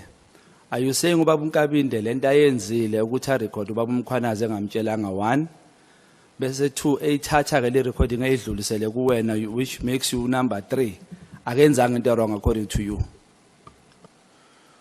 Uma urecorda inkulumo oyikhuluma nomuntu ngqo njengoba ngeke ngasho ngathi akukhona intombazane engangakhuluma nayo yangirecorda ngazi yayisi ihlela yonke indawo leyo nkulumo kodwa umthetho uthi uma ngabe lo okhuluma nawe ekurecorda akuyona into ukuphula umthetho. Ngifuna ukugcina lapho nje angifuna ukwanda. Ngizodlula yabona ngalomthetho if bekuthiwa nje bekwenze bekuzocelela iveni imela ngaphandle mawuphuma uyigebelela iveni ngoba uphukile lo mthetho asingaye eceleni mphathi wami. So uyavuma ukuthi wena onikeze umbono namhlanje njengoba sombona that day beku instruction kunkabi into ukuthi akamrecord Cha ngaze ngimnikeze instruction. umnikeze Ngamnikeza umbono umbono. wena umnikezile. Did you not under oath say that awumazi Brown siku committee? Angaze ngisho ukuthi angimazi uBrown. Mhla ka 5 March. Hayi, angaze ngisho Wathi uyamazi? uBrown. First time ubuzwa Angaze- ngoBrown. Angaze ngisho ukuthi ngiyamazi uBrown ngomhla ka 5. Angaze ngisho futhi ukuthi angimazi. Ngathi akayona i-associate. In other words, akayena umuntu engisondelene naye esibhema naye ugwayi. Ngaphika lokho kuphela. Ngathi Moshi uyintsha lempendulo nginenhlanhla yokuthola impendulo ezintsha angizubhora abantu la phakathi. Cha ngithi mhlonishwa idlalile la isayilalela ithi the person that General Mkhwanazi is talking about is not my associate. Isho kanjalo. Ekuqaleni comment yami ithi the person that was on the phone, the photograph that was on the phone, I responded by saying, I don't know this person. Ngachaza ukuthi kwangena uBrown lo, it was not Brown. So mangathi angimazi ngangasho yena uBrown. Ngangisho umuntu owayesesithombeni ocingweni. Okwangena uBrown. Lesithombe osinikwa ubani? Ngangisinezwa enye insizwa kuthiwa umuzi ngem. Mhla siku committee u virtual bakhombisa isithombe. Cha, angithi mina ngesikhathi sikukomiti ngase ngixoxela ikomiti into eyake yenzeka kumina ngelinye ilanga ngikwe ekisendaweni ethize ngihlangana nomuntu ethi khona umuntu onje kanje ohambe ekhuluma ukuthi ngase ngithi lo muntu ubani lo muntu ngaze ngathi awungikhombise uma ungasithola isithombe bongikhombisa wase ngikhombisa ke emva kokufuna hayi ukuthi sasikhona isithombe eParliament kwangekho isithombe eParliament ngangixoxa indaba xoxela ikomiti istory sokuqala engasixoxa ngase ngixoxe sesibili story somuntu wangifonela ethi kunomuntu ngaphe Witbank ohambe ethi ukoleka imali ethi umfowethu omncane ongilamayo ngase ngichaza ukuthi hayi ayikho into enjalo ngoba usahamba emhlabeni. So kwakuzitori zami nje lezo ezimbili. Kona uqinisile minister itori hayi. Uphiwe. Uyakhumbula uthi uprincipal weissue yakacwecwe usethathile ama blood test waphinde wena futhi wajika wathi no akawathathanga. Yes, ngiyakhumbula.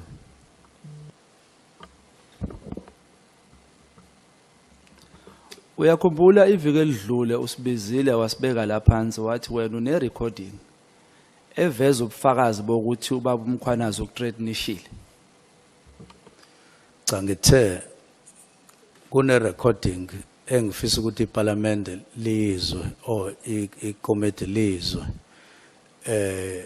la khona kune recording ethize ngase ngichaza ke uma ingasenzeki leyo nto ukuthi kube kuphi la kube khona inkinga.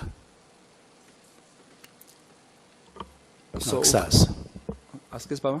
Ngakusasa. So sisesokhuluma ke ngalento yale voice note. Ngizama ukuza nepattern yokuthi amahlandla amaningi minister uvamise ukuthi ngathi kuyayiphumela la kuwena uvela uphendule bese ngelinye ilanga ubuye uzoyishintsha lempendulo uphendule ubuye awuyi research yini mhlawumbe into oyibuza noma uyiphendula bese uzobona phambili. Can I raise a point of order? Kunjalo. Yes, Chair, with due respect to Umhlonishwa Ushong. And I would sympathize with you, Chair, as well, because you may not fully understand Zulu. But when somebody says, Kushuguti la kuwena kuyasiphumela, what is meant is that, one, you are just talking without even thinking. So somebody is just saying something which is not a reflection of a working brain.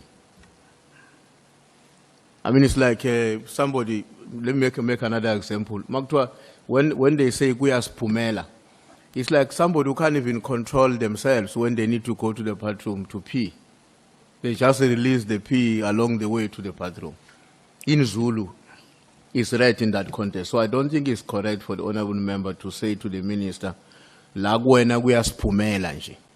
I would like to suggest that he doesn't use that language. Thanks. Must withdraw it, in fact. I think Chair umhlonishwa ngokukhulu kuyithoba. Angibonga ukungikhuza ukukhuza abantu abadala isibusiso ngesinto. Ungivimbe engakaqeda ukukhuluma ngisathi mhlambe kayiphumela ungakayenzi research. Mhlambe le part ethi research akayizwanga. But mawukuthi izwakele kabe ngiyixolisela. But ngibuza ukuthi kuyiphumela kunga researchwanga yini. Ngiyayixolisela. You apologize. It is an apology. You heard what he said, Honorable Minister. Clearly. I have no problem with the apology. And the context that is being given is the correct context. It's a correct context. The apology is accepted, Honorable Member. Ngixolisa kubaba uNtuli kakhulu ngoba angimthukanga umhlonishwa. Ngichazile egcineni ukuthi research kuyiphumela kunga researchwanga. Honorable apologies accepted. Honorable Shongwe is humbling himself before you. I understand the apology. Chair, I understand. Nami I accept unconditionally. Amen. Uyakhumbula mhlonishwa sise tendeni leli ngalela lishayisa ngomoya usithembisa inamba ye call center wathi uzosibuyela nayo. Yes, ngiyakhumbula. Wayithola? Yes. Wabuya nayo wasinika lela langa lela. Inamba inkinga issue mangikhumbula kahle mhlawumbe ke ngiyakhohlwa ukuthi iyasebenza noma isebenza. Inamba ngayinikeza kwasoba ukuthi ziyasebenza yini. Now abanye babethi ayisebenzi abanye bethi ziyasebenza ngaphuma. Wena wawuthini mphathi? Wawukubaphi kulaba babili? Ngathi ziyasebenza. Okay. Ngaphuma ngafona yangasebenza inamba. Ngacheck ukuthi yini ngasebenzi kwathiwa babili abantu abasebenza kule call center kwathiwa oyedwa ubeme passage ekhuluma nocingo oyedwa ubese bathroom so bengekho umuntu operation ngase ngithi abayivale leyo nto ngoba ingenzela ihlazo kubantu kanti abantu bakhona babili ukunje omunye use passage ngalesikhathi kufuna ulibele ucingo omunye use bathroom ngase ngithi akube khona umuntu okhona ngaso sonke isikhathi. Kwenzeka kanjalo. Ngifikela umbuzo ukuthi ngibuza ukuthi inhloboni yefone le wakuyi cellphone eyodwa yini for the country yonke? No, kwakunabantu ababili e-call center. So lo oqala kwathiwa ngesikhathi ngifona mina ngicheck ukuthi nawo abantu befona kodwa ucingo lithathwa umuntu kwathi ubese passage ekhuluma ucingo lakhe omunye ubese bathroom. So uchaza ukuthi bathi kuwena yakhala le phone but azange ibanjwe. Ifone yase call center yakhala. Yes, yangabanjwa ngoba akho umuntu. Ngicela ukusho mina ukuthi le phone engasebenzi mphathi azange ikhale. Wena wake wayihlola wena ngokwakho? Angithi ngiqale lapho ngayihlola yakhala yangabanjwa ngase ngifonela ke izikhulu zabo ukuthi nakho ngifona la umuntu engalibamba ucingo kanti ama members eParliament athi kukhona inkinga la sengiyaphuma ke ngiya ngemuva kwetende ngiyafona ucingo alithathwa umuntu sengifonela ke isikhulu kwenziwa yini ucingo lungasebenzi bathi hey bazo check isikashana basebethi hayi omunye ubese passage omunye ese bathroom that's why belungathathwa umuntu kodwa belikhala. Angisebenzisa igama elithi tendency bengizothi umkhuba manje honorable chief webuzolimala alithathe kabi. Lona mkhuba uyawubona ukuthi umningana la kuwena entweni oyikhuluma zingahlolwanga bese ziyohlolwa ngamuva. Njengakuphi? Case ekacece wathi igazi lithathiwe. Ngase ngiyachaza ukuthi cha mhlambe ungawuphendula wakho umbuzo wami uthi uyawubona lo mkhuba Cha, ukuthi uba angikuboni. mningi. Owakho uthi ngachaza na. Cha, Wakho angikuboni. umbuzo lo. Owami uthi uyawubona yini ukuthi lo mkhuba mningi. Umuntu ozophendula ukuthi ngachaza ukuthi umbuzo wakho uzothi wachaza na. So asike mhlambe silungise mphathi. Wami umbuzo uthi uyawubona lo mkhuba noma le tendency ukuthi kuwena kuyakhulumeka bese kubuya ngamuva kuyalungiswa.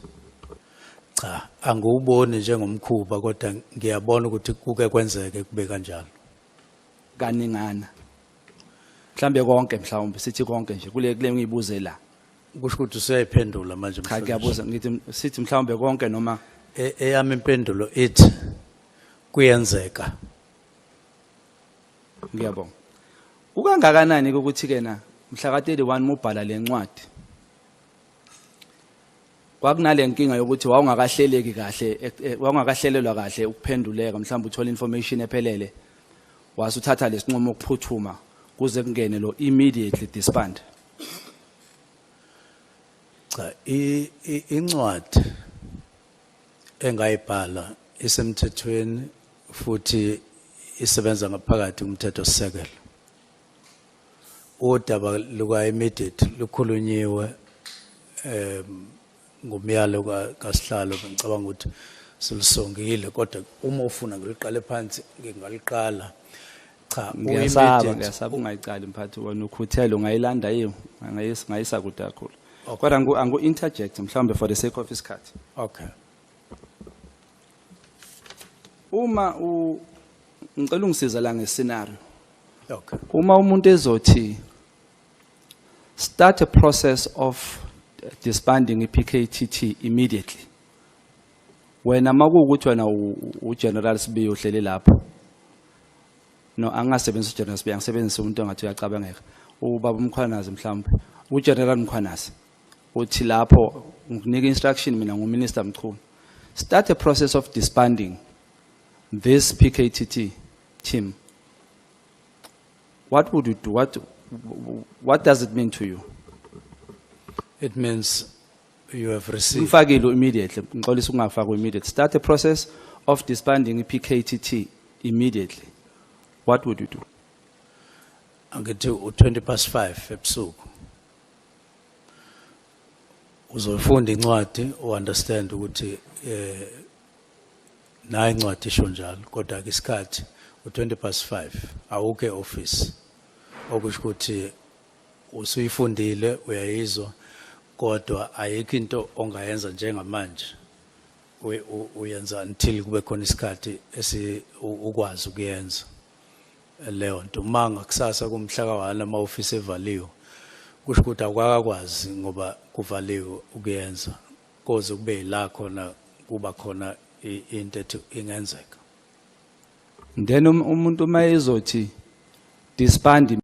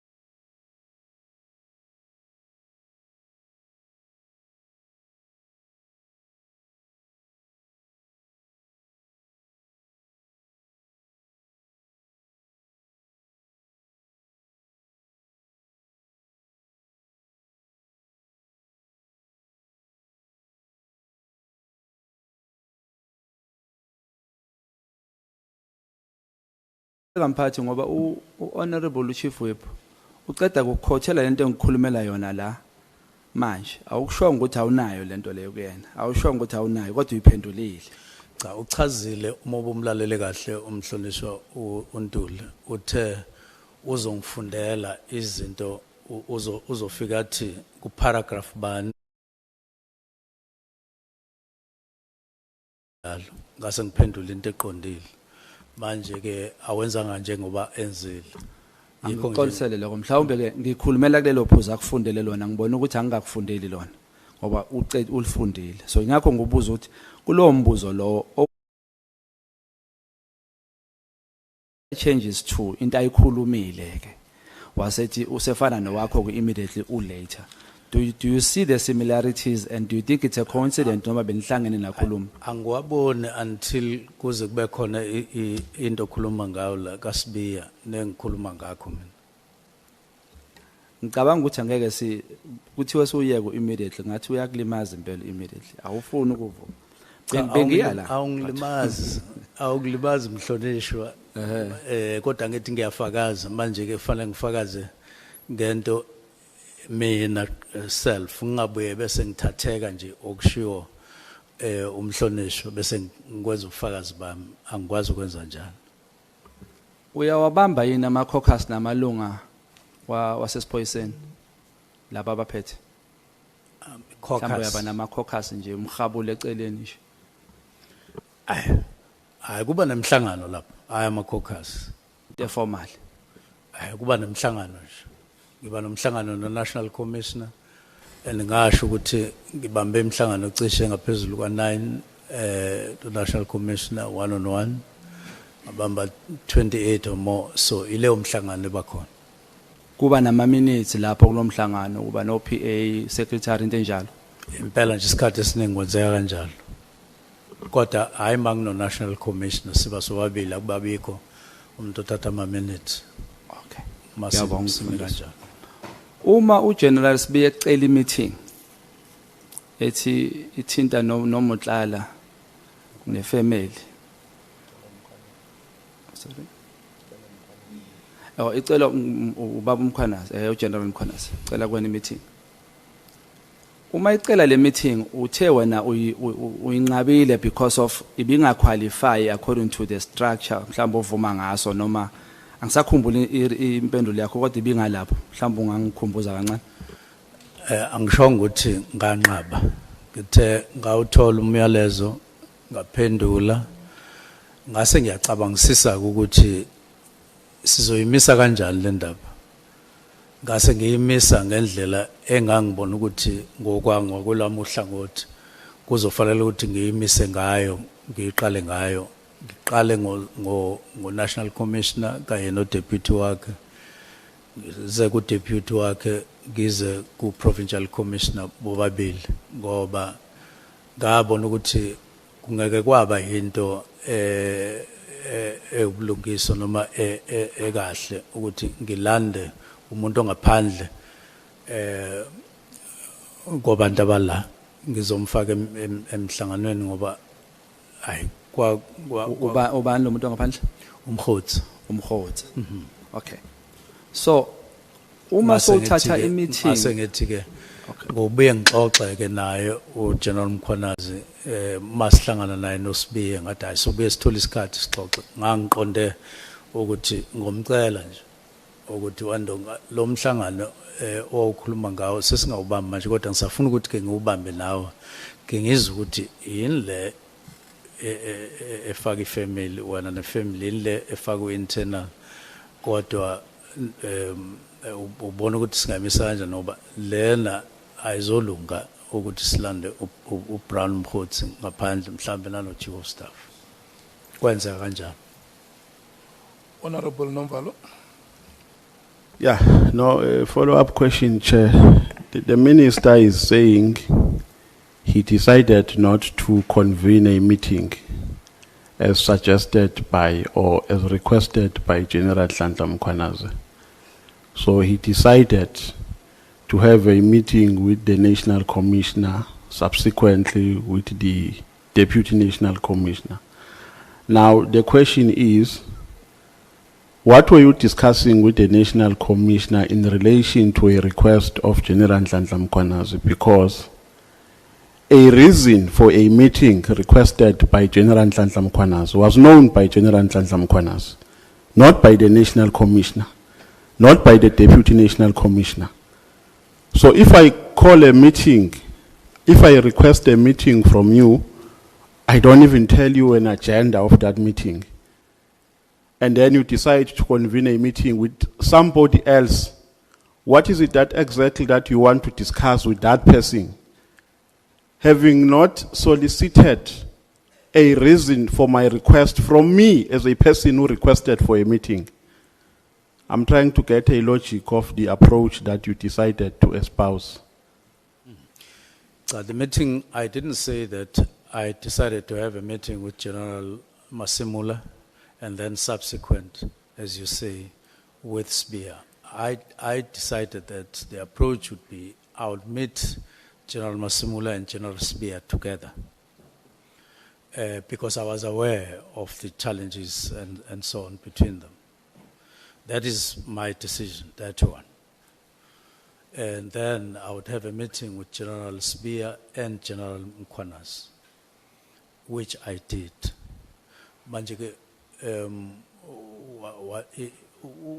General Mkhwanazi didn't say instruction that I must carry.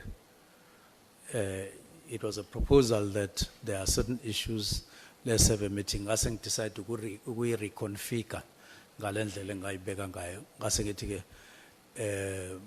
so besihlanganeke mina naye bese sixoxa ukuthi what are these other aspects. That was the logic that I came to. Can I? No, Minister. So did General Mkhwanazi make an indication of the agenda that he intended to have in that meeting, a meeting that he wanted you guys to have? Did he share an agenda with you to say, Minister, let's meet and discuss about A, B, C, and D? So why? Because according to the explanation that you have given, there is no nexus between a request of General Nhlanhla Mkhwanazi and a meeting that you decided to convene with the National Commissioner to discuss what with General, with General Masemola in relation to the request made by General Nhlanhla Mkhwanazi. Because you didn't know, he didn't share the agenda with you. So you didn't know the items that he intended to put on the agenda during your meeting, had you consented to his request. No, I don't think you are following the whole thing. I am saying I was aware of other matters, other challenges between the National Commissioner and the Deputy National Commissioner. Now, two, I've said the request was not an instruction that do this, do it this way. So, Ngibona ngathi umhlonishwa is asking me as if you are about to say I broke the law for not carrying out what General Mkhwanazi was saying. It was a request, it was a proposal. Then I said when I met him with, on that day, Ndonga, lo amhlangano loya owukhulume ngayo sizobamba, namhlanje sizobamba lo. So, and there was nothing wrong with that. Nothing. No, Minister, I think you are not reading my mind correctly. I'm not about to accuse you of refusing to convene a meeting requested by General Nhlanhla Mkhwanazi. That's not even where I'm going. The point here that I want to solicit is, how did you anticipate what General Nhlanhla Mkhwanazi wanted you to discuss about, having not met him firstly to establish the intention or his motive for a request for a meeting? You decide without even hearing what General Nhlanhla Mkhwanazi wanted to meet you, wanted you guys to meet for. You just you ignore him and then you go to the National Commissioner. So there is actually no connection between, in my view, no connection between a meeting that you had with the National Commissioner and a request made by General Nhlanhla Mkhwanazi. Because if you knew if maybe General Nhlanhla Mkhwanazi had put an agenda on the request to say, Minister, I want us to discuss about A, B, C, and D in specific terms, at least I will be in a better position to understand where you are coming from.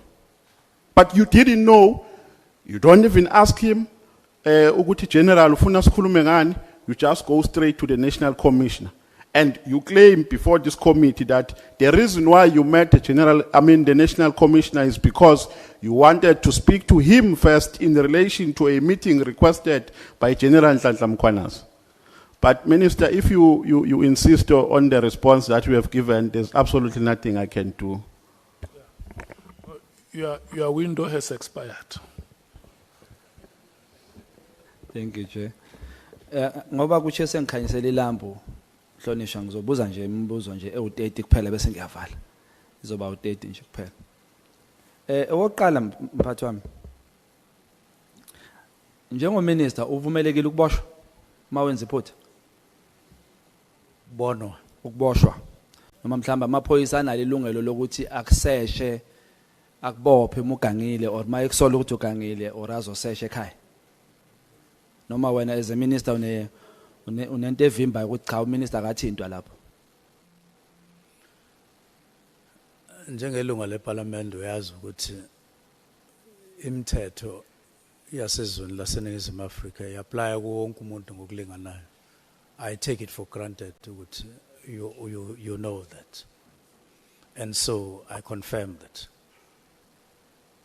So Mhlonishwa kwenzekile ke ukuthi kuthiwe kwakho kufika amaphoyisa azosesha wajikiswa. Ajikiswe kanjani and esejikisiwe wenzeni ngaloko? Obani laba abajikisa amaphoyisa azosesha kwakho?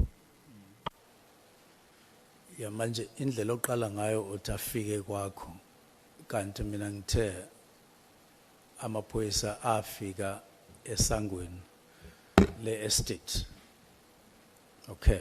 Eze kuba aseyiqondise lenkinga. Asefike ke esho ukuthi afuna ukuya la ngihlala khona. Kwakhulunywa ngendlela ngika-interview umuntu mina ngoba ukuthi ngempela lower tin kodwa agcine ngangenanga ngoba ngiyathola nje sengithola ireport ukuthi amaphoyisa befikile angakwazi agcina esangweni. Lokuthi ajikisiwe mphathi uzwe nini? Uthole ni lo mbiko lo? Ngezwe ngalela ngaye kade efike ngalo. Ude kangakanani isikhathi befike ngaso mhlawumbe? Hayi noma ngakwazi ukusho ukuthi bebefike ngasiphi isikhathi mina ngizwa ngasiphi isikhathi kodwa bafika ekseni ngezwe nje nami kwakusesekuseni kodwa. Wakhola ukuthi amaphoyisa yini? Ukuthi kade kufika amaphoyisa yini? Akithi inkulumo ayisho njalo. Sesho ukuthi wena wakholwa yini mphathi? Ukukholwa nokungakholwa angaze ngifinyelele kukho engafinyelela khona ukuthi ngilalela inkulumo la afikile kwase kuthiwana awakwazanga ukungena ajikile ngase ngithi okay. Mhlawumbe mangabuza mphathi into yanini lesikhuluma ngayo? Asanoma mhla ka9 October noma kodwa nje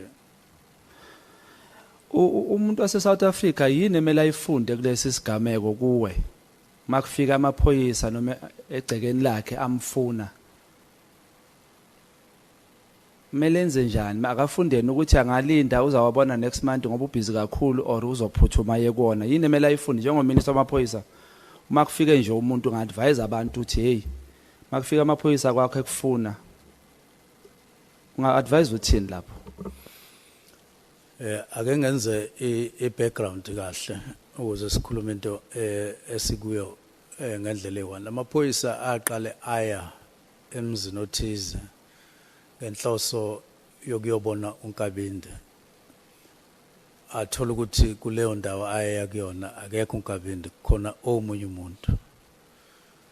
Amaphoyisa ke asiyamthatha ke lo muntu athi abamkhombise awabakhombise la uNkabinde ahlala khona aya afika ngakwazi ukungena lapha ehlala khona ngoba ukulandisa kwento engayizwayo afika vinjo kuleyo estate esangweni ngoba kukhona izinto ezazingekho ayengakaze ayikhombise kwaze kwafika lapho uqala kwi-search warrant yayingekho.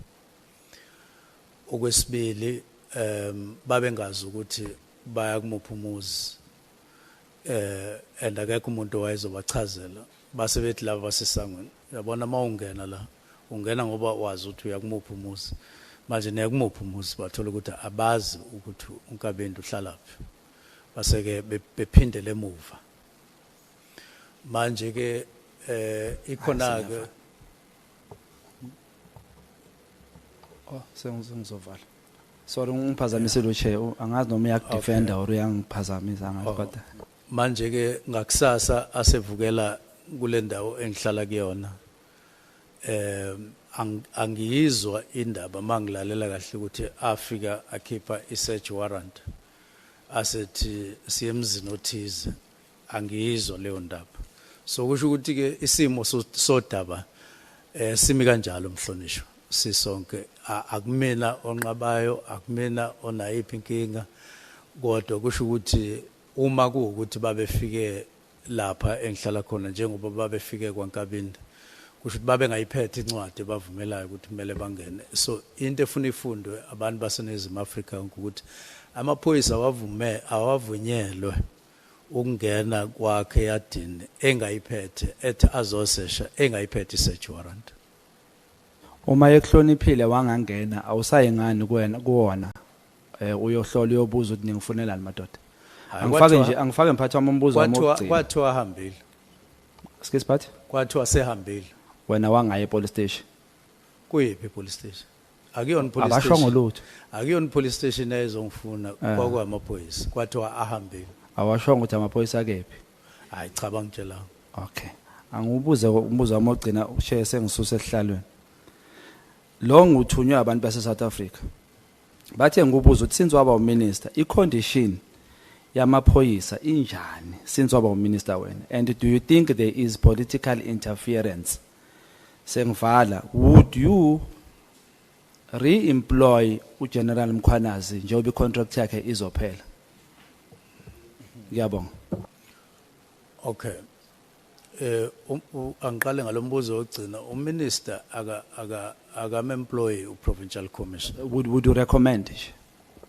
Cha uminister kanalo iqhaza lokurecommenda okusemthethweni. Analo iqhaza libambayo. Uma ufuna ukuchazela ukuthi ungena minister uminister uprovincial commissioner appointa unational commissioner aconsulte no premier uma bengavumelani la ungena khona uminister akafiki ke lelo thuba. Okwesibili injani icondition angazi ke kahle ukuthi usho ukuthini ngecondition kodwa ukusebenza nje kukonke akuyona into engiyithatha ukuthi isezingeni ongathola ukuthi lingaba kuyona kuningi okusafanele ukuthi kwenziwe ukuzama ukubhekana nenselelo zomphakathi mayelana nezokuphepha kusene ikhala ke iningi lapho njengoba nje abantu bekhala ukuthi abaphephile indawo ngendawo la eSouth Africa kwezindawo kufiwa nje kakhulu ikakhulukazi lama province amane iWestern Cape neEastern Cape bese kuba iKwaZulu Natal neGauteng ilawo ma province okufikwa khona kusho ukuthi isimo ke sethu sokubhekana nalengwadla asikho ezingeni elifanele okwamanje kusafanele sisebenze kanzima angisazi umunye umbuzo wesithathu cha usukwathatha wakho umbuzo umphathi awufaka kuwena manje wangaphenduleka lo wami angubuza mhlawumbe njengoba umchunu would you nje personally would you recommend or without ubu minister would you recommend wena personally ukuthi acangacashwa yini ubaba uMkhwanazi as a citizen nje do you think uyiphoyise right usingachubeka simcashe noma as a citizen wena uphendulele uminister ngiphendule ngoba angikwazi ukuthi angikuyena manje ufuna ungifaka entweni wena engenalo iqhaza kulo kodwa ufuna ungifaka ngewind manje angikwazi ukungena kuleli wind lincane kakhulu lelo ngifaka kulo. Okay, no, thank you so much. Thank you, Honorable Shongwe. Honorable Cameron, are you ready? If I can please pass the baton to you. Yes, thank you, Chair. I wanted to start with a question of clarity on the word immediately, but I won't. No, I'm just joking, Chair. No, we're not going to go into immediately now. Minister, firstly, thank you for your patience and explaining the definition of immediately so many times, according to you. I'm going to jump to something that we haven't actually spoken about that much today, and that is the irregularity of the Medicare 24 contract. I want to firstly start by asking you when you first picked up on the irregularity regarding the Medicare 24 contract, so that for the record. And is it something that your office discovered internally, or is it something that came to your attention otherwise? On the 20th of December last year, we were due to fly from Cape Town to Durban. And when I left the house where I stay, I then read in my cell phone and found an article written by News 24. And it caught my eyes because there was SAPS, then there was a contract, as you mentioned. So I read the whole article. It was freely available. And the way it was written, it looked factual. I mean, that's the impression I got. And then on our way, with the National Commission and other people, I then shared the article with the National Chair, with the National Commissioner. I gave him my cell to say, are you aware of this National Commissioner? And he read it. And he said, yeah, no, I know about this, and I did check whether everything was done properly, and the people said, yes, it was done properly, and then, or awarded properly. And then he said, but if Minister wants to get a briefing, I can organize a briefing. And then I said, please, let's organize a briefing. And indeed, that briefing was organized. Thank you, Minister.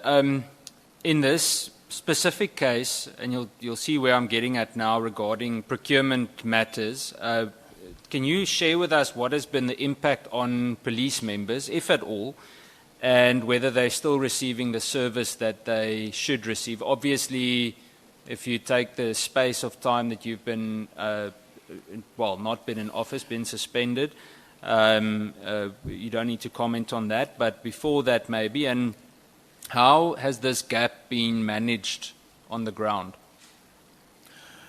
Now first, so let me conclude. I left without saying whether it was discovered internal, but it's self-explanatory to what I've just said. Sure. Now, how they are closing the gap, I don't know, because surely it would take some time before another service provider gets provided, but I'm not sure about it.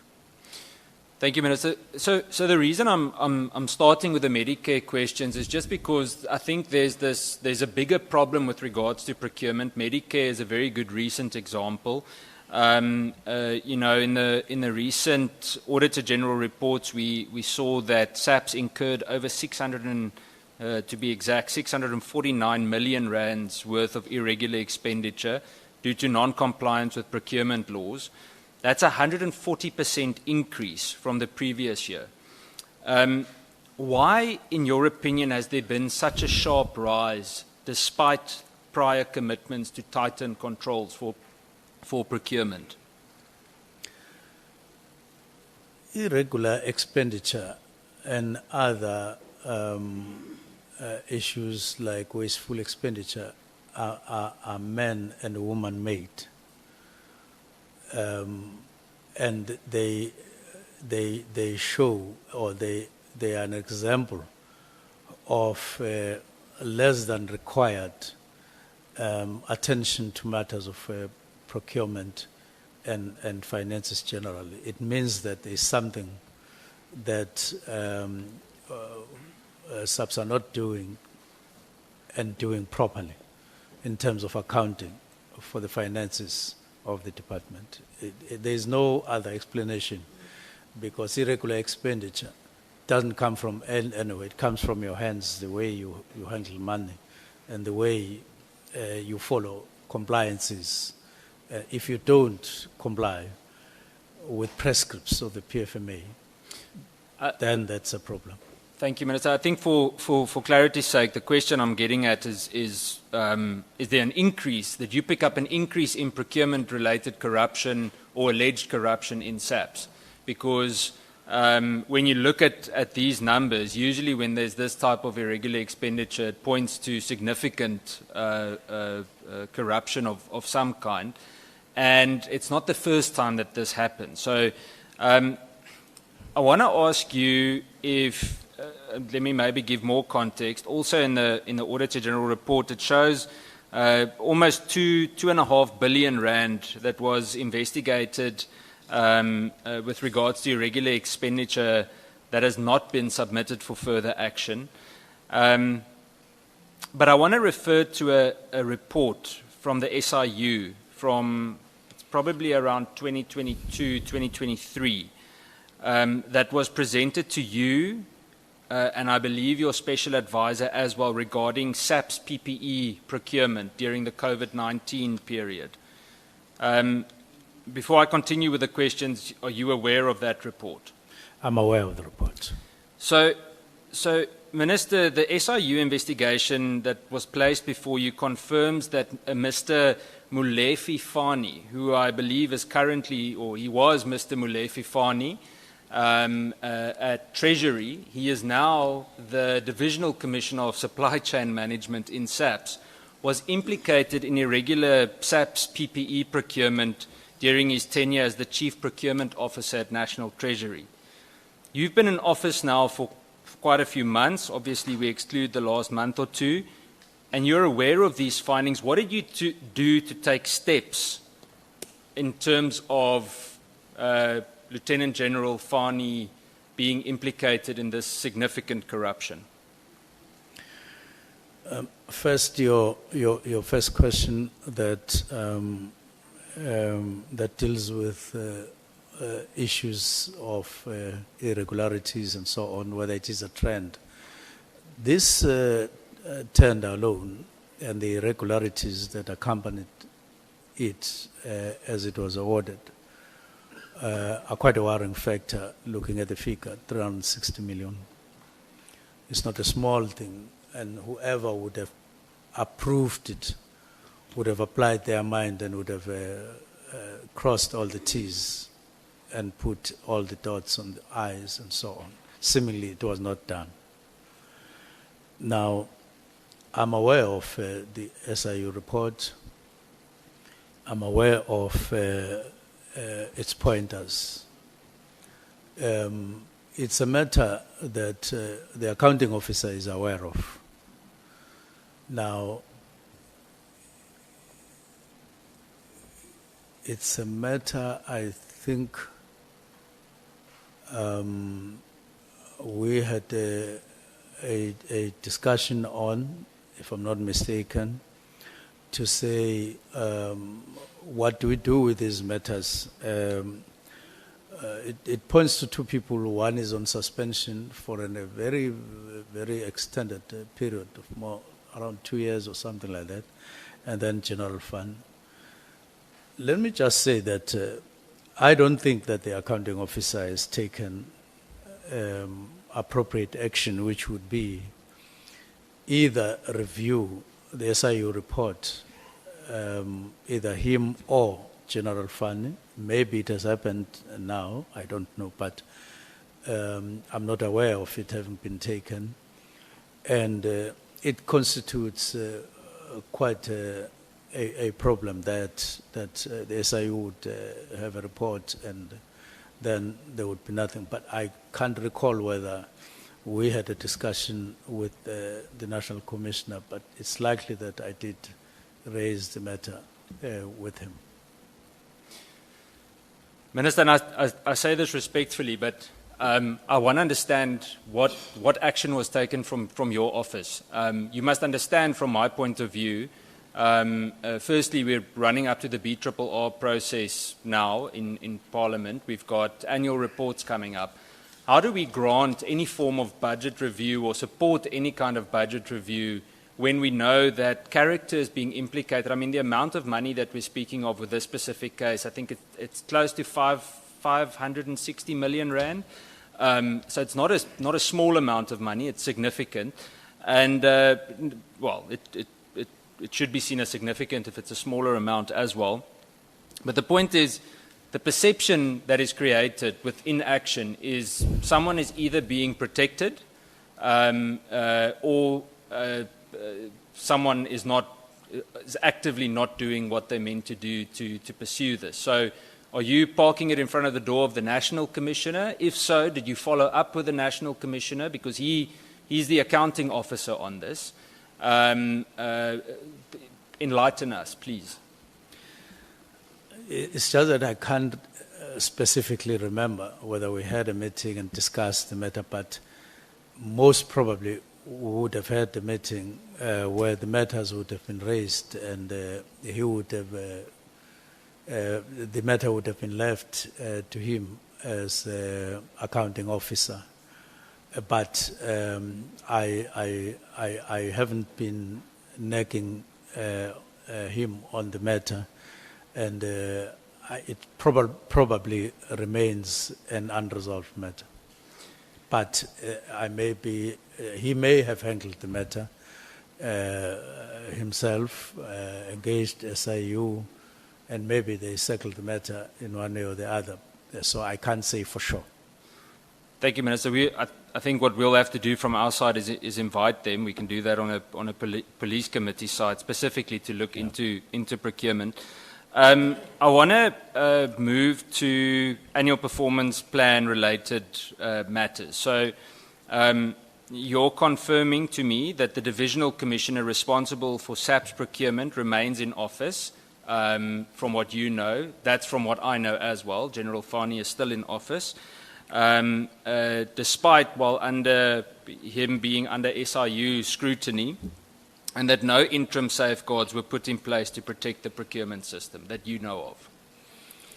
But when we were doing the structure, the organization structure, reviewing it, we changed that and said matters of supply chain should happen under the CFO, because before it was separate. And when it comes to accounting, I thought that looseness, if I could use that word, would have contributed to some of these problems that you're talking about. So we migrated it. And I hope that in the structure that has been signed, I forgot to look at that particular one. We said it must be under CFO, because she deals with matters of finances already. And she should have an eye, even if it's a sub-unit, on what is happening there for control purposes. That is what we did. Thank you, Minister. Minister, I think from my side, and that's why the reason why I use this as an example, is that the whole Medicare Cat Matlala issue, in my opinion, wouldn't have easily arisen had this type of thing been handled with urgency. I mean, you can imagine, 500 million rand. I got a message now, the members doing training at Rudapla Training Academy don't have enough food for the members doing training at the academy with the K9 members. Now, something as simple as that, making sure that money is managed properly, even in terms of the smaller amounts, could have stopped this from happening. And I constantly try to think what could have been done to prevent us from having to zoom in on this. Given the repeat findings over 5 consecutive years by the Auditor General, do you feel that consequence management mechanisms in SAPS are effective? I don't think so, because I'm not aware of such steps or demonstration of such steps. But I know that there is a commitment or determination to improve. That's why one of the days we held an efficiency and effectiveness meeting to say CFO safeguard and accounting officer safeguard the finances, because we can only optimize on what we have and then be able to do more. So I'm hoping that there've since been tighter management of finances in the department than what has been happening. So, Minister, now it comes to, and you can tell me if it's a mistake on your end or not, but in terms of the strategic plan and annual performance plan of SAPS, you signed on it, and there was specific mention of the professionalization of SAPS as one, and the eradication of corruption in SAPS. So, as two, let's call them flagship priorities for or during your tenure, how do you reconcile those commitments with the failure from your office against a senior SAPS official like Lieutenant General Mkhwanazi, to a certain extent Lieutenant General Vuma, who's been on suspension for a very, very long time? How do you reconcile those written commitments with these procurement irregularities shown in the SIU investigation? I want to understand if your anti-corruption agenda is real, and if it is, why is it so slow? Now, we were meant, as we started right to the end of the year and beginning of the year, to really focus, even though at the risk of operational vis-a-vis whatever ministerial powers. But it's something that you can't help in the light of those questions which we come across in Parliament. That's why I'm talking about one coin and two sides. It becomes inevitable that you engage, and depending on the response, matters become urgent, actions become drastic. It's one case, but we were meant to focus our attention on management of finance. And I think capacity is there to improve drastically on this. It's not like it's not there. But somehow it requires closer supervision, much more serious supervision, including from the side of the ministry, as opposed to saying, well, accounting officer is there and you leave it like that, because when things go wrong, he is not the only one. Questions like these ones come up and we're in a corner. And therefore, we were meant to follow up on those points in our strategic plan, and particularly in our annual performance plan. Thank you, Minister. I've got one more question regarding this. I want to understand, if we're speaking about professionalizing the police, in my opinion, it starts with integrity, and specifically integrity in leadership appointments. That's the most critical. We can't expect things on ground level to change if we've got questionable characters leading, supposedly leading in office. I would like to understand what message, according to you, does it send to close to 180,000 SAPS members, including administration, obviously, if a senior official, actually in this case several senior officials, are linked to procurement fraud and they remain in charge of those divisions? What message does that send in terms of accountability? It does affect it lower, pointing to a lower direction rather than upwards. In other words, it doesn't inspire, it doesn't demonstrate that you are serious about these matters. And for that to be in place, you need to be one. You need to believe in one thing, all of you, ministry and top management of SAPS, that there needs to be changes and they need to be taken seriously.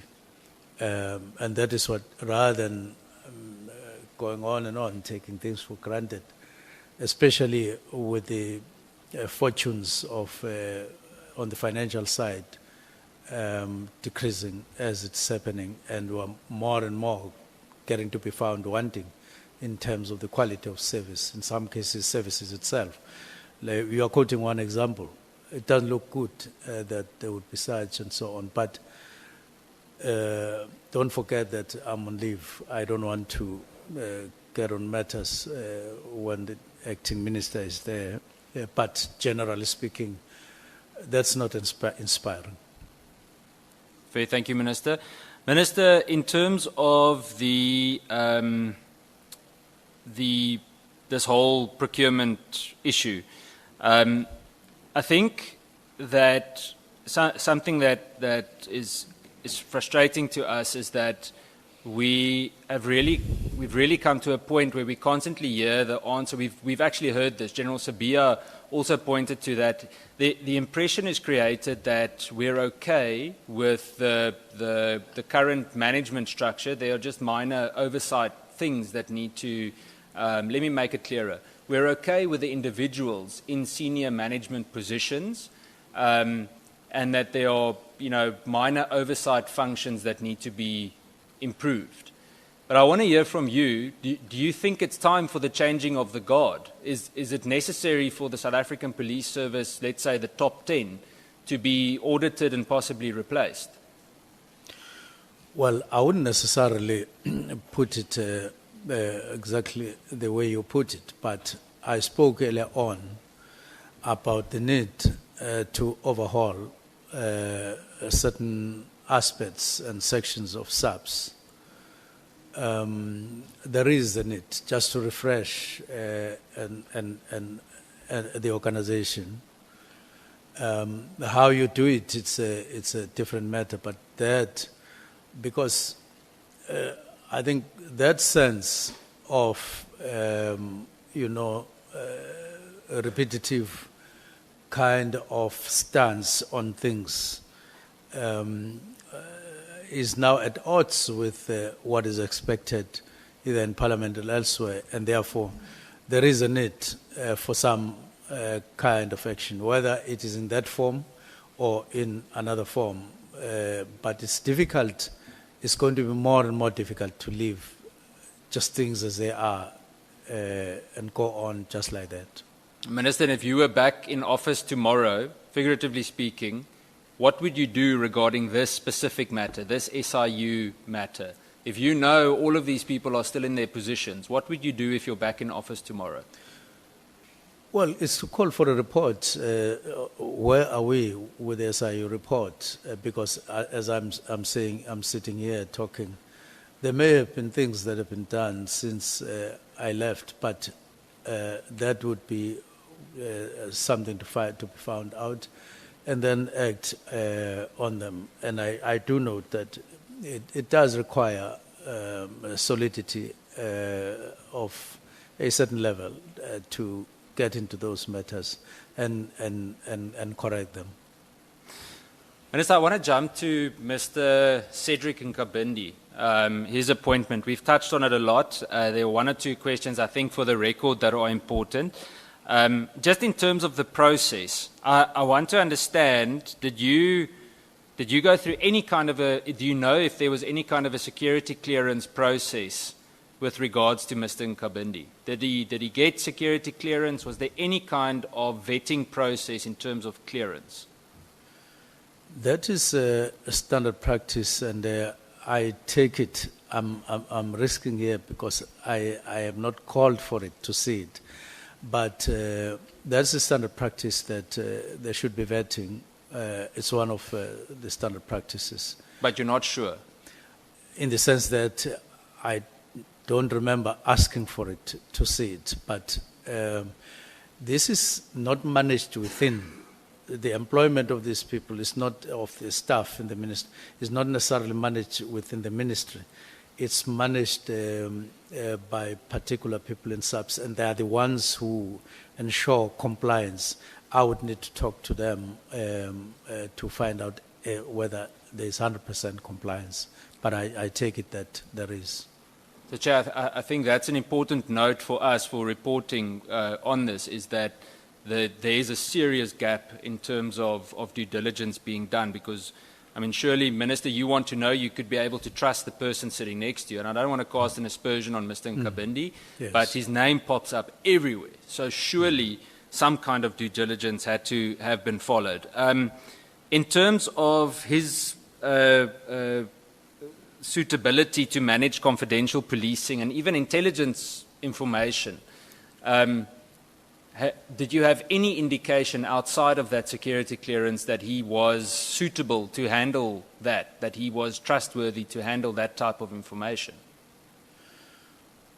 Yes, in the sense that, well, even without necessarily doing any specific check, but before he came to work with us as Chief of Staff, he was working at forensics in a bank. I would imagine that he wouldn't have worked there without being checked and being certified in terms of suitability to deal with confidential matters. And before that, he was at IPID. Now, normally, you would take that experience and passage of time and him as a sign that there would have been confidence when he worked there in those matters, because these are sensitive areas of work. Minister, respectfully, banks don't answer very positively in that sense anymore. I believe recently in Cape Town there were 2 cases of arms dealers that were found with large amounts of firearms in containers, and they were both employees, quite senior employees, I might add, of very well-renowned commercial banks. So my question comes back to that due diligence. I want to understand if he did not have security clearance, or if you're unsure about it, why was he granted access to such sensitive material? Well, I don't say he doesn't have security clearance. I'm just saying that I didn't ask for it. I don't remember asking for it. But we've been discussing clearances of other people, and I take it that he has.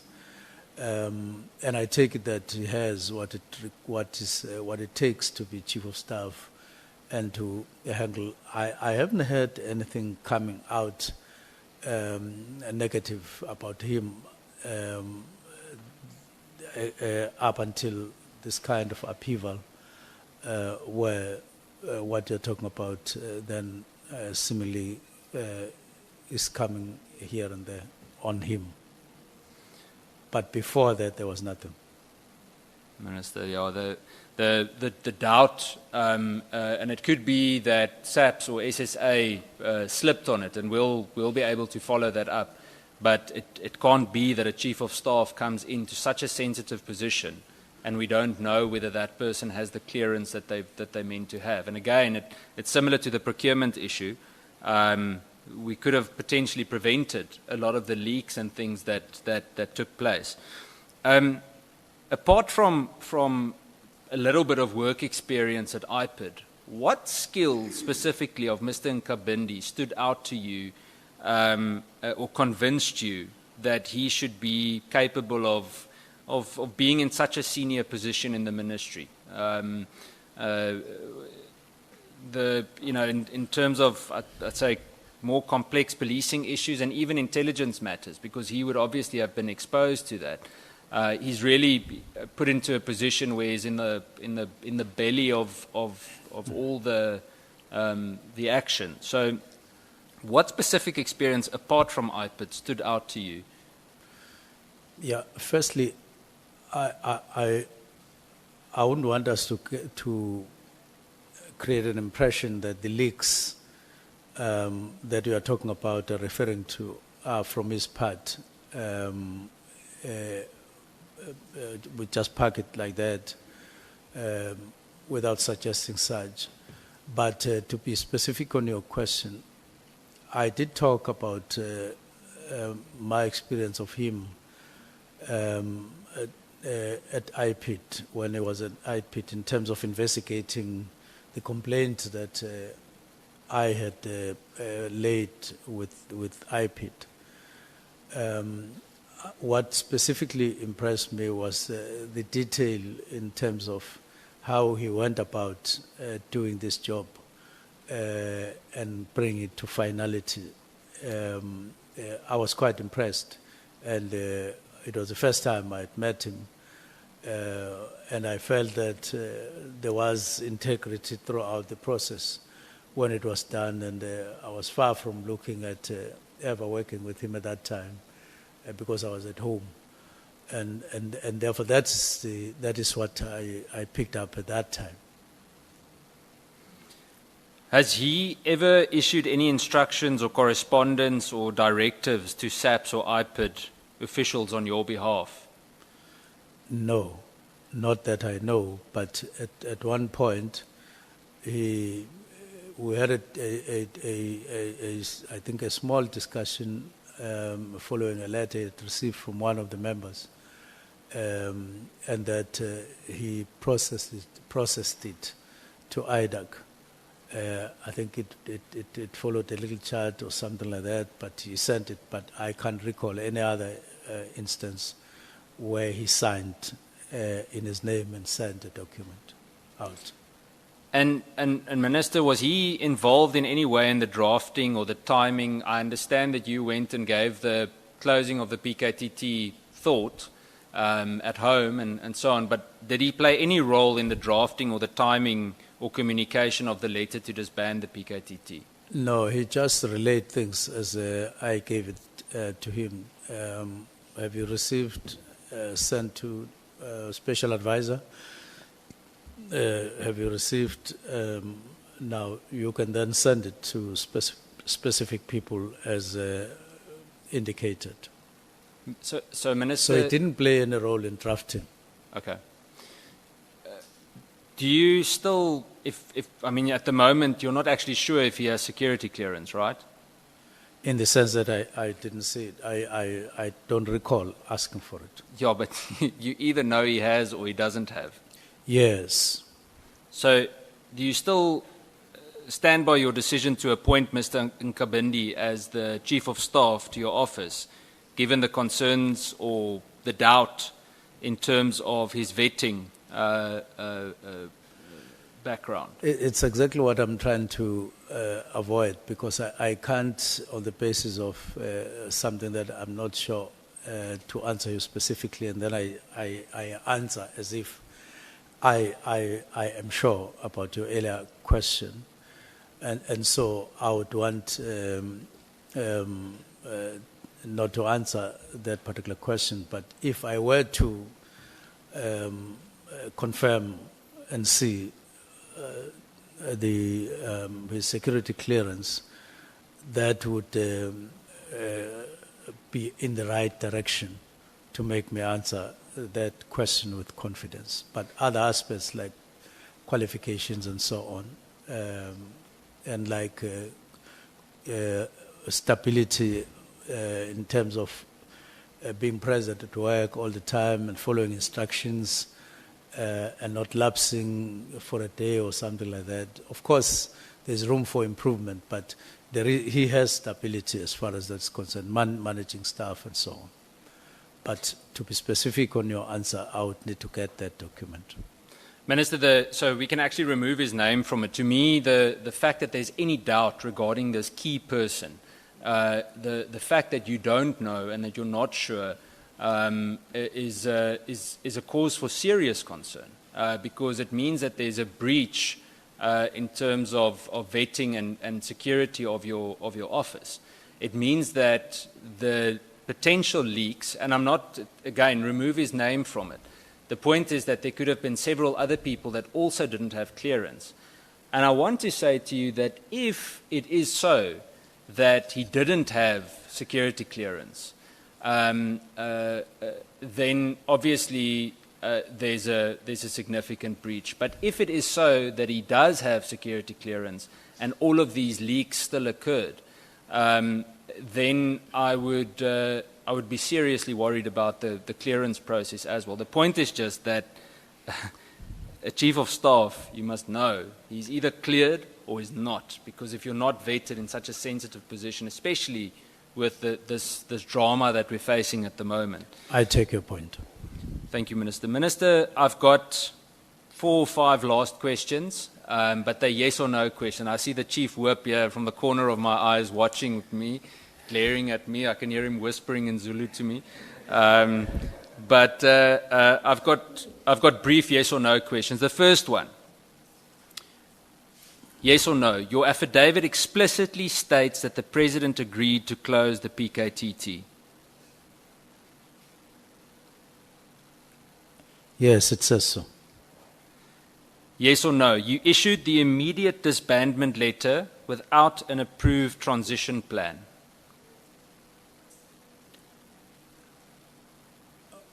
Well, you will excuse me, I can't use yes or no there, but I will say, yes, there was a directive, but it pointed at a preliminary report because I couldn't go to somebody and say, Fair. give me a transitional plan before I did that. Yes or no, Minister, you met or communicated with Brown Mkhwanazi or Kat Matlala in the 14 days surrounding the 31st of December? I definitely didn't communicate with Mkhwanazi on the 31st. I haven't seen that. Thank you, Minister. Yes or no, you will submit your devices, or you will be willing to submit your devices for independent forensic review? I would be more than willing to do so, and there's absolutely no reason why I shouldn't be willing to do so. Then the last 2, Minister, yes or no, you personally appointed Cedric Nkabindi without security clearance at the time? I can't say so because of what I said earlier on, that I may be making an error to answer you directly on that, because he may have, in terms of compliances that are required of him by the team that was handling his employment. I don't think they would have taken him without it, but I'm subject to confirmation or otherwise on this matter, because I don't do it myself, the employment part.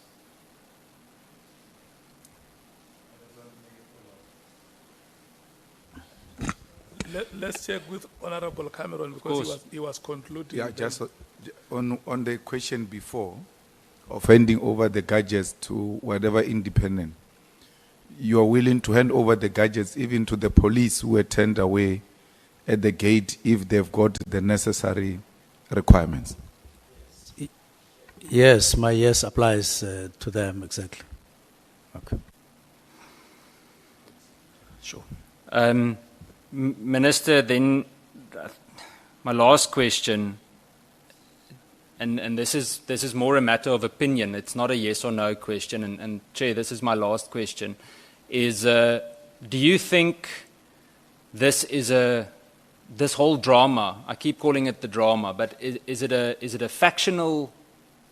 Is it a factional fight of sorts inside the South African Police Service, or is it really about drug cartels, or is it both? I would like to hear from you, and by this I'm not discrediting any theory at the moment. I don't want to, because there's still too much that we need to hear, and I also think a perception is created that a lot of this happened in the last 6 months, but if you listen to everyone that has spoken so far, things date back as far as when Minister Becky Cele was the National Commissioner, or we hear the names of Ria Piecha or Minister Nathi Mthethwa, former Minister Nathi Mthethwa. So I want to understand from you, in your just your opinion, what do you think is going on? What's the reason for all of this? I would say it's a combination of factors. One, less than required coherence, unity and coherence on the side of police executive management or top management. Two, it would also include personal battles informed by one interest or the other over time, and then streamlining people into columns, as I would put it, in accordance with how they would have dealt with matters of differences and so on of one kind or the other. But more than that, what I would want to say in the Ad Hoc Committee, to the Ad Hoc Committee, is that it's an opportunity, this one, to correct, if I could use that word, what's wrong, to deal with it. It's an opportunity to face reality. And my reading or my assessment is that it can't be nice. It can't be nice. It's an upheaval period to which you have to apply your minds quickly and decide at the same time, but carefully, and so on, because it's an opportunity that otherwise wouldn't have just come walking to you. But you do need to seize the moment and seize the opportunity and correct the situation for the future. Thank you, Minister. That's it from me, Chair. Thank you. Thank you so much, Honorable Cameron, Honorable Malim. Chair, my apology. Before you give to SC, or before we break, an apology to the colleagues. You know, I forgot to ask the Minister if you know a guy called Jerry Boshocha. The mother sent me a message. He has been kidnapped from the 18th of November last year. And the allegation was such that Nhlanhla had to do with it. And this case has been going on for some time. It's almost a year now.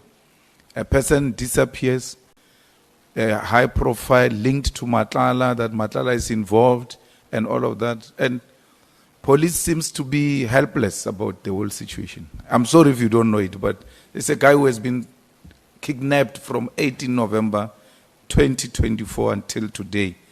And the mother asked me to ask you, where is her son? If I could just check, is it not someone from the East Rand in Gauteng? Somewhere in Gauteng, there in Pretoria or something. I can't suddenly recall the name, but in terms of where. But the name isn't unfamiliar, and the incident, I wanted to link it with the East Rand, a case that I would say I at some point came across it. Now, then to say that from where I sit, there's been progress on most of the cases. And I wouldn't have expected that we have an outstanding matter like this one for so long. And I know that in some cases, really, they've done a sterling job, these teams that deal with these matters, often risking their lives and so on. So they generally have been performing well, and so this one would be an exception. I would make an effort as a report back on your side that I would inquire with the minister to check for us, and I would revert to you. But I would need your number to revert. Thank you. Thank you so much, Honorable Malim. I think this is a very, very serious matter. It's a matter of national concern, and we must take collective responsibility, all of us, that the police commissioner was here. and it escaped us. What we should do, SC, let's write back to the police commissioner and request an explanation or a progress report, even if it's just one paragraph or one page. I don't think it will be wrong for us to make that follow-up. These are some of the things that South Africans want to hear us doing, demonstrating that we can act on their behalf. Thank you very much, Honorable Member, for that decisive intervention. Honorable Skosan. Thank you, Chair.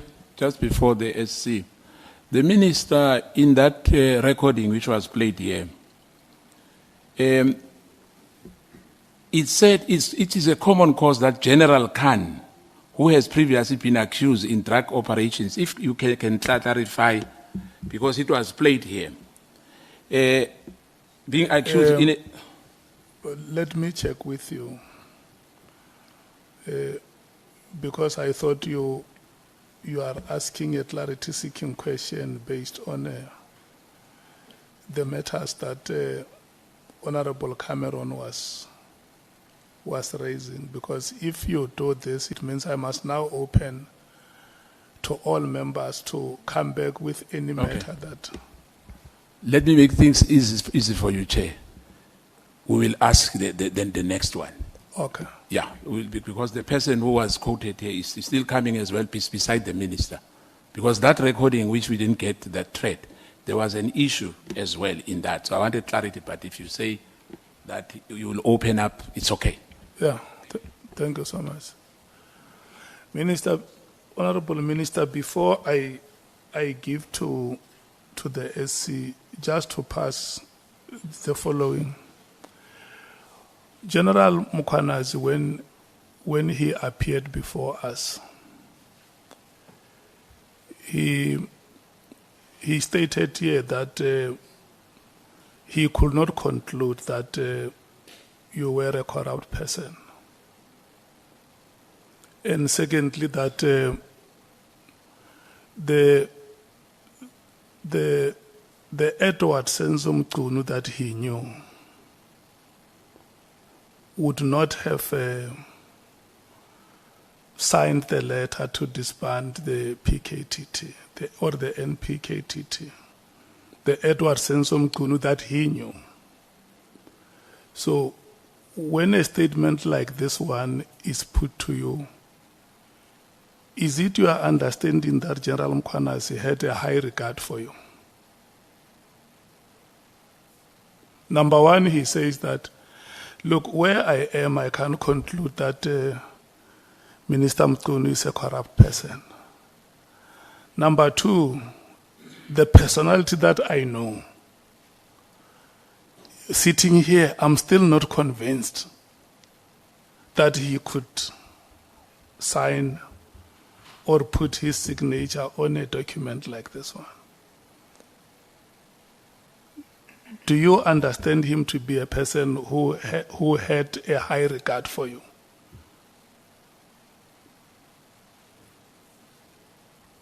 Well, Chair, it's quite a difficult question to be fair, to say, I know so-and-so, he has a high regard for me.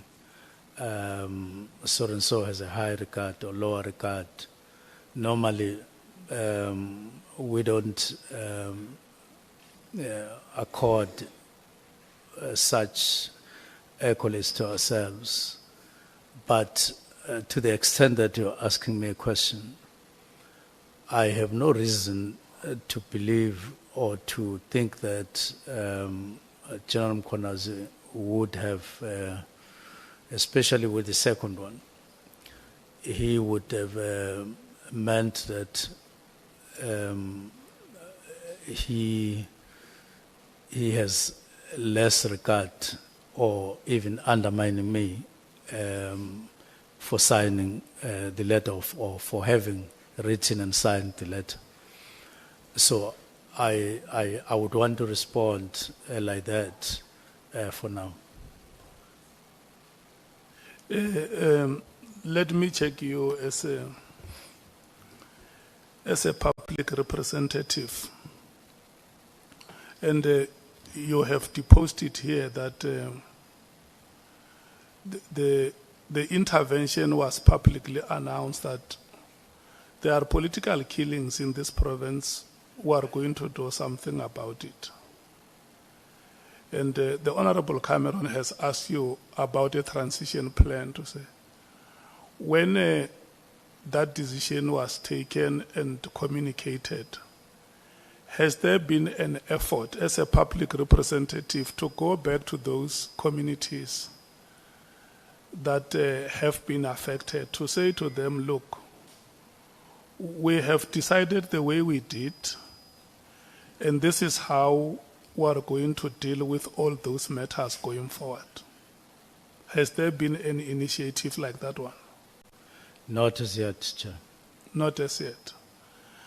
The last question, Honorable Minister, would be 2 months, and I'm taking from what you have said, 2 months after the decision has been taken, a briefing with the President happened. Am I correct? It might have been 2 months or less, because I remember you said something like February or March. Yes. Yeah. Had the President disagreed, because the record we have is that the President has agreed. Had the President disagreed, were you going to reverse the decision? Definitely. Thank you so much. Thank you so much for your answers. Senior Counsel? Thank you, Honorable Chair, Honorable members. Chair, just one, I'm sorry, Senior Counsel. Would there be a small opportunity for just 2 recommendations? Yeah. Just 2. Sorry, Senior Counsel. The first recommendation that I would want to make, I would transmit it, but I will just take a short version thereof because it's longer. I'm requesting or recommending that the Auditor General be approached and appointed to conduct a full and independent audit of the National Political Task Team's financial matters. There are some detail that's the first one. The second one is that we as a country, that it be recommended, I know that we're going to go to processes, that instead of having what we have now currently, your SIU, your IDAC, DPCI and other agencies, we consider recommending strongly that a transparent and accountable, no, not this one, that a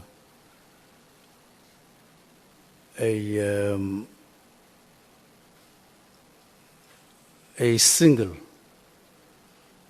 independent anti-corruption agency be seriously considered, because standing as we are, all of us in the security cluster know and acknowledge that we are very weak in the light of the kind of criminality and including corruption and complexities thereof that we are facing, that these matters be considered urgently. Thank you very much, but I will transmit the whole thing. No, thank you so much, Honorable Minister. Senior Counsel? Thank you, Honorable Chair, Honorable members, Honorable Minister.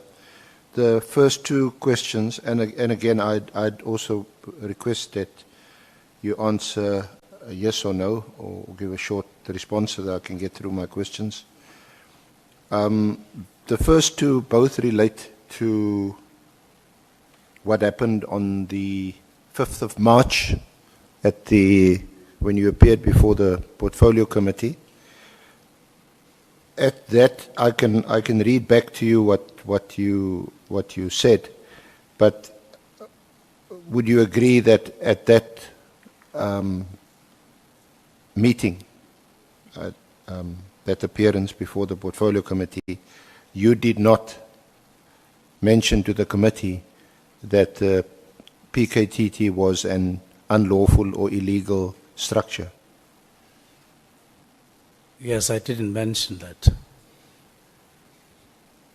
You didn't mention it, notwithstanding the fact that there was a presentation which was on the agenda.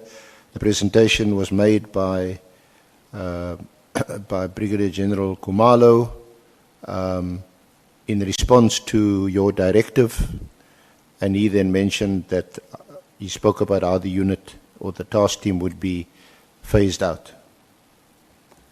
Yes, that was the content of the presentation on the 5th, the phasing out. Related to that, you're not aware that the Auditor General, whom you've now requested to conduct an audit into the PKTT, as ironically, there's no report from the Auditor General that you're aware of that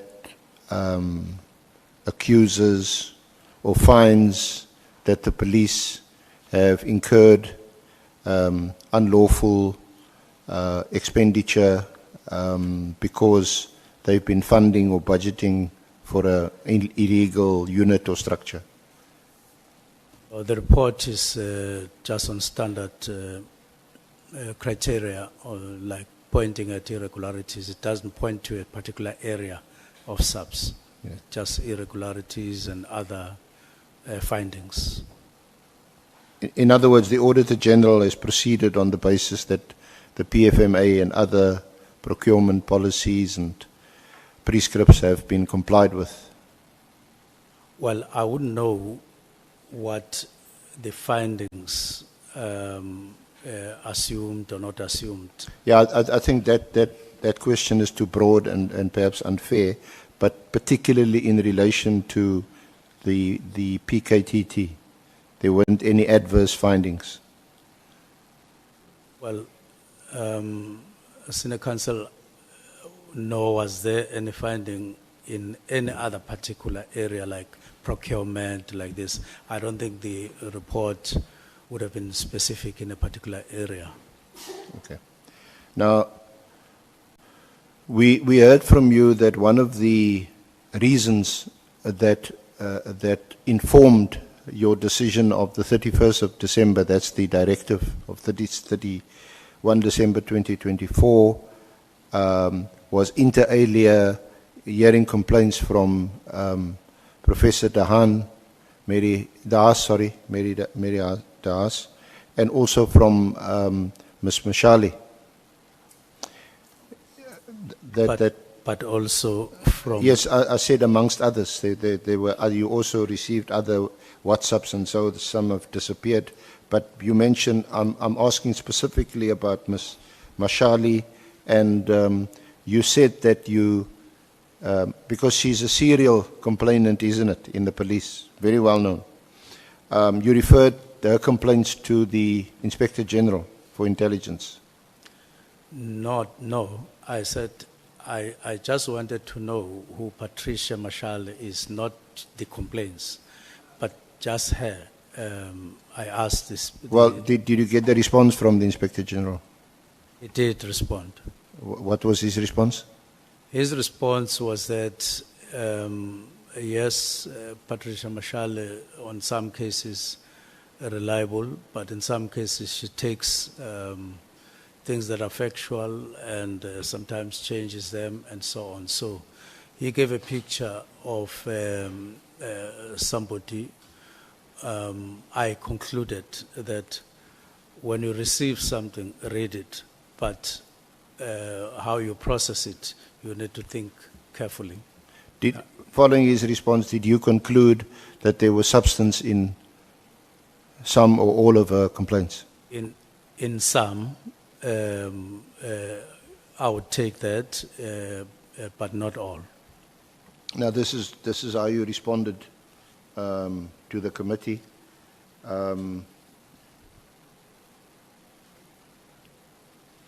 But I must state this, that one of the people who is quite frequent in making allegations on social media regarding police, I took the initiative of referring back to the Inspector General to say, Inspector General, I frequently receive allegations from this person concerning SAPS, concerning leadership of SAPS at management level, including the National Commissioner.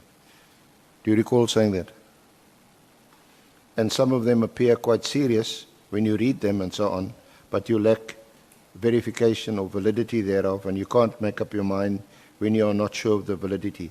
So the Inspector General, I wrote him a letter, and after some time he did respond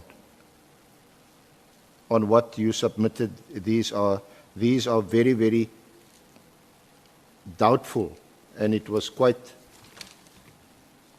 a bulk of allegations that I received up to them. About 75%, if not 80%, that they are proven to be untrue. And then the remainder could be or could not be subject to investigations and so on. So all I'm putting to you onto the table is that this was a response, there was a response. It appears to be the case from your answer and what you got back from the Inspector General, that this is a person who makes mostly 75%, 80% unproven allegations against people in SAPS. That's what the Inspector General would have said. Well, the point is, she, Ms. Mashali, and the House, with amongst two of the people whose complaints you relied on to inform your decision to issue the directive. No, I think that's where I've been insisting that there's an error there, and I don't know why. I said there are people, some of them officers who had served in the National Political Killings Task Team, some of them are still there. You would recall, Senior Counsel, that we even held a meeting to say, I wanted and I prayed that those people, means be made for them to appear so that they can speak for themselves. And I said there's a high risk and therefore it would mean a detailed plan or meeting conditions. So I would want to really avoid just highlighting those two. I even said just because they are able to write and so on, then we take them alone. Yeah, Please, Minister, let's not do that. Sorry Yeah. to interrupt you. Yes. I've got limited time. The point is that you mentioned her as one of the persons that influenced and that informed your decision. And in fact, you attached to your affidavit a number of her complaints. It's attached to your affidavit. So you clearly must have taken them seriously. Why would you attach the social posts of a person whom the Inspector General already said, at the very least, you know, be wary, be careful, because 75, 80% of this stuff is not true. It was just for information, not to use it to weigh what I considered. It was not. It was just to be available. Yeah. And I spoke at length about these people that I spoke about. But I also, as you remember, Senior Counsel, the issues of budget, of structure. So I wouldn't want Mary DeHaas and Patricia Mashale to be the only reasons for the directives, because that's not the case. Then, just in relation to the appointment procedure of Nkabinde, he would have been, well, you were the Minister of Public Service and Administration, so you should be well aware of these procedures. But the appointment would be in terms of Section 9, which relates to executive appointments, and read together with the regulations 65 and 66. The point about that is that when it comes to executive appointments, chief of staff, they have to be advertised openly or publicly. But there is some procedure. You appoint the panel, the executive authority appoints the panel and makes the decision, and a contract is then concluded, but not for longer than 3 years. That's what the regulations say. But the point is, a chief of staff would be the ultimate person in your office that you must trust, isn't it? Yes. So there's still a gap for me in your disclosure about whether you knew Nkabindi, whom you met 2017 when he came to your place with McBride. We also know that by the way, that Nkabindi brought Lieutenant General Mkhwanazi to your house when you were the Minister of Water and Sanitation. Brought him to your house. So he is a bit more of a comrade, is it? He's an associate? No, firstly, I wouldn't put it the way you're putting it, that he I'm asking? That he brought General Mkhwanazi, because that has a different connotation. I think I said, I take it that they had a discussion on their own. They agreed that they would come and would have a chat. So it was mutual consensus among the two of them. It would have been. By the time they spoke to me, I took it for granted that they would have spoken. They know better what happened before they came. And so what was the question, Senior Counsel, on that? Sorry, Minister?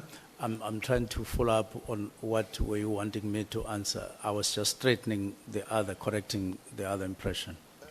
I was saying that for me, I'm not sure whether that concern is shared by the Honourable Committee and the Chair, but there seems to be a gap, given that the person, we agreed at least on this, the Chief of Staff must be the one person in your office that you must trust. Yes. Honourable Cameron has already raised the issue of whether he had security clearance or not, that issue is open. So I was just inquiring about, having met him only in 2017, and between 2017 and your appointment as Minister of Police, you occupied 2 other portfolios, isn't it? Public Yes. Service Administration, Yes. and then Water and Sanitation. And Mr. Nkabindi was somehow still around. And then you appoint him in 2024. I did say that we kept contact, but we're not working together. And that contact was not necessarily frequent, but we kept talking about this and that. So it's not like it was 2017 and then appointment as Chief of Staff. It didn't happen that way. Okay. Just on the Nhlanhla affidavit, I did and see... let me just, sorry, Senior Counsel. May I request that his appointment, there is a person or there are people who are responsible for this in SAPS independently to say what exactly and how, so that you get an independent and comprehensive. It's something that can take less than an hour, so that you come, you are on top of how he was appointed. Yeah, you have offered us the personnel file, whatever file, for us to have a look at the appointments, the procedures, whether they were complied with or not. So if any questions, we'll place it before the committee, and if there's any questions, we'll put it to you in writing for your response. On Nhlanhla affidavit, we did, I think it's the email that was read out yesterday. I had also seen it this morning. It seems to have been unsolicited. and came from Nhlanhla's lawyers, offering this affidavit to you.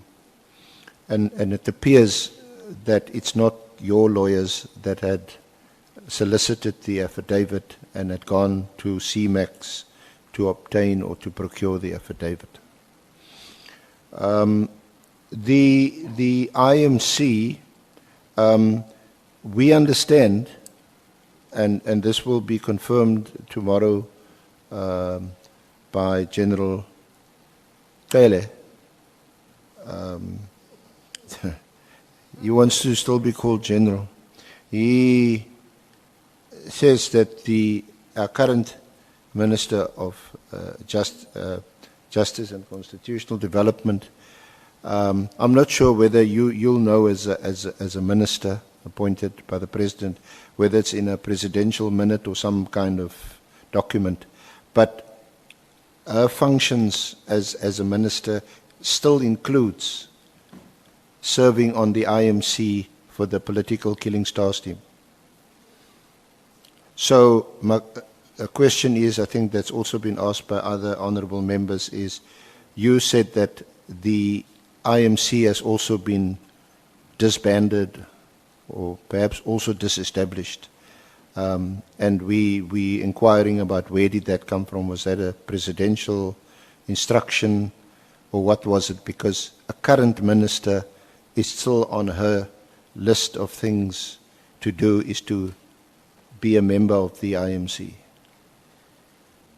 Well, I'm not aware of that. I'm not aware of that. Okay.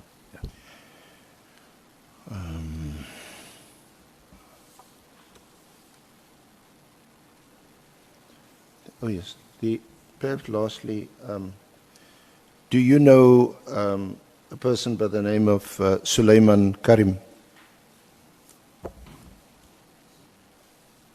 Suleiman Karim. Suleiman Karim, yeah. Karim is C-A-R-R-I-M.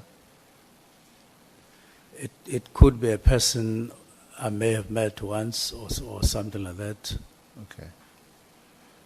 Again, Minister, it crops up in a string of emails that goes in between Nhlanhla and Karim, and one of the WhatsApp says from Karim, "Good morning, Minister.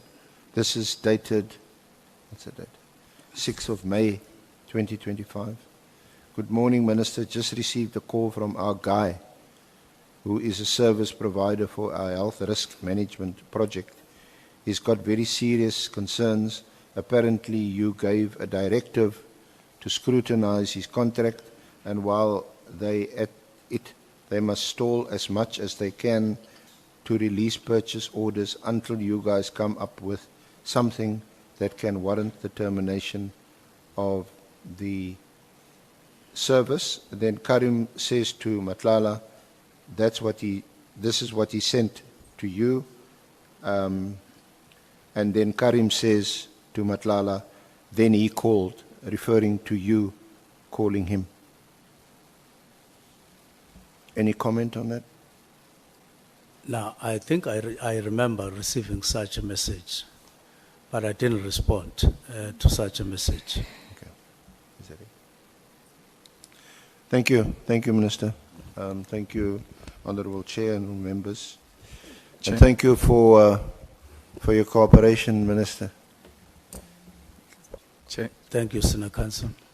Honorable Malema. No, Minister, there is a Suleiman who's a treasurer of the ANC or something in Mafeking.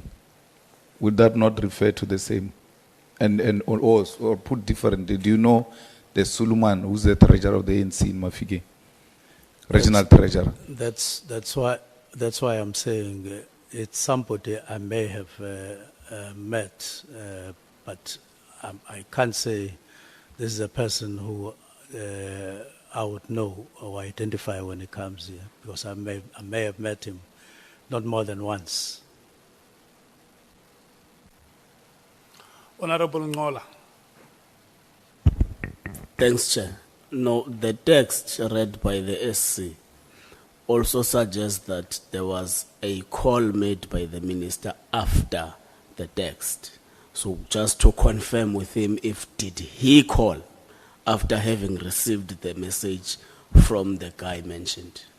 Thank you. I don't recall making a call to him, but I may need to look at what you are talking about. But I remember getting a message.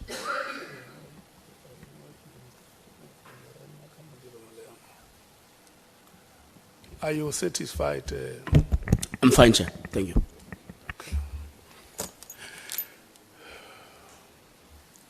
Honorable members, I want to thank you so much for your patience and your cooperation. It has taken us 2 days. You can imagine the honorable member who started questioning yesterday having to sit out for the rest of the day and the second day. I want to thank you so much for that. Honorable Minister, the last 2 days have been the longest of the days for you. And we want to thank you. We have arrived at the point, at the end of our proceedings, and we want to thank you for having stayed the course. It might not have been easy at some time, but you'll find ways to respond to the questions. And thank you for your resilience. SC and your team, the staff of Parliament, the members of the media, we are meeting again here tomorrow at 10 o'clock. The SC had requested that he may need about 4 to 5 hours to lead evidence. And members must come prepared immediately after we go past that phase. We are going to take questions. I don't know the number of members we will be able to take tomorrow, but I just want to advise you to be ready, time permitting. We are going to start with questions. Honorable Skosana, Honorable Malema. Thank you, Chair. I'm not sure whether these air conditions works here. Chair, we are working under difficult. You know, see, this aircon is hot here, Chair. I'm not sure whether the other venue is ready. If it's ready, we can go back there, Chair. Thank you. The reason why I'm announcing this venue is because the other venue is not available. Or we change the dress code. Yeah, it's really hot. We may have to change the dress code. Just be honest. Honorable Malema. Honorable Kosana is having hot flashes. Chair, I was saying we hope as the proceedings proceed, we'll have an opportunity to also see junior counsels leading evidence. Thanks. Yeah, no. It's an arrangement between the three of them. They will tell us when they are ready. It will be very good, especially, I think, SC, just to one day have. You remember we commended you for bringing 2 young South African females. Yes, this is the cause of justice that we champion.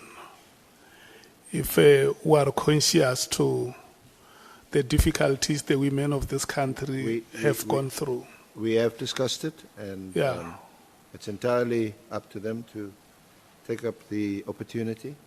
I suspect we're not rushing. See them in action next week. We're not rushing you, SC, and Advocate Zika. We're not rushing you, Advocate Mkhwanazi. We just say, at the time we're not saying immediately. We're saying at the time you feel you are ready. Just let us know that. I'm discussing them along the lines of the ministers immediately. Okay. Next week immediately. Thank you so much. We have come to the end of today's proceedings.